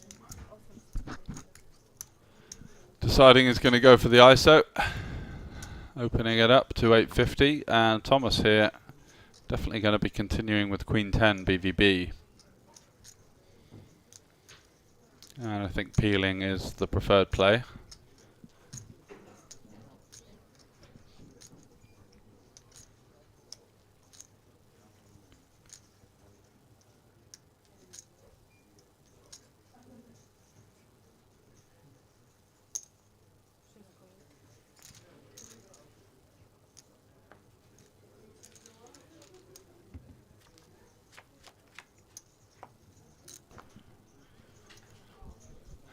And off we go to the flop. So Katowice flopping middle pair.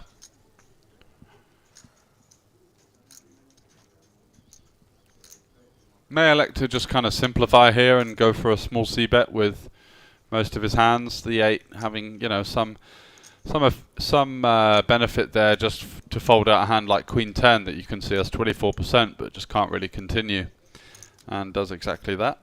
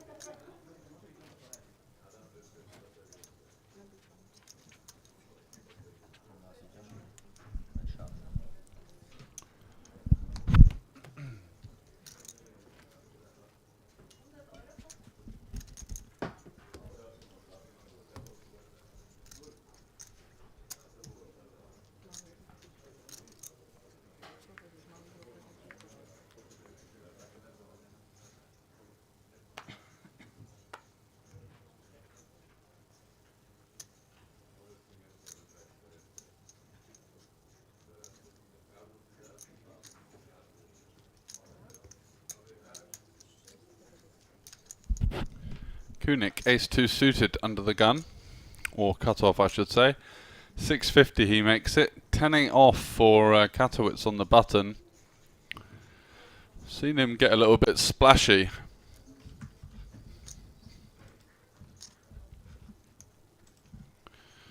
And yeah, again, just a kind of funky hand selection here. Sort of feel playing his way in there. And Koenig here actually has kind of a decent candidate to stick it in the eye of the chip leader. Sorry, not the chip leader. Katowice's second to Q, I believe. But if you think your opponent's at it, ace deuce.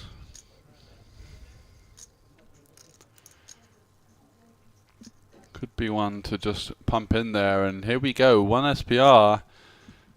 Koenig flopping himself a pair, so he's not gonna he's not gonna be folding. Katowice with the 8. Does he bet? Very small. Does he check back? Does he want to deny some hands like Queen Jack, King Queen, King 10, Jack 10? They're their equity.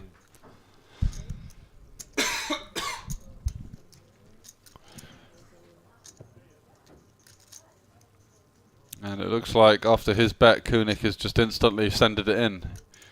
Yep, that's exactly what's happened, and all of a sudden we've got ourselves a pretty tricky spot, which could have been avoided by not 3-betting 10-8 off.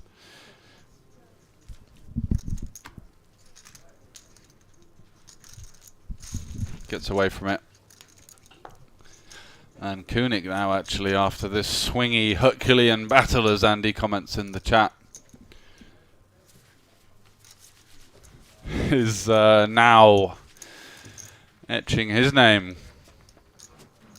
potentially on the trophy with the chip lead. 32 bigs, playing 27, 18 and 10. Not seen much from Stanak. He's been very, very quiet over the last hour or so.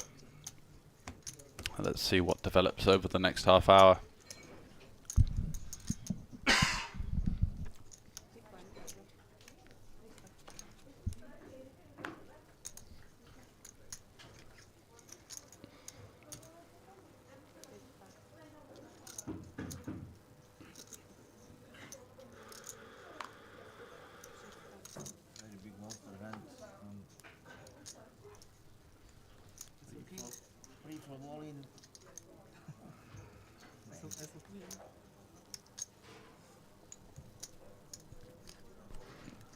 Stanak, 10 bigs, small versus...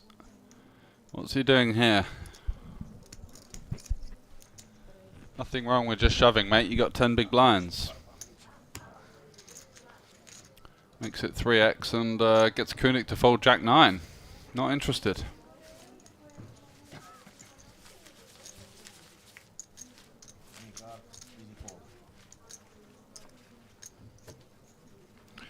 Potentially thinking that Stanak's a little bit too snug there.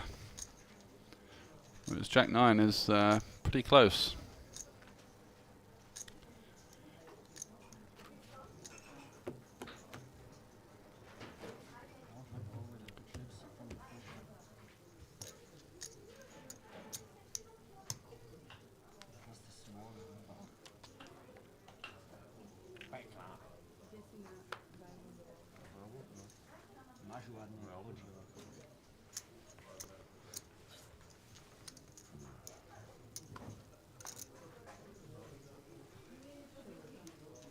Q, he's been quite quiet, and Stanak favours very favourable dealer error, because there was a card that got flipped up there. I don't know if you saw that, but he's managed to find himself with kings and just once again going for the 3x.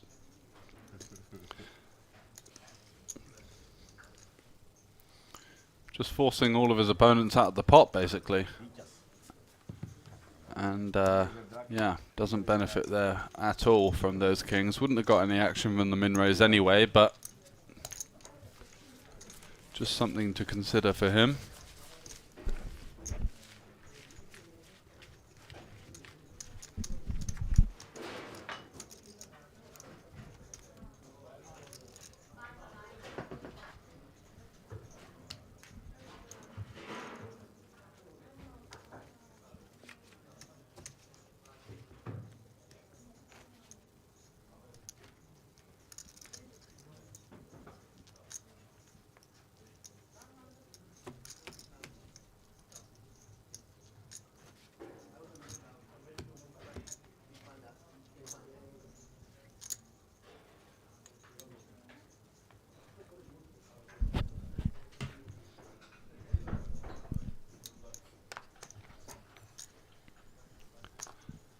Stanak with the threes now.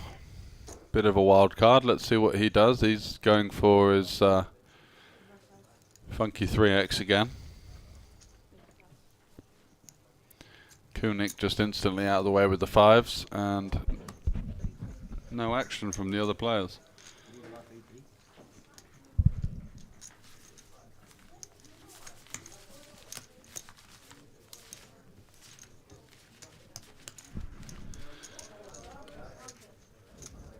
Interesting from Kunik there, who saw Stanak 3x fold. Ace Queen earlier. electing not to really do anything about that.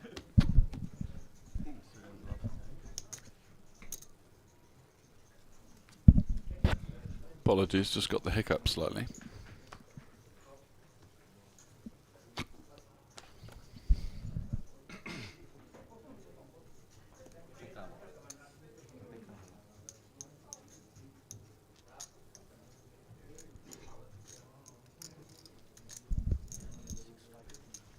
King Queen, powerhouse four-handed. Opening it up, I would imagine to about 650. I'm running straight into Thomas's Ace King. 25 big blinds effective.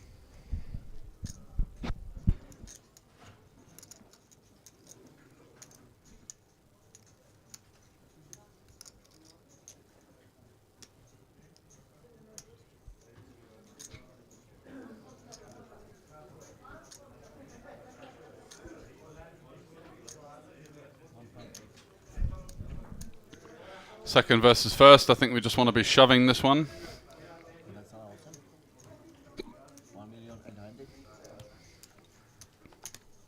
Goes for the 3-bet to 1.8.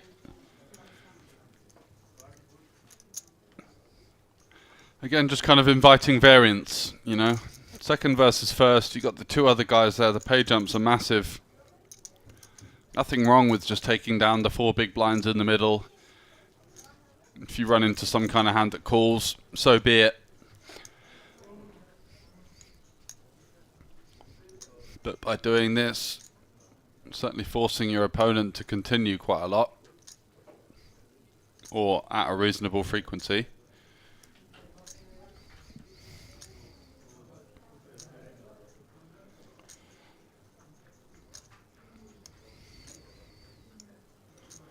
And instead of just taking the 4 big blinds down like the vast majority of the time, all of a sudden we're out of position in a bloated pot, second versus first. And yeah, just inviting variance. Koenig does make the hero fold, gets away from the King Queen. Very good fold, sir.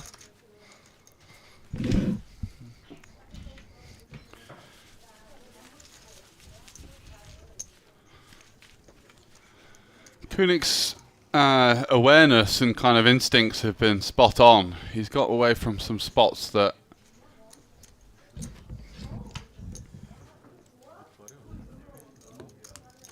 most people would be kind of, you know, in a lot of bother. What you shove and the other guy has Queen Queen. That's a call with Queen Queen under the gun, right? And just a cooler. Which spot are you talking about, JB? King 10 for Thomas here on the button. Certainly an open.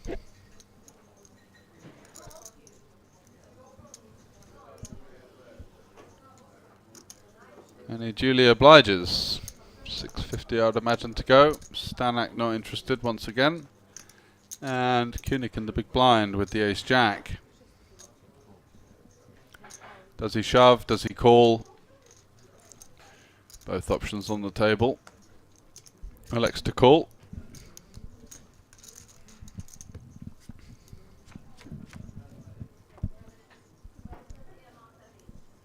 Jack high board with 2 spades, so this could get quite interesting if we see like a 9 of spades or some kind of additional hand card to come on the turn. I think we're going to see probably Thomas take a stab at this one, and let's see if Koenig just goes for the check call or the check raise. He doesn't, he checks back. Thomas improving to a double gutter, any 8, any queen now, giving him the best hand as well as his king overcard.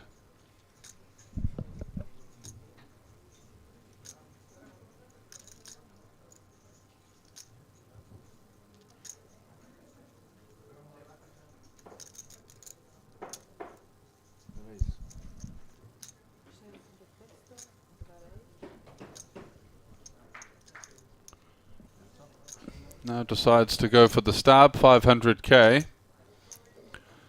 Rather small. And what's Kunik going to do? Is he going to call or raise?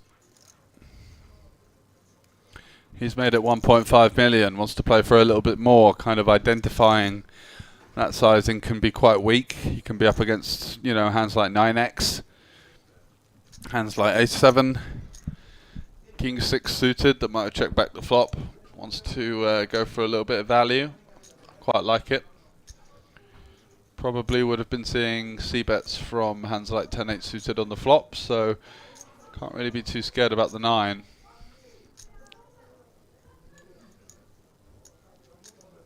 Thomas here in a really tricky spot. Kind of forced himself to call here in position. 1 million into a pot of 4.8.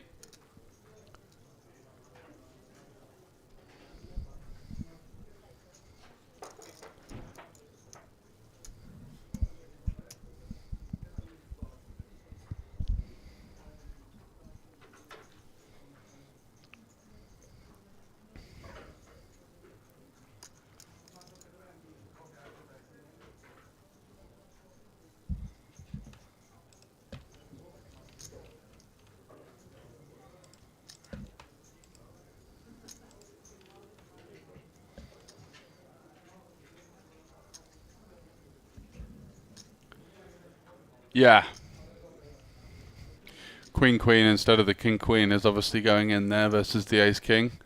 Nothing you can do. And Thomas does elect to come along for the ride here with his double gutter. Just praying for a safe, for a Queen or an 8 or a King. Oh, and it's the Queen. He improves to the nut straight on the river. Disaster for Kunik. What's he doing?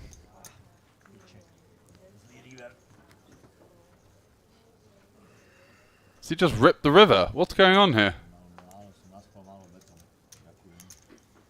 1.2 million gets snapped by the straight. Wow. Wow, wow, we were. Rough river for Kunik there. Down to 4.8 million. And Thomas there, after a tricky spot on the turn, improving with the goods on the river. And once again, having a nice favourable chip lead. 42 playing 16, 15 and 14. Getting into the sort of territory now where he can start electing kind of an open jam strategy if he wants to. With just forcing the guys to play for second place. 7-5 off. I think we can get away from that one. Yeah, he does.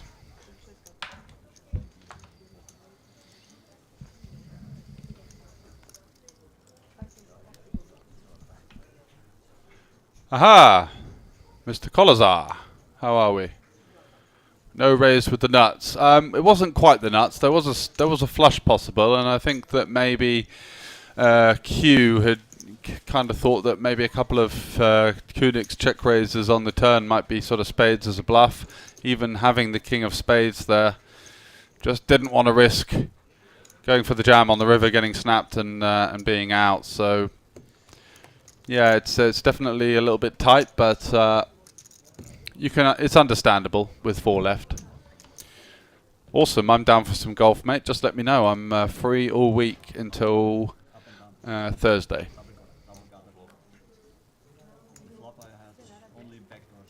Stanek under the gun. What's he got? 10-7 off. Don't think that one's going to be in there. And Kunik with the Jack 10, 4.6 million.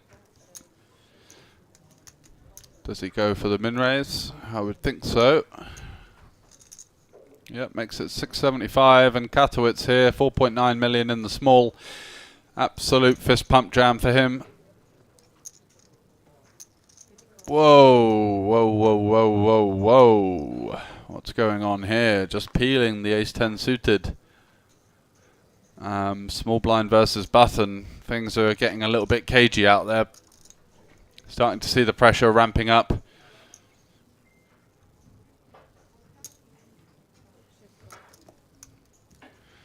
And even Q there versus this action could have considered jamming a hand like ace-4. I don't think you're ever going to... He blocks the traps from the small blind, which I think literally would be only aces at this point. And Kunik has certainly been one of the more active players. He's going to have some raise folds, even off of his sort of 10 big blind stack on the button.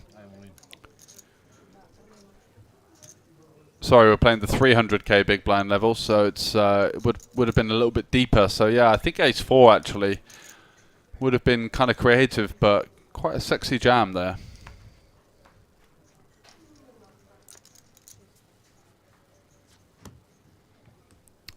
Kunik deciding he just doesn't want to see any more. Just going to rip the flop. If he's beat, he's beat. The only problem with that kind of move is that when he does get called, he is in really bad trouble for the most part. Kind of being checked to and just jamming it in for, I imagine, what was something like 2x pot.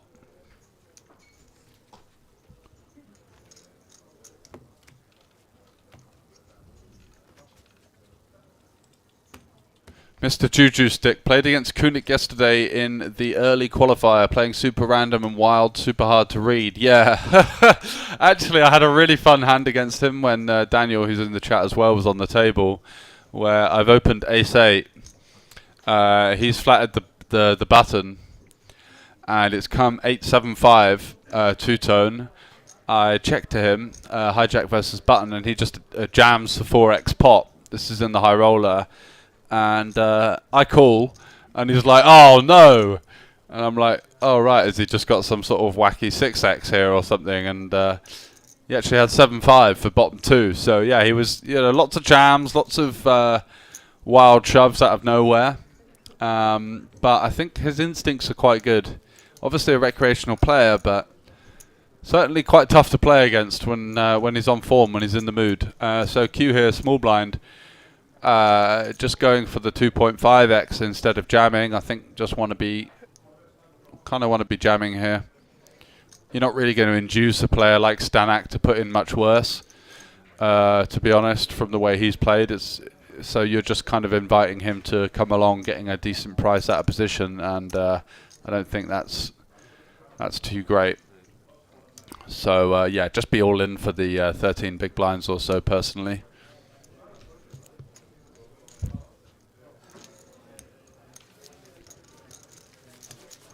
So JB, when you're talking about that ace 4 spot, thinking about the small blind flatting range, right? Giving you the extra incentive. You've got the big blind ante in there, which is quite significant four-handed. And you've got kind of a wide, splashy kind of player opening on the button off of 15, 16 big blinds.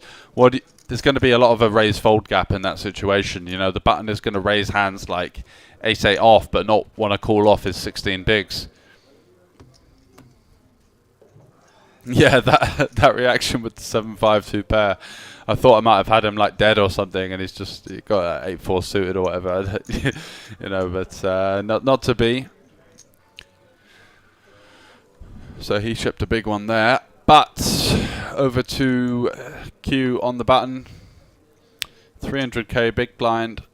Can't quite remember what the exact stack distribution is here, but Kunik just taken down that one with the Jack 10, so I imagine he's on about 20 bigs, small blind probably in the 12 to 15 big blind range.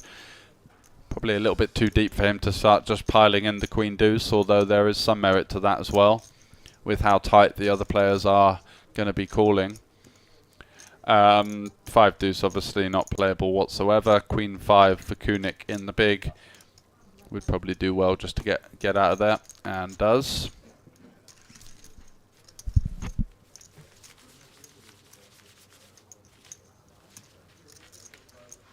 Oh, JB said you would take the spot with the ace 4. Yeah, I agree. Very surprised to see the pole there flat the ace 10 suited in the small.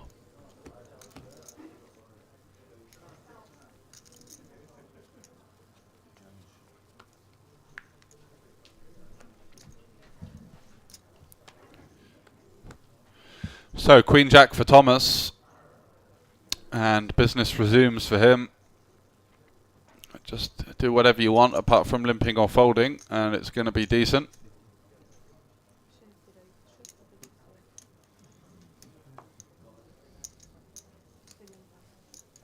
Makes it 650.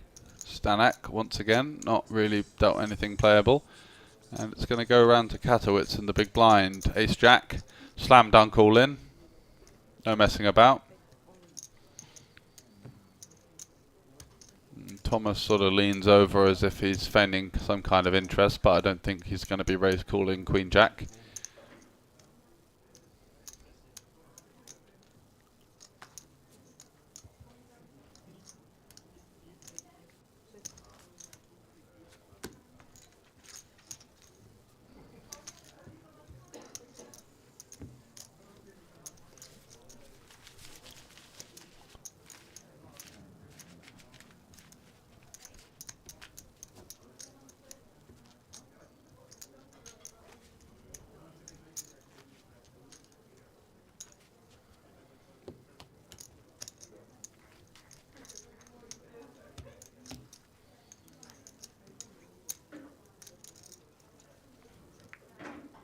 So a nice little run for Q once again, who's reconfirmed himself as the chip leader and as the runaway chip leader now.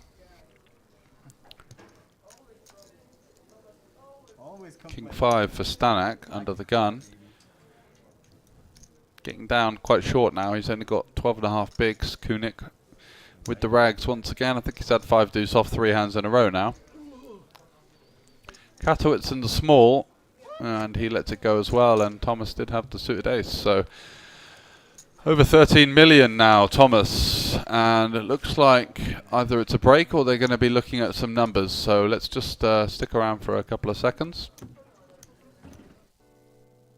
And it will be a break. So we'll be back in 10 minutes. Thanks for tuning in, guys, and I shall see you very shortly.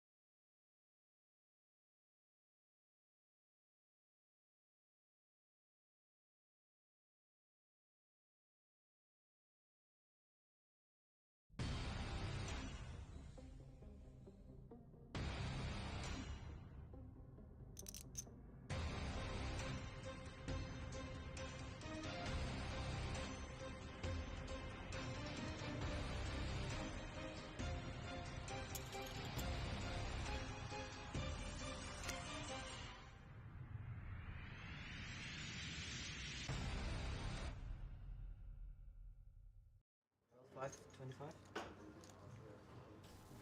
Hello, hello, and welcome back once again for final 4 of the Spade Poker Tour main event here in the Banco Casino in Bratislava, home to some of the most rip-roaring low to mid-stakes tournament action you're going to see across Europe in this post-COVID era. Putting out some huge guarantees. 100k was put on the line from the casino this week. We've got a 225k guarantee coming up. The Polish Poker Masters with the day ones here in Bratislava and the day 2 next Sunday in Košice on the eastern side of Slovakia. And big prize pool to be played for there. Looking forward to that one. Going to try and chuck my name in the hat over some of the day ones coming up. And then also having the Slovak Poker Championships. That's coming up as well. And you've got the casino's flagship event, the Banco Casino Masters, with a boosted guarantee this time of 250,000 euros. If you hit bancocasino.sk into your Google browser and have a little look, you'll find the exact dates and all of the information that you need on the website. So let's jump back into the action, shall we? Kunik under the gun, well, cut off with the queen 10 off. Imagine we're going to see some sort of open. Ooh, quite tight. Lets it go. Katowice here on the button with 12 big blinds, 9-8 off. I think you just want to fold this one, but looks like he's going for it. The chip leader in the small blind fancies his chance at getting through the big blind, as Stanek has Jack 7, probably not going to be playing this one. And he does fold, so 9-8, good timing.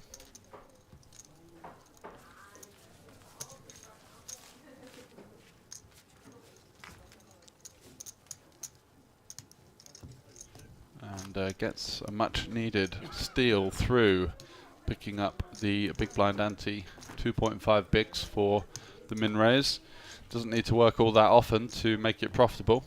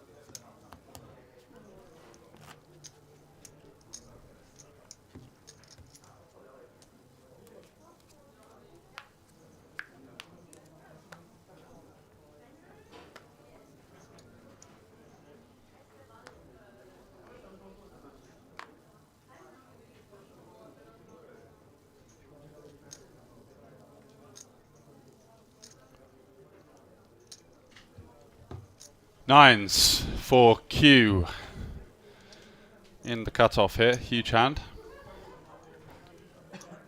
Going to be just opening it up and going with it, pretty much regardless of the action, I would imagine. Stanek out the way. Kunik also. Katowice with the king 3. I think he's going to fold as well, and he does.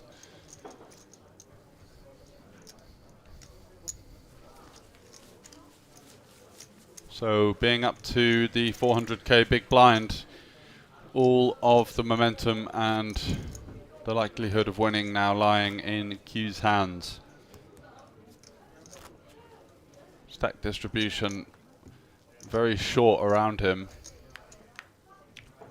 Has free reign to go pretty wide with these open jams. Nine's obviously a hand that he kind of wants to induce. Stanek now looking really short on that 2.7 million, 7-3 off. And that just shows in four-handed with the big blind ante how quick things can turn. Kunik here, king 6 suited. Kind of tricky with playing for second with two other short stacks there. I think you want to. I think there's actually an argument for just folding this one and hoping that there's some sort of BVB collision between Katowice and the chip leader. Especially when you've got the other stack there on 2.6, who's going to go into the big blind, paying the big blind ante next hand. 9-8 off for Thomas. Certainly a hand that he wants to be seeing a flop with. Folds. Wow. Just maybe thinking that min raise is a little bit too strong. Wants to continue his chip lead on the table and not really get into any dicey spots where he could sort of double up one of the other stacks.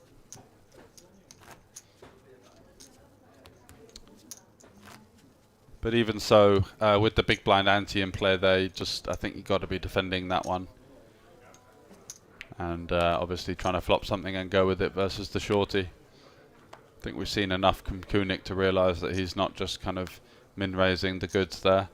5.6 million here, Jack 10 suited. Exhalation, he's kind of had two tricky spots in a row now. Does he want to min-raise? Does he want to shove? I think both are in play.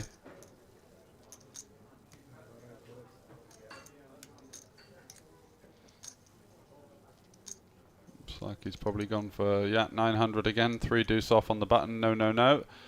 Chip leader Q having queen 7 off, and the super shorty Stanek really punished there by the big blind and the ante, down to all 1.9 million. He's got less than 5 bigs, and things are going to need to go well for him over the next orbit or so. Otherwise, he's going to be so short that he's just not even going to have any fold equity on an open jam. So, getting towards the business end now.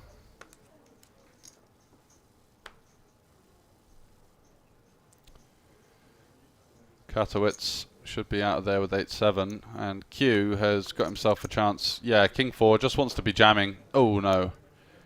I think you just want to jam there. You've got the distribution is perfect. You've got the shorter stack and the small, so when he folds, Kunik's in a really tough spot. But Kunik's picked up aces, and Q's dodged murder there. Got away with murder there. Wow. Stanek running into it, but at least he's got a kind of hand that you want up against aces. Suited connector. And 21% equity. Although it'll feel like 0 when you get snapped off there.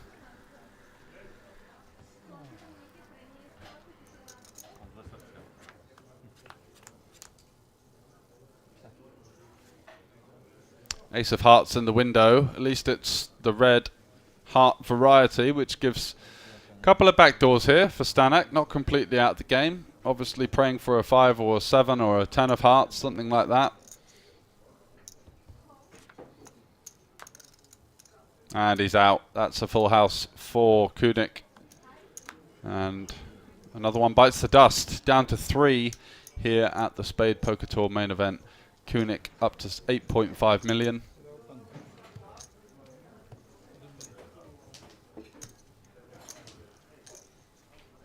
Anybody interested in talking about the huge pay jumps? I'm just asking. Not fine for me, but split. Looks like there could be a discussion of a deal now the short stack's out. From 8 to 11.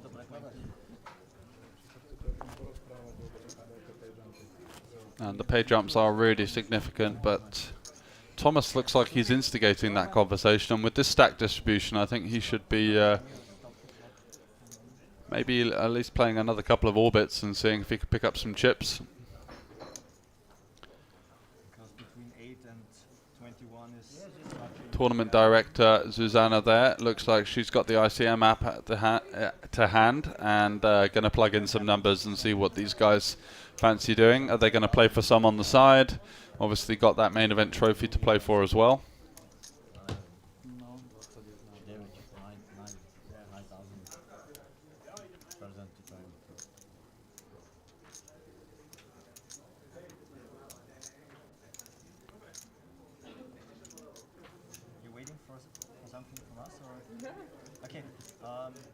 Yeah, we just wanna talk about deal maybe.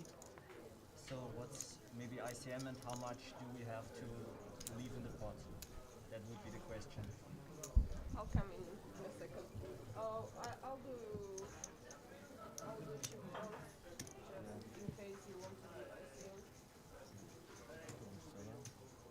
I never know what. Yeah.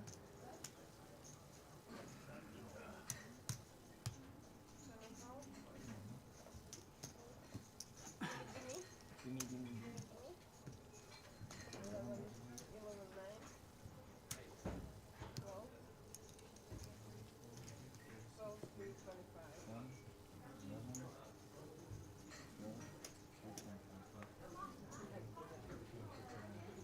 controlling 0. 12, 3, 25. Okay.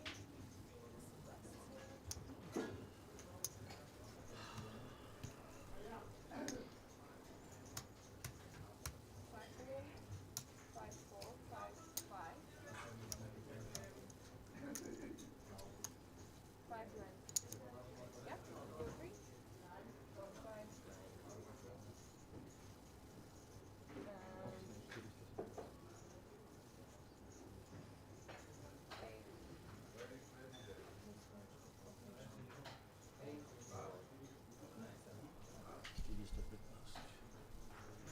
And so as we wait for the info on the potential deal being done, we'll just take a short break.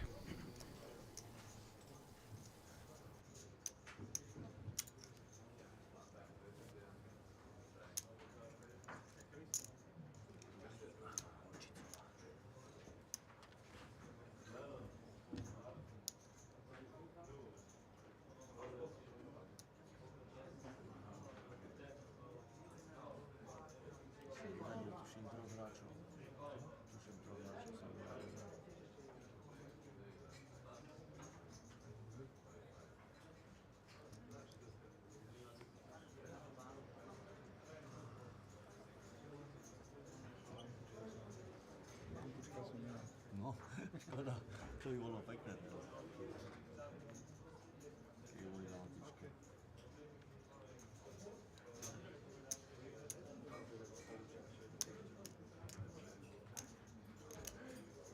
No, to je dobrý nápad, lebo tam sú tie page jumpy naozaj veľké. 9 000 eur je hodne veľký page jump medzi prvým a druhým, ne? Také malé síly.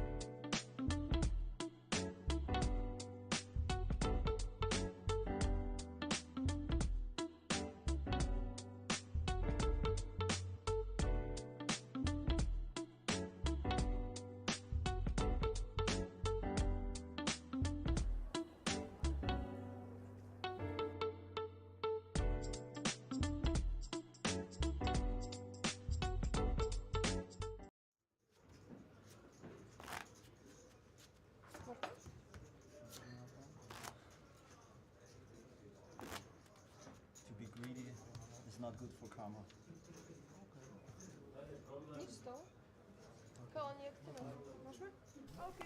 Hello guys, welcome back to continued main event coverage. Looks like the players have declined a deal.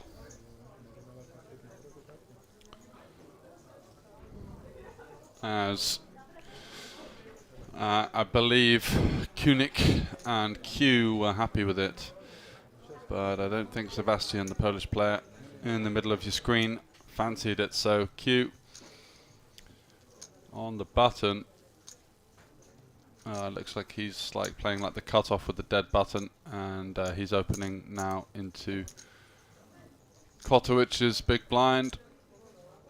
Queen 8 off. Looks like he wants to defend.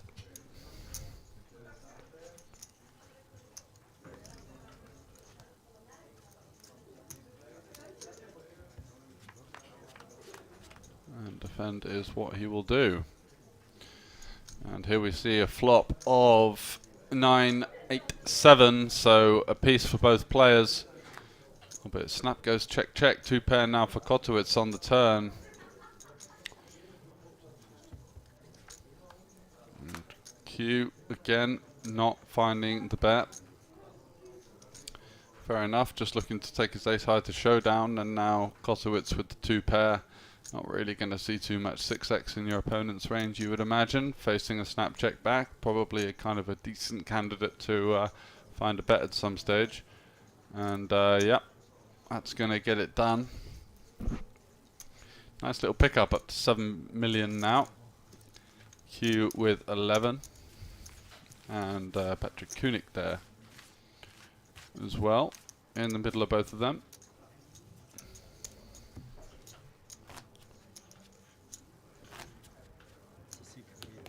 To give him 1k and he said not enough.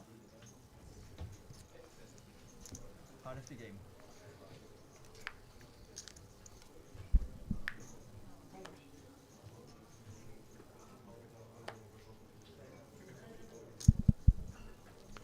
Kunik on the button, 20 big blinds, pocket 7s. Does he want to open? Does he want to jam?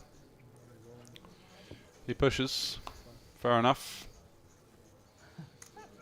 Oh, and Q here finding pocket 8s in the big blind. 20 big blind shove on the button. Not folding 2 8s, that's for sure. You're going to expect to see loads of pairs in this kind of range. Deuces, 3s, 4s, 5s, 6s, 7s. The occasional hand like ace jack, ace 10, king queen. That kind of stuff, but just 2 8s. Way too good to ever consider doing anything but calling. And he's got a dream spot.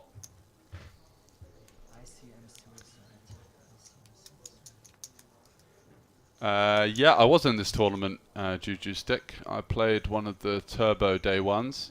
Oh my god, he's folded pockets! He's folded pocket 8s! Versus the pair heavy 20 big blind button shove. Wow! Wow, wow, we were. That is quite frightening. I mean, occasionally it's going to run into a hand like 9s or 10s, but you would consider, you'd have to consider that jacks, queens, kings, aces, all of the hands that you're doing super bad against are going to find a min raise. You know, they're not just going to be open ripping 20 big blinds. My word.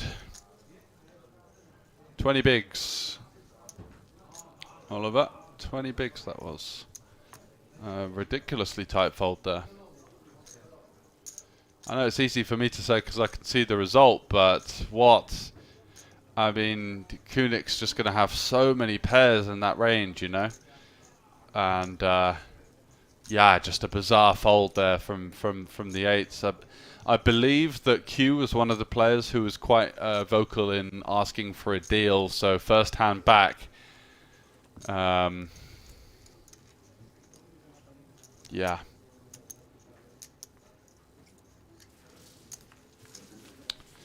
Maybe thought it was you. I showed off your aces Saturday. Ah, yeah. Were you the player that donk jammed the river versus me when I opened C-bet quarter on queen. Is it queen 5?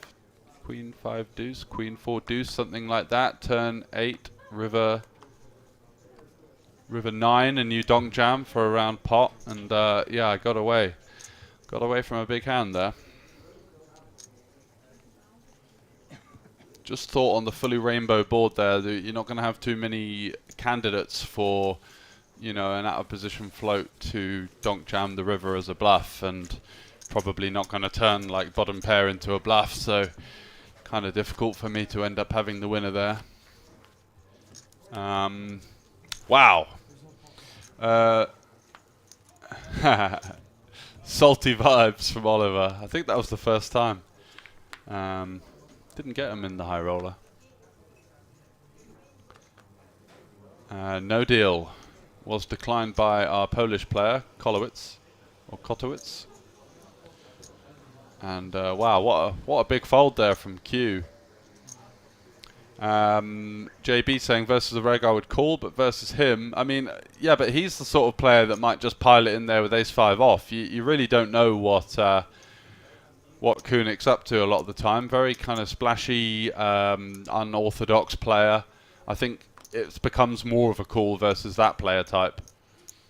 He's definitely not just open jamming hands like 10s, jacks, queens, kings, or aces, and that, you know, when you've got 8s and you can eliminate all of those hands from his range, you're doing pretty well. Queen 8-3 on the flop. No, I don't think there was a flop gut shot.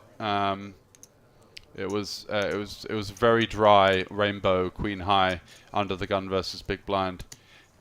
Queen 5 deuce or queen 4-3, queen 4 deuce, I believe. Wasn't really many relevant draws. And then there was the back door. Jack 10 got there. It came 8-9. So you must have turned the set of 8s on the turn. Haha. Nice answer. So Kotowitz here in the small, jamming it in for 13 bigs, and Q here with, you know, I mean the 8s is a snap. This one, you can understand why he might be considering it, but with the stacks being so tight, kind of a tough spot actually.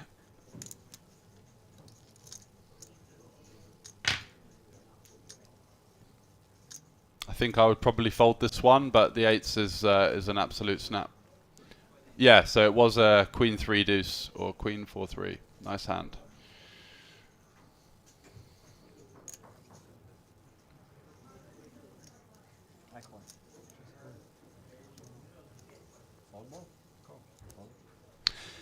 And Q does find the call, and we're off to a massive 60-40 hand here. Ace-4 playing king-5.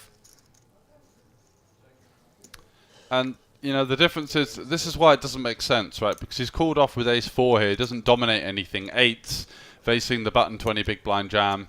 You're in such great equity, whereas the ace-4, you always got like this kind of like either 60% or dominated. So it's a tricky one. However, does flop top pair with a gut shot. Looks very nervous. Needs to fade a king or a 5. Jack on the turn. No help to Kotowitz here. And the Polish player, having declined the deal, all of a sudden being left with 5 outs on the river, needs a king or a 5 to remain in the Spade Poker Tour main event. And it's a 10. Q with the chip lead now. And I do have some information that they have done a heads-up deal.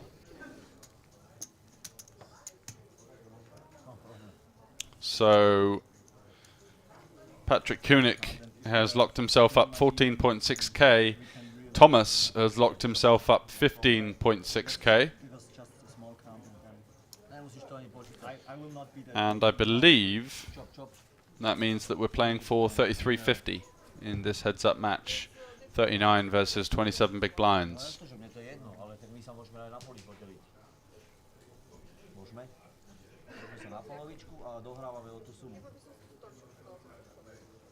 Povedz mu teda, že chceš... Can I have the chair? You want the chair? Yeah. I want to keep this. Povedz Tomasovi, že ja sú, že chceme chop deal, ale dohrávame... I will give him this proposal to you. Dohrávame o tú sumu. Okay, so he wants to chop and play for 10%, that's it. And I want to see the numbers, and if he wants a little bit more, You know what is SPTV? yeah, Independent chip. yeah. Okay. But I don't want to chop even because I'm, Yeah, but it's gonna be even like, yeah. that's gonna be like 100. Also upcoming, the Banco Casino Championship between the 4th and the 10th of April. 150k guaranteed and a 150 euro buy-in. So guaranteeing 1,000 entrants, and the tournament action at the Banco Casino does continue to prosper in this post-COVID era. As you see, some of the stuff from the outer tables over the action with the action over the course of the last week or so. Spade Poker Festival putting on a 555 high roller, a 199 euro main event, a bounty event which was, I believe, 150 euros, and also a 50 euro farewell event that is running now.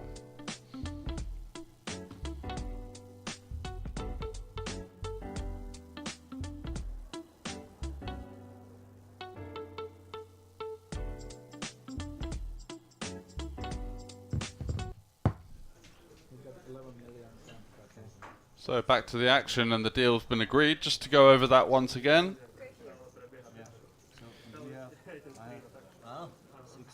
Everyone gets himself a ticket on the final table to the Banco Casino Masters, the 250k guaranteed event, which is the flagship event here at the Banco Casino. You see that event concurrent every couple of months, and that one used to be 100k guarantee, and they've slowly been upping it just because of the large levels of success that the tournament series have had over the past few months and years here.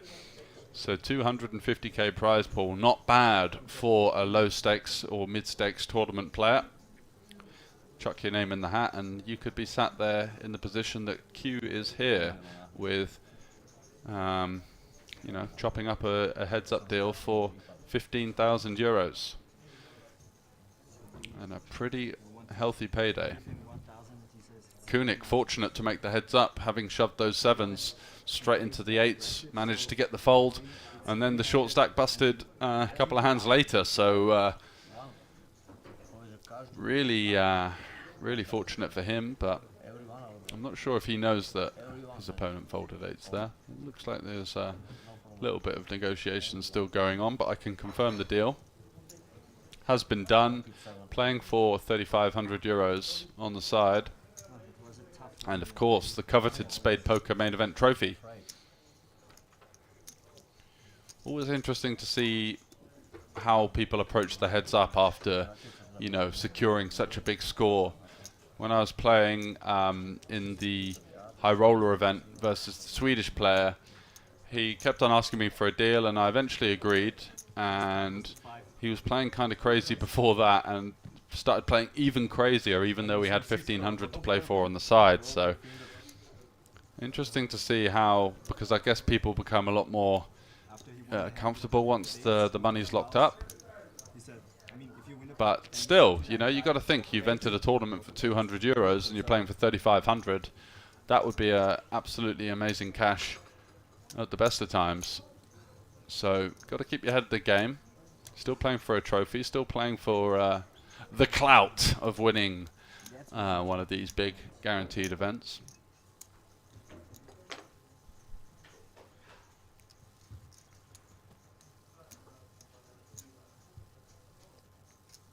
Now my marriage is paid.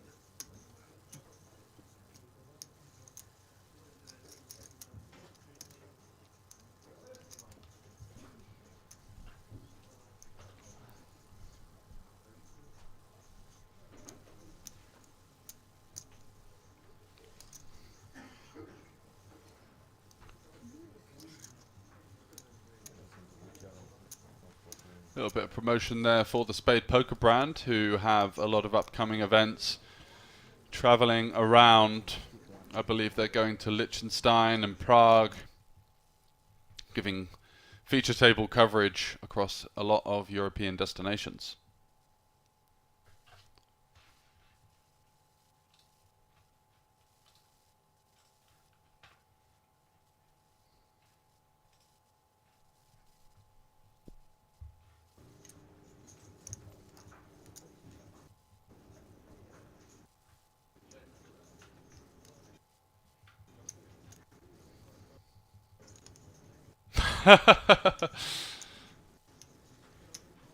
Who said that? Thomas or Kunik?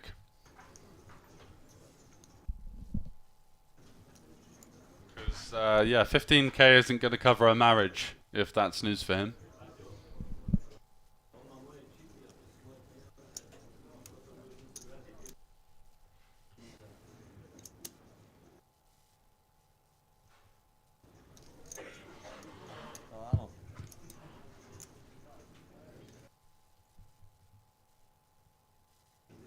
Thanks for your work.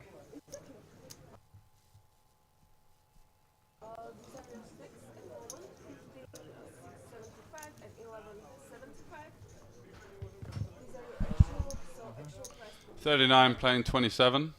Thomas did, so his wedding is paid for by the looks of things. That's a nice little Brucey bonus.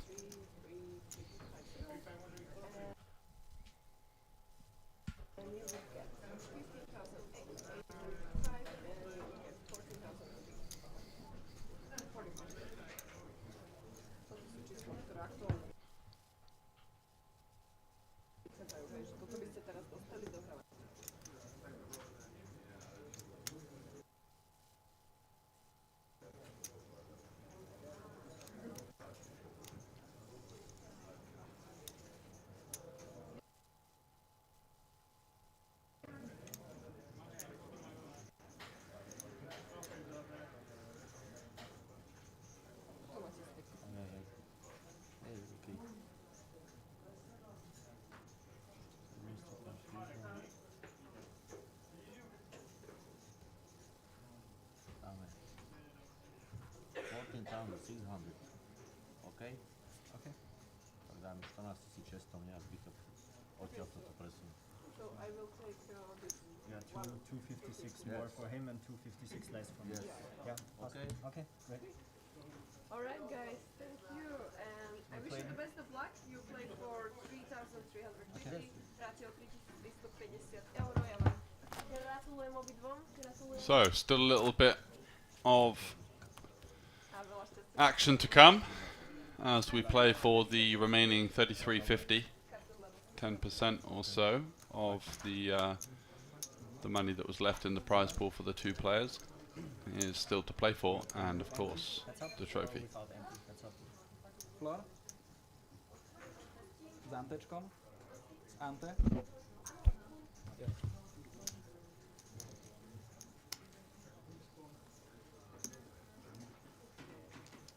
Ja si už zobral.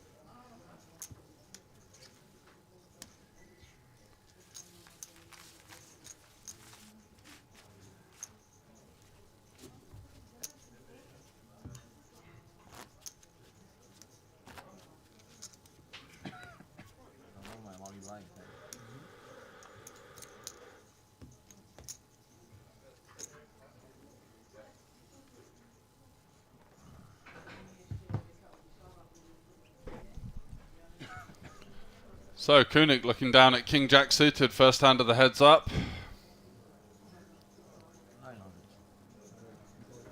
Gonna be seeing him opening it up here. And Q with the rags, just letting it go. Big blind ante as well, so that certainly changes things. in the heads up. Kind of forces the button to play almost every hand. They get to play every hand obviously in position. You're getting such a good price just having to complete the small blind. So 0.5 into a pot of 3 big blinds. 6-1. Which means that hands even like 4-3 should be really limped.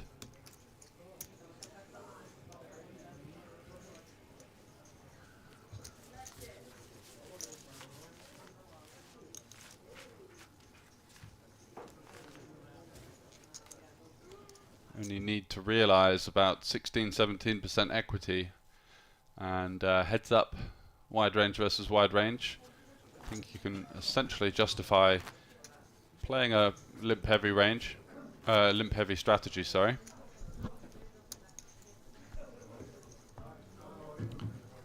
So some limping, some raising, and I think very little folding would be going on.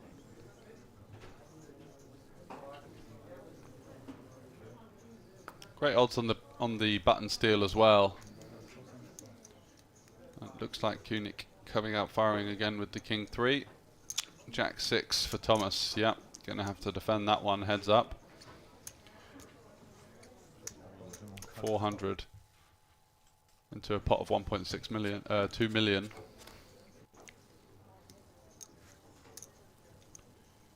Queen 5. Koenig's has the initiative with the backdoor flush draw. I think we'll probably see a small continuation bet. Thomas really not a lot there. Likely just to be getting that one through, and does. I think I will not look good. Heads up. Probably going to have to defend some of your all of your jack highs with the backdoor draw, but the bear jack 6 there can't really hack the heat. Around. Only around.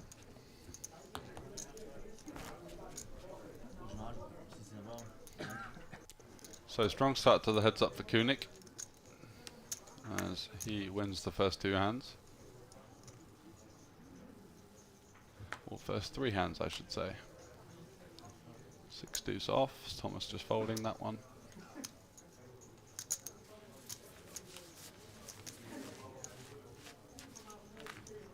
And as you can see on the bottom of your screens, Polish Poker Masters coming up is in fact next week, with day 1s running in Bratislava and the day 2 over in the east side of the country in Košice.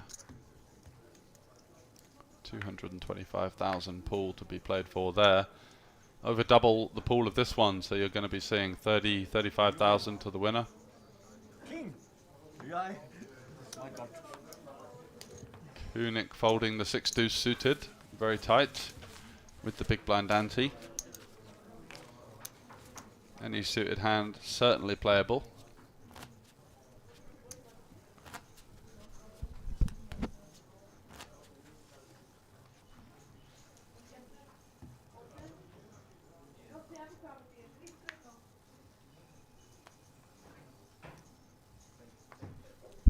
Thomas 10-4 suited.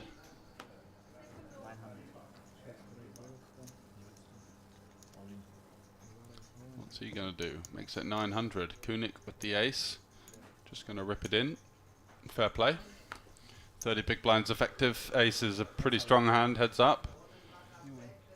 So, you know, those aces that have poor playability post flop can just go into a jam. No king.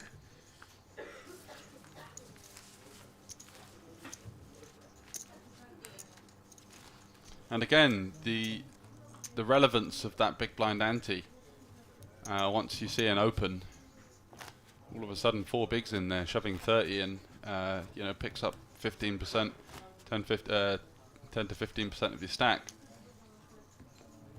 You're going to be very unfortunate to run into a better hand than ace-6 blind v blind, so just piling it in there and taking it down the vast majority of the time. 5-4 suited now. Does he go with the limp? Looks like it.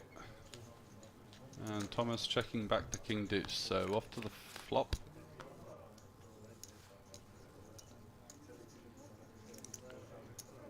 Jack 8-7, got the bottom end of the gutter. Obviously no showdown value with the 5. 8 on the turn, probably going to see a stab now. Turns himself a combo draw. Oh, he just shoves. Wow, so Königs here to play. And again, this kind of unorthodox style of his could see him having the advantage in this heads-up match. As we've seen, Q, a rather kind of tight and selective player. And there's nowhere to hide in heads-up poker. You can't just simply wait for good hands. You've got to really get in the mix and battle with your opponent. And König definitely not going to shy down from that. So interesting to see how Thomas will react. King 10 suited, monster hand. Looks like he fancies an open here. He's going to make it. Is that 900? And König just ripping the ace once again, and tough spot for King 10 suited. Heads up, such a strong hand. You know, you'd imagine that König will shove some pairs, might shove a hand like Jack 10, Queen Jack. You know, the good old 15x pot. And Königs not messing around in this heads-up match with the all-in strategy. Actually, kind of a similar spot I got into, which is so unfortunate because you get into these kind of situations where the opponent is ahead, but once you call, they should really be dominated. It looks like Q wants to fold the hand. 25 big blinds effective. I'm not sure we can get away, you know. King 10 suited, just too strong. If he's ripping in Queen Jack suited, Queen 10 suited, Jack 10 suited, you would think we've got a significant equity advantage versus those. Does he just snap jam hands like, you know, the powerhouse hands, Ace King, King Queen? Probably not, and he does call, so this is a huge pot. Ace 4 versus King 10, and König with the slender equity advantage in this massive all-in. 23 million chips in the middle. Only 4 million behind for König if he were to lose this one. He is wild, exactly. Very tough to play against. Kind of random. Wouldn't be surprised if he, you know, shows up with the odd hand like 7-6 suited or, you know, something random like that. And whoa, what a flop. König with the top pair and the gut shot, but Thomas retaining a lot of equity, 38% with that flush draw, and he is praying for a club to keep his hopes and dreams alive in the Spade Poker main event. 8 on the turn, and all of a sudden left with 9 outs. Can he find it? Club needed for Thomas. Anything else for König? 80-20 going to the river, which could crown Patrick König as our Spade Poker main event champion. Let's see what the river brings. It's a club! 5 of clubs for Thomas, and a crushing blow to König, down to just 3.6 million. Got himself 9 big blinds left to play with, and what a river for Thomas there. Roller coaster of a run out there. King 10 suited in versus the Ace 4 offsuit, flopping the ace, 2 clubs on the flop, brick on the turn, club on the river. Brutal stuff there, and a big blow for König's chances of hoisting the trophy and getting that extra 3.5k.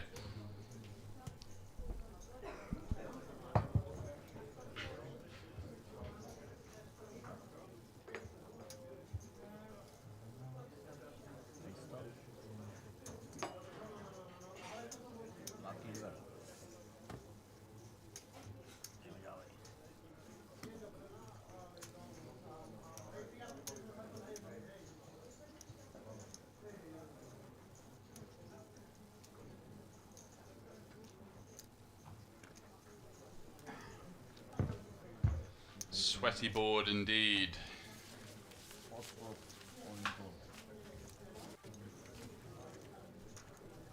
Just want to lock it up with your ace, don't you? You don't want to see those 2 clubs. All sorts of emotions easy to feel in these kind of situations. So Kunik finding that early aggression, at least he manages to keep himself with chips to play. 9 bigs to be exact, and Queen 5 with the big blind ante. I think, yeah, it is a shove.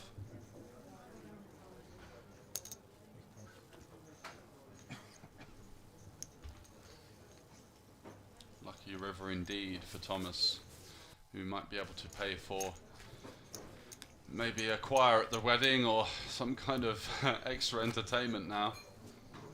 Might cover the dress. Who knows? Weddings are absolute rip-offs, aren't they? But it will definitely put a dent in it, that's for sure.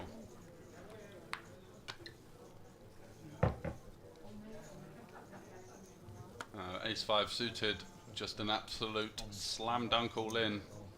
Kunik with the 7s. Here we go again. 34 playing 66. This time, well, Kunik once again having the equity advantage. A little bit more considerable this time with the pair. And now he's the one looking to fade the ace.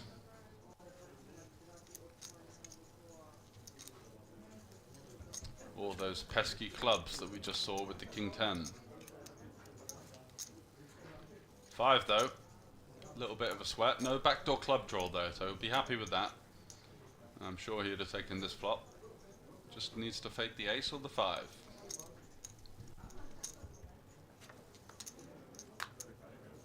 It's a 6, so nothing changes. Still the same predicament for Kunik. Just got to fade the ace or the 5. And then we're playing 20 versus 40 big blinds, or 45 versus 20 I should say. Thomas getting the chips ready. Maybe trying to buy a little bit of equity. 10 on the river. Kunik holds up. And he's going to get the double now, up to 8.4 million at the 400k big blind.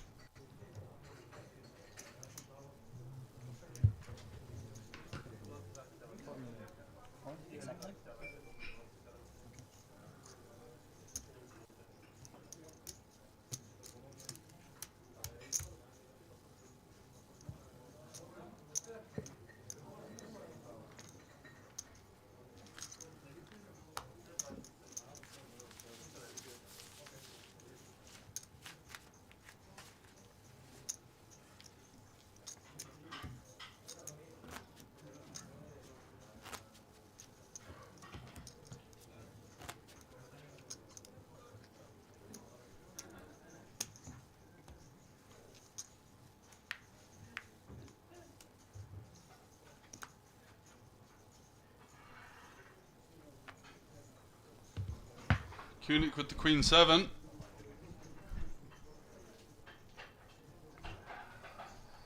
Sitting back in his chair. Not sure what he's thinking about. Oh, he just rips it in. Looks like he's had enough of playing poker and it's going to just be all in or fold from him. Which is one way of playing heads up. I've faced a few of these kind of opponents on sort of smaller, more sort of off the beaten track type sites. On the untracked sites like Unibet and Sky Poker, which is a UK only one. Occasionally you kind of get heads up with a guy that just doesn't really fancy playing post flop. Just gonna be ripping it in or folding. Which, you know, is a strategy. It's quite tough to play against because, you know, for that player who's doing all of that shoving, it kind of just ramps up the variance. So if he feels like he may not have an edge there, or if he feels that he just simply can't be bothered, you do see a lot of shoving. So, open-ender for Kunik. Surely he's not just going to donk jam, is he? No, goes for the check. Do we see a stab from Thomas? We don't. Kunik improving to a pair alongside his open-ended draw, and wow, just rips it in now and gets the fold. So I think we're seeing here Kunik's happy with his 15k and just looking to gamble for the rest. Very bizarre.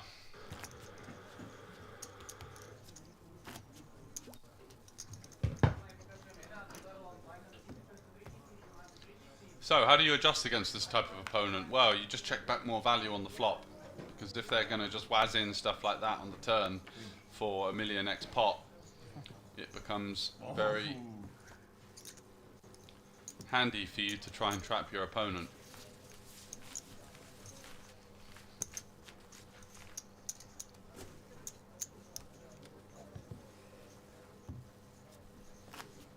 And I suspect that he's going to be doing less like check jamming, less check raising, more just, you know, when the action's on him, piling it in and seeing what happens. So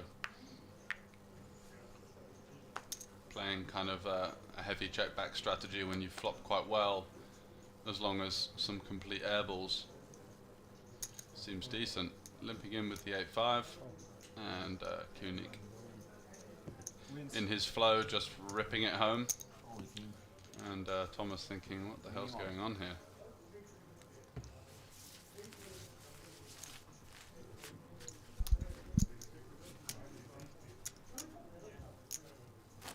I think I'm the weakest heads-up player in the whole world.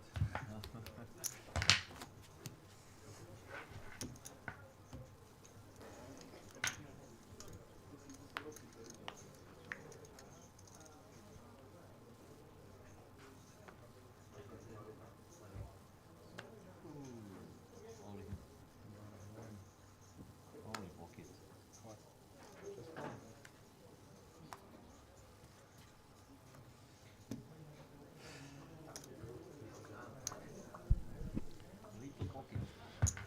Here we go then, Koenig in it once again, shoving it in with the pocket twos, this time running into the ace-9 suited, no going anywhere here. And we're off to the races. 51 for Koenig, 49 for Thomas, and Koenig's actually had the best of it in pretty much every all-in. And yeah, ace-high board for Thomas. He is now an overwhelming favourite to ship the Spade Poker Tour main event. Any lucky ducks? Or how about the backdoor hearts? Backdoor hearts opening up some possibilities for Koenig. Do we see a deuce or a heart river? 11 outs once. How's your luck? Oh, brutal! There's the rivered heart, and Koenig once again has the overwhelming chip lead.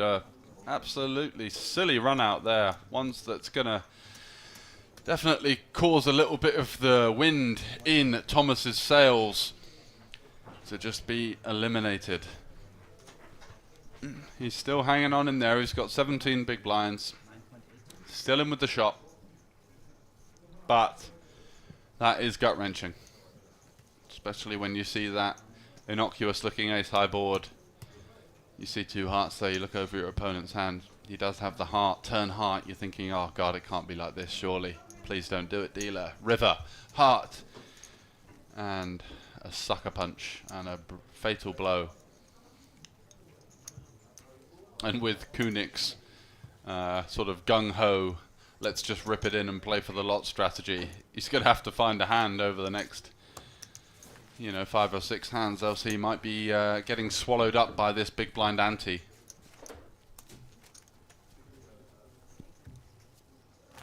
$50 playing 16 then, 20 versus 6.8 million here at the Spade Poker main event.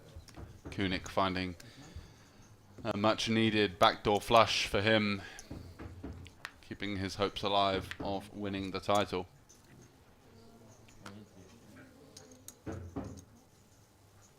$10-6 for Thomas. Very tight fold. I think you still want to be limping even though your opponent's doing a lot of jamming. Just getting such a good price with the big blind ante there. And if he's going to be folding kind of that tight, and then, you know, has an opponent who's just going to be open jamming a lot of buttons, it's going to be pretty tough for him. Just gonna, I guess he's playing the strategy of waiting for a good hand and seeing what happens. Koenig, are we going to see another triangle? Queen 8 suited, probably. Yeah. And Thomas with Queen 5 suited, think he's going to have to fold this one.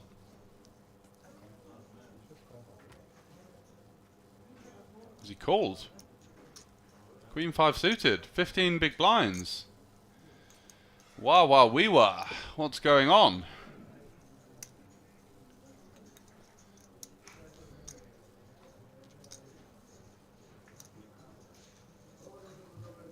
And Koenig, once again, 65-35 for the title. Can he close it out? Hearts versus clubs. Queen 8 versus Queen 5. Playing for it all.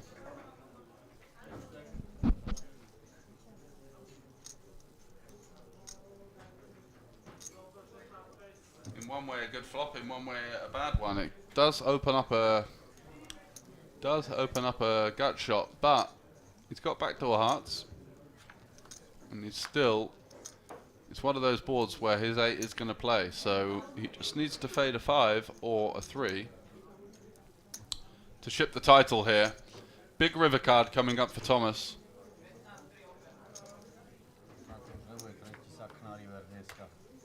And it's a deuce, so Queen 8 is going to hold for Koenig. And his bombs away style in that heads-up match gets it done, and he's going to be crowned the Spade Poker Tour main event champion for the first time, coming to you live from the Banco Casino. Well played, sir. And unlucky to Thomas, but you know, gets himself a nice payday. They did a decent deal, both of them locking up the 15k, and Koenig with the extra bit of cash alongside as well, the 3,500. Very well played. And so that's going to be the end of our main event coverage. Coming up, we have the Banco Casino Masters alongside the Polish Poker Masters next week, and the Banco Poker Championships as well. So Patrick Koenig is crowned your main event champion, and that's going to be the end of it from us. Thanks very much for joining, and we will see you very shortly for continued coverage of the events here at the Banco Casino. Bye-bye.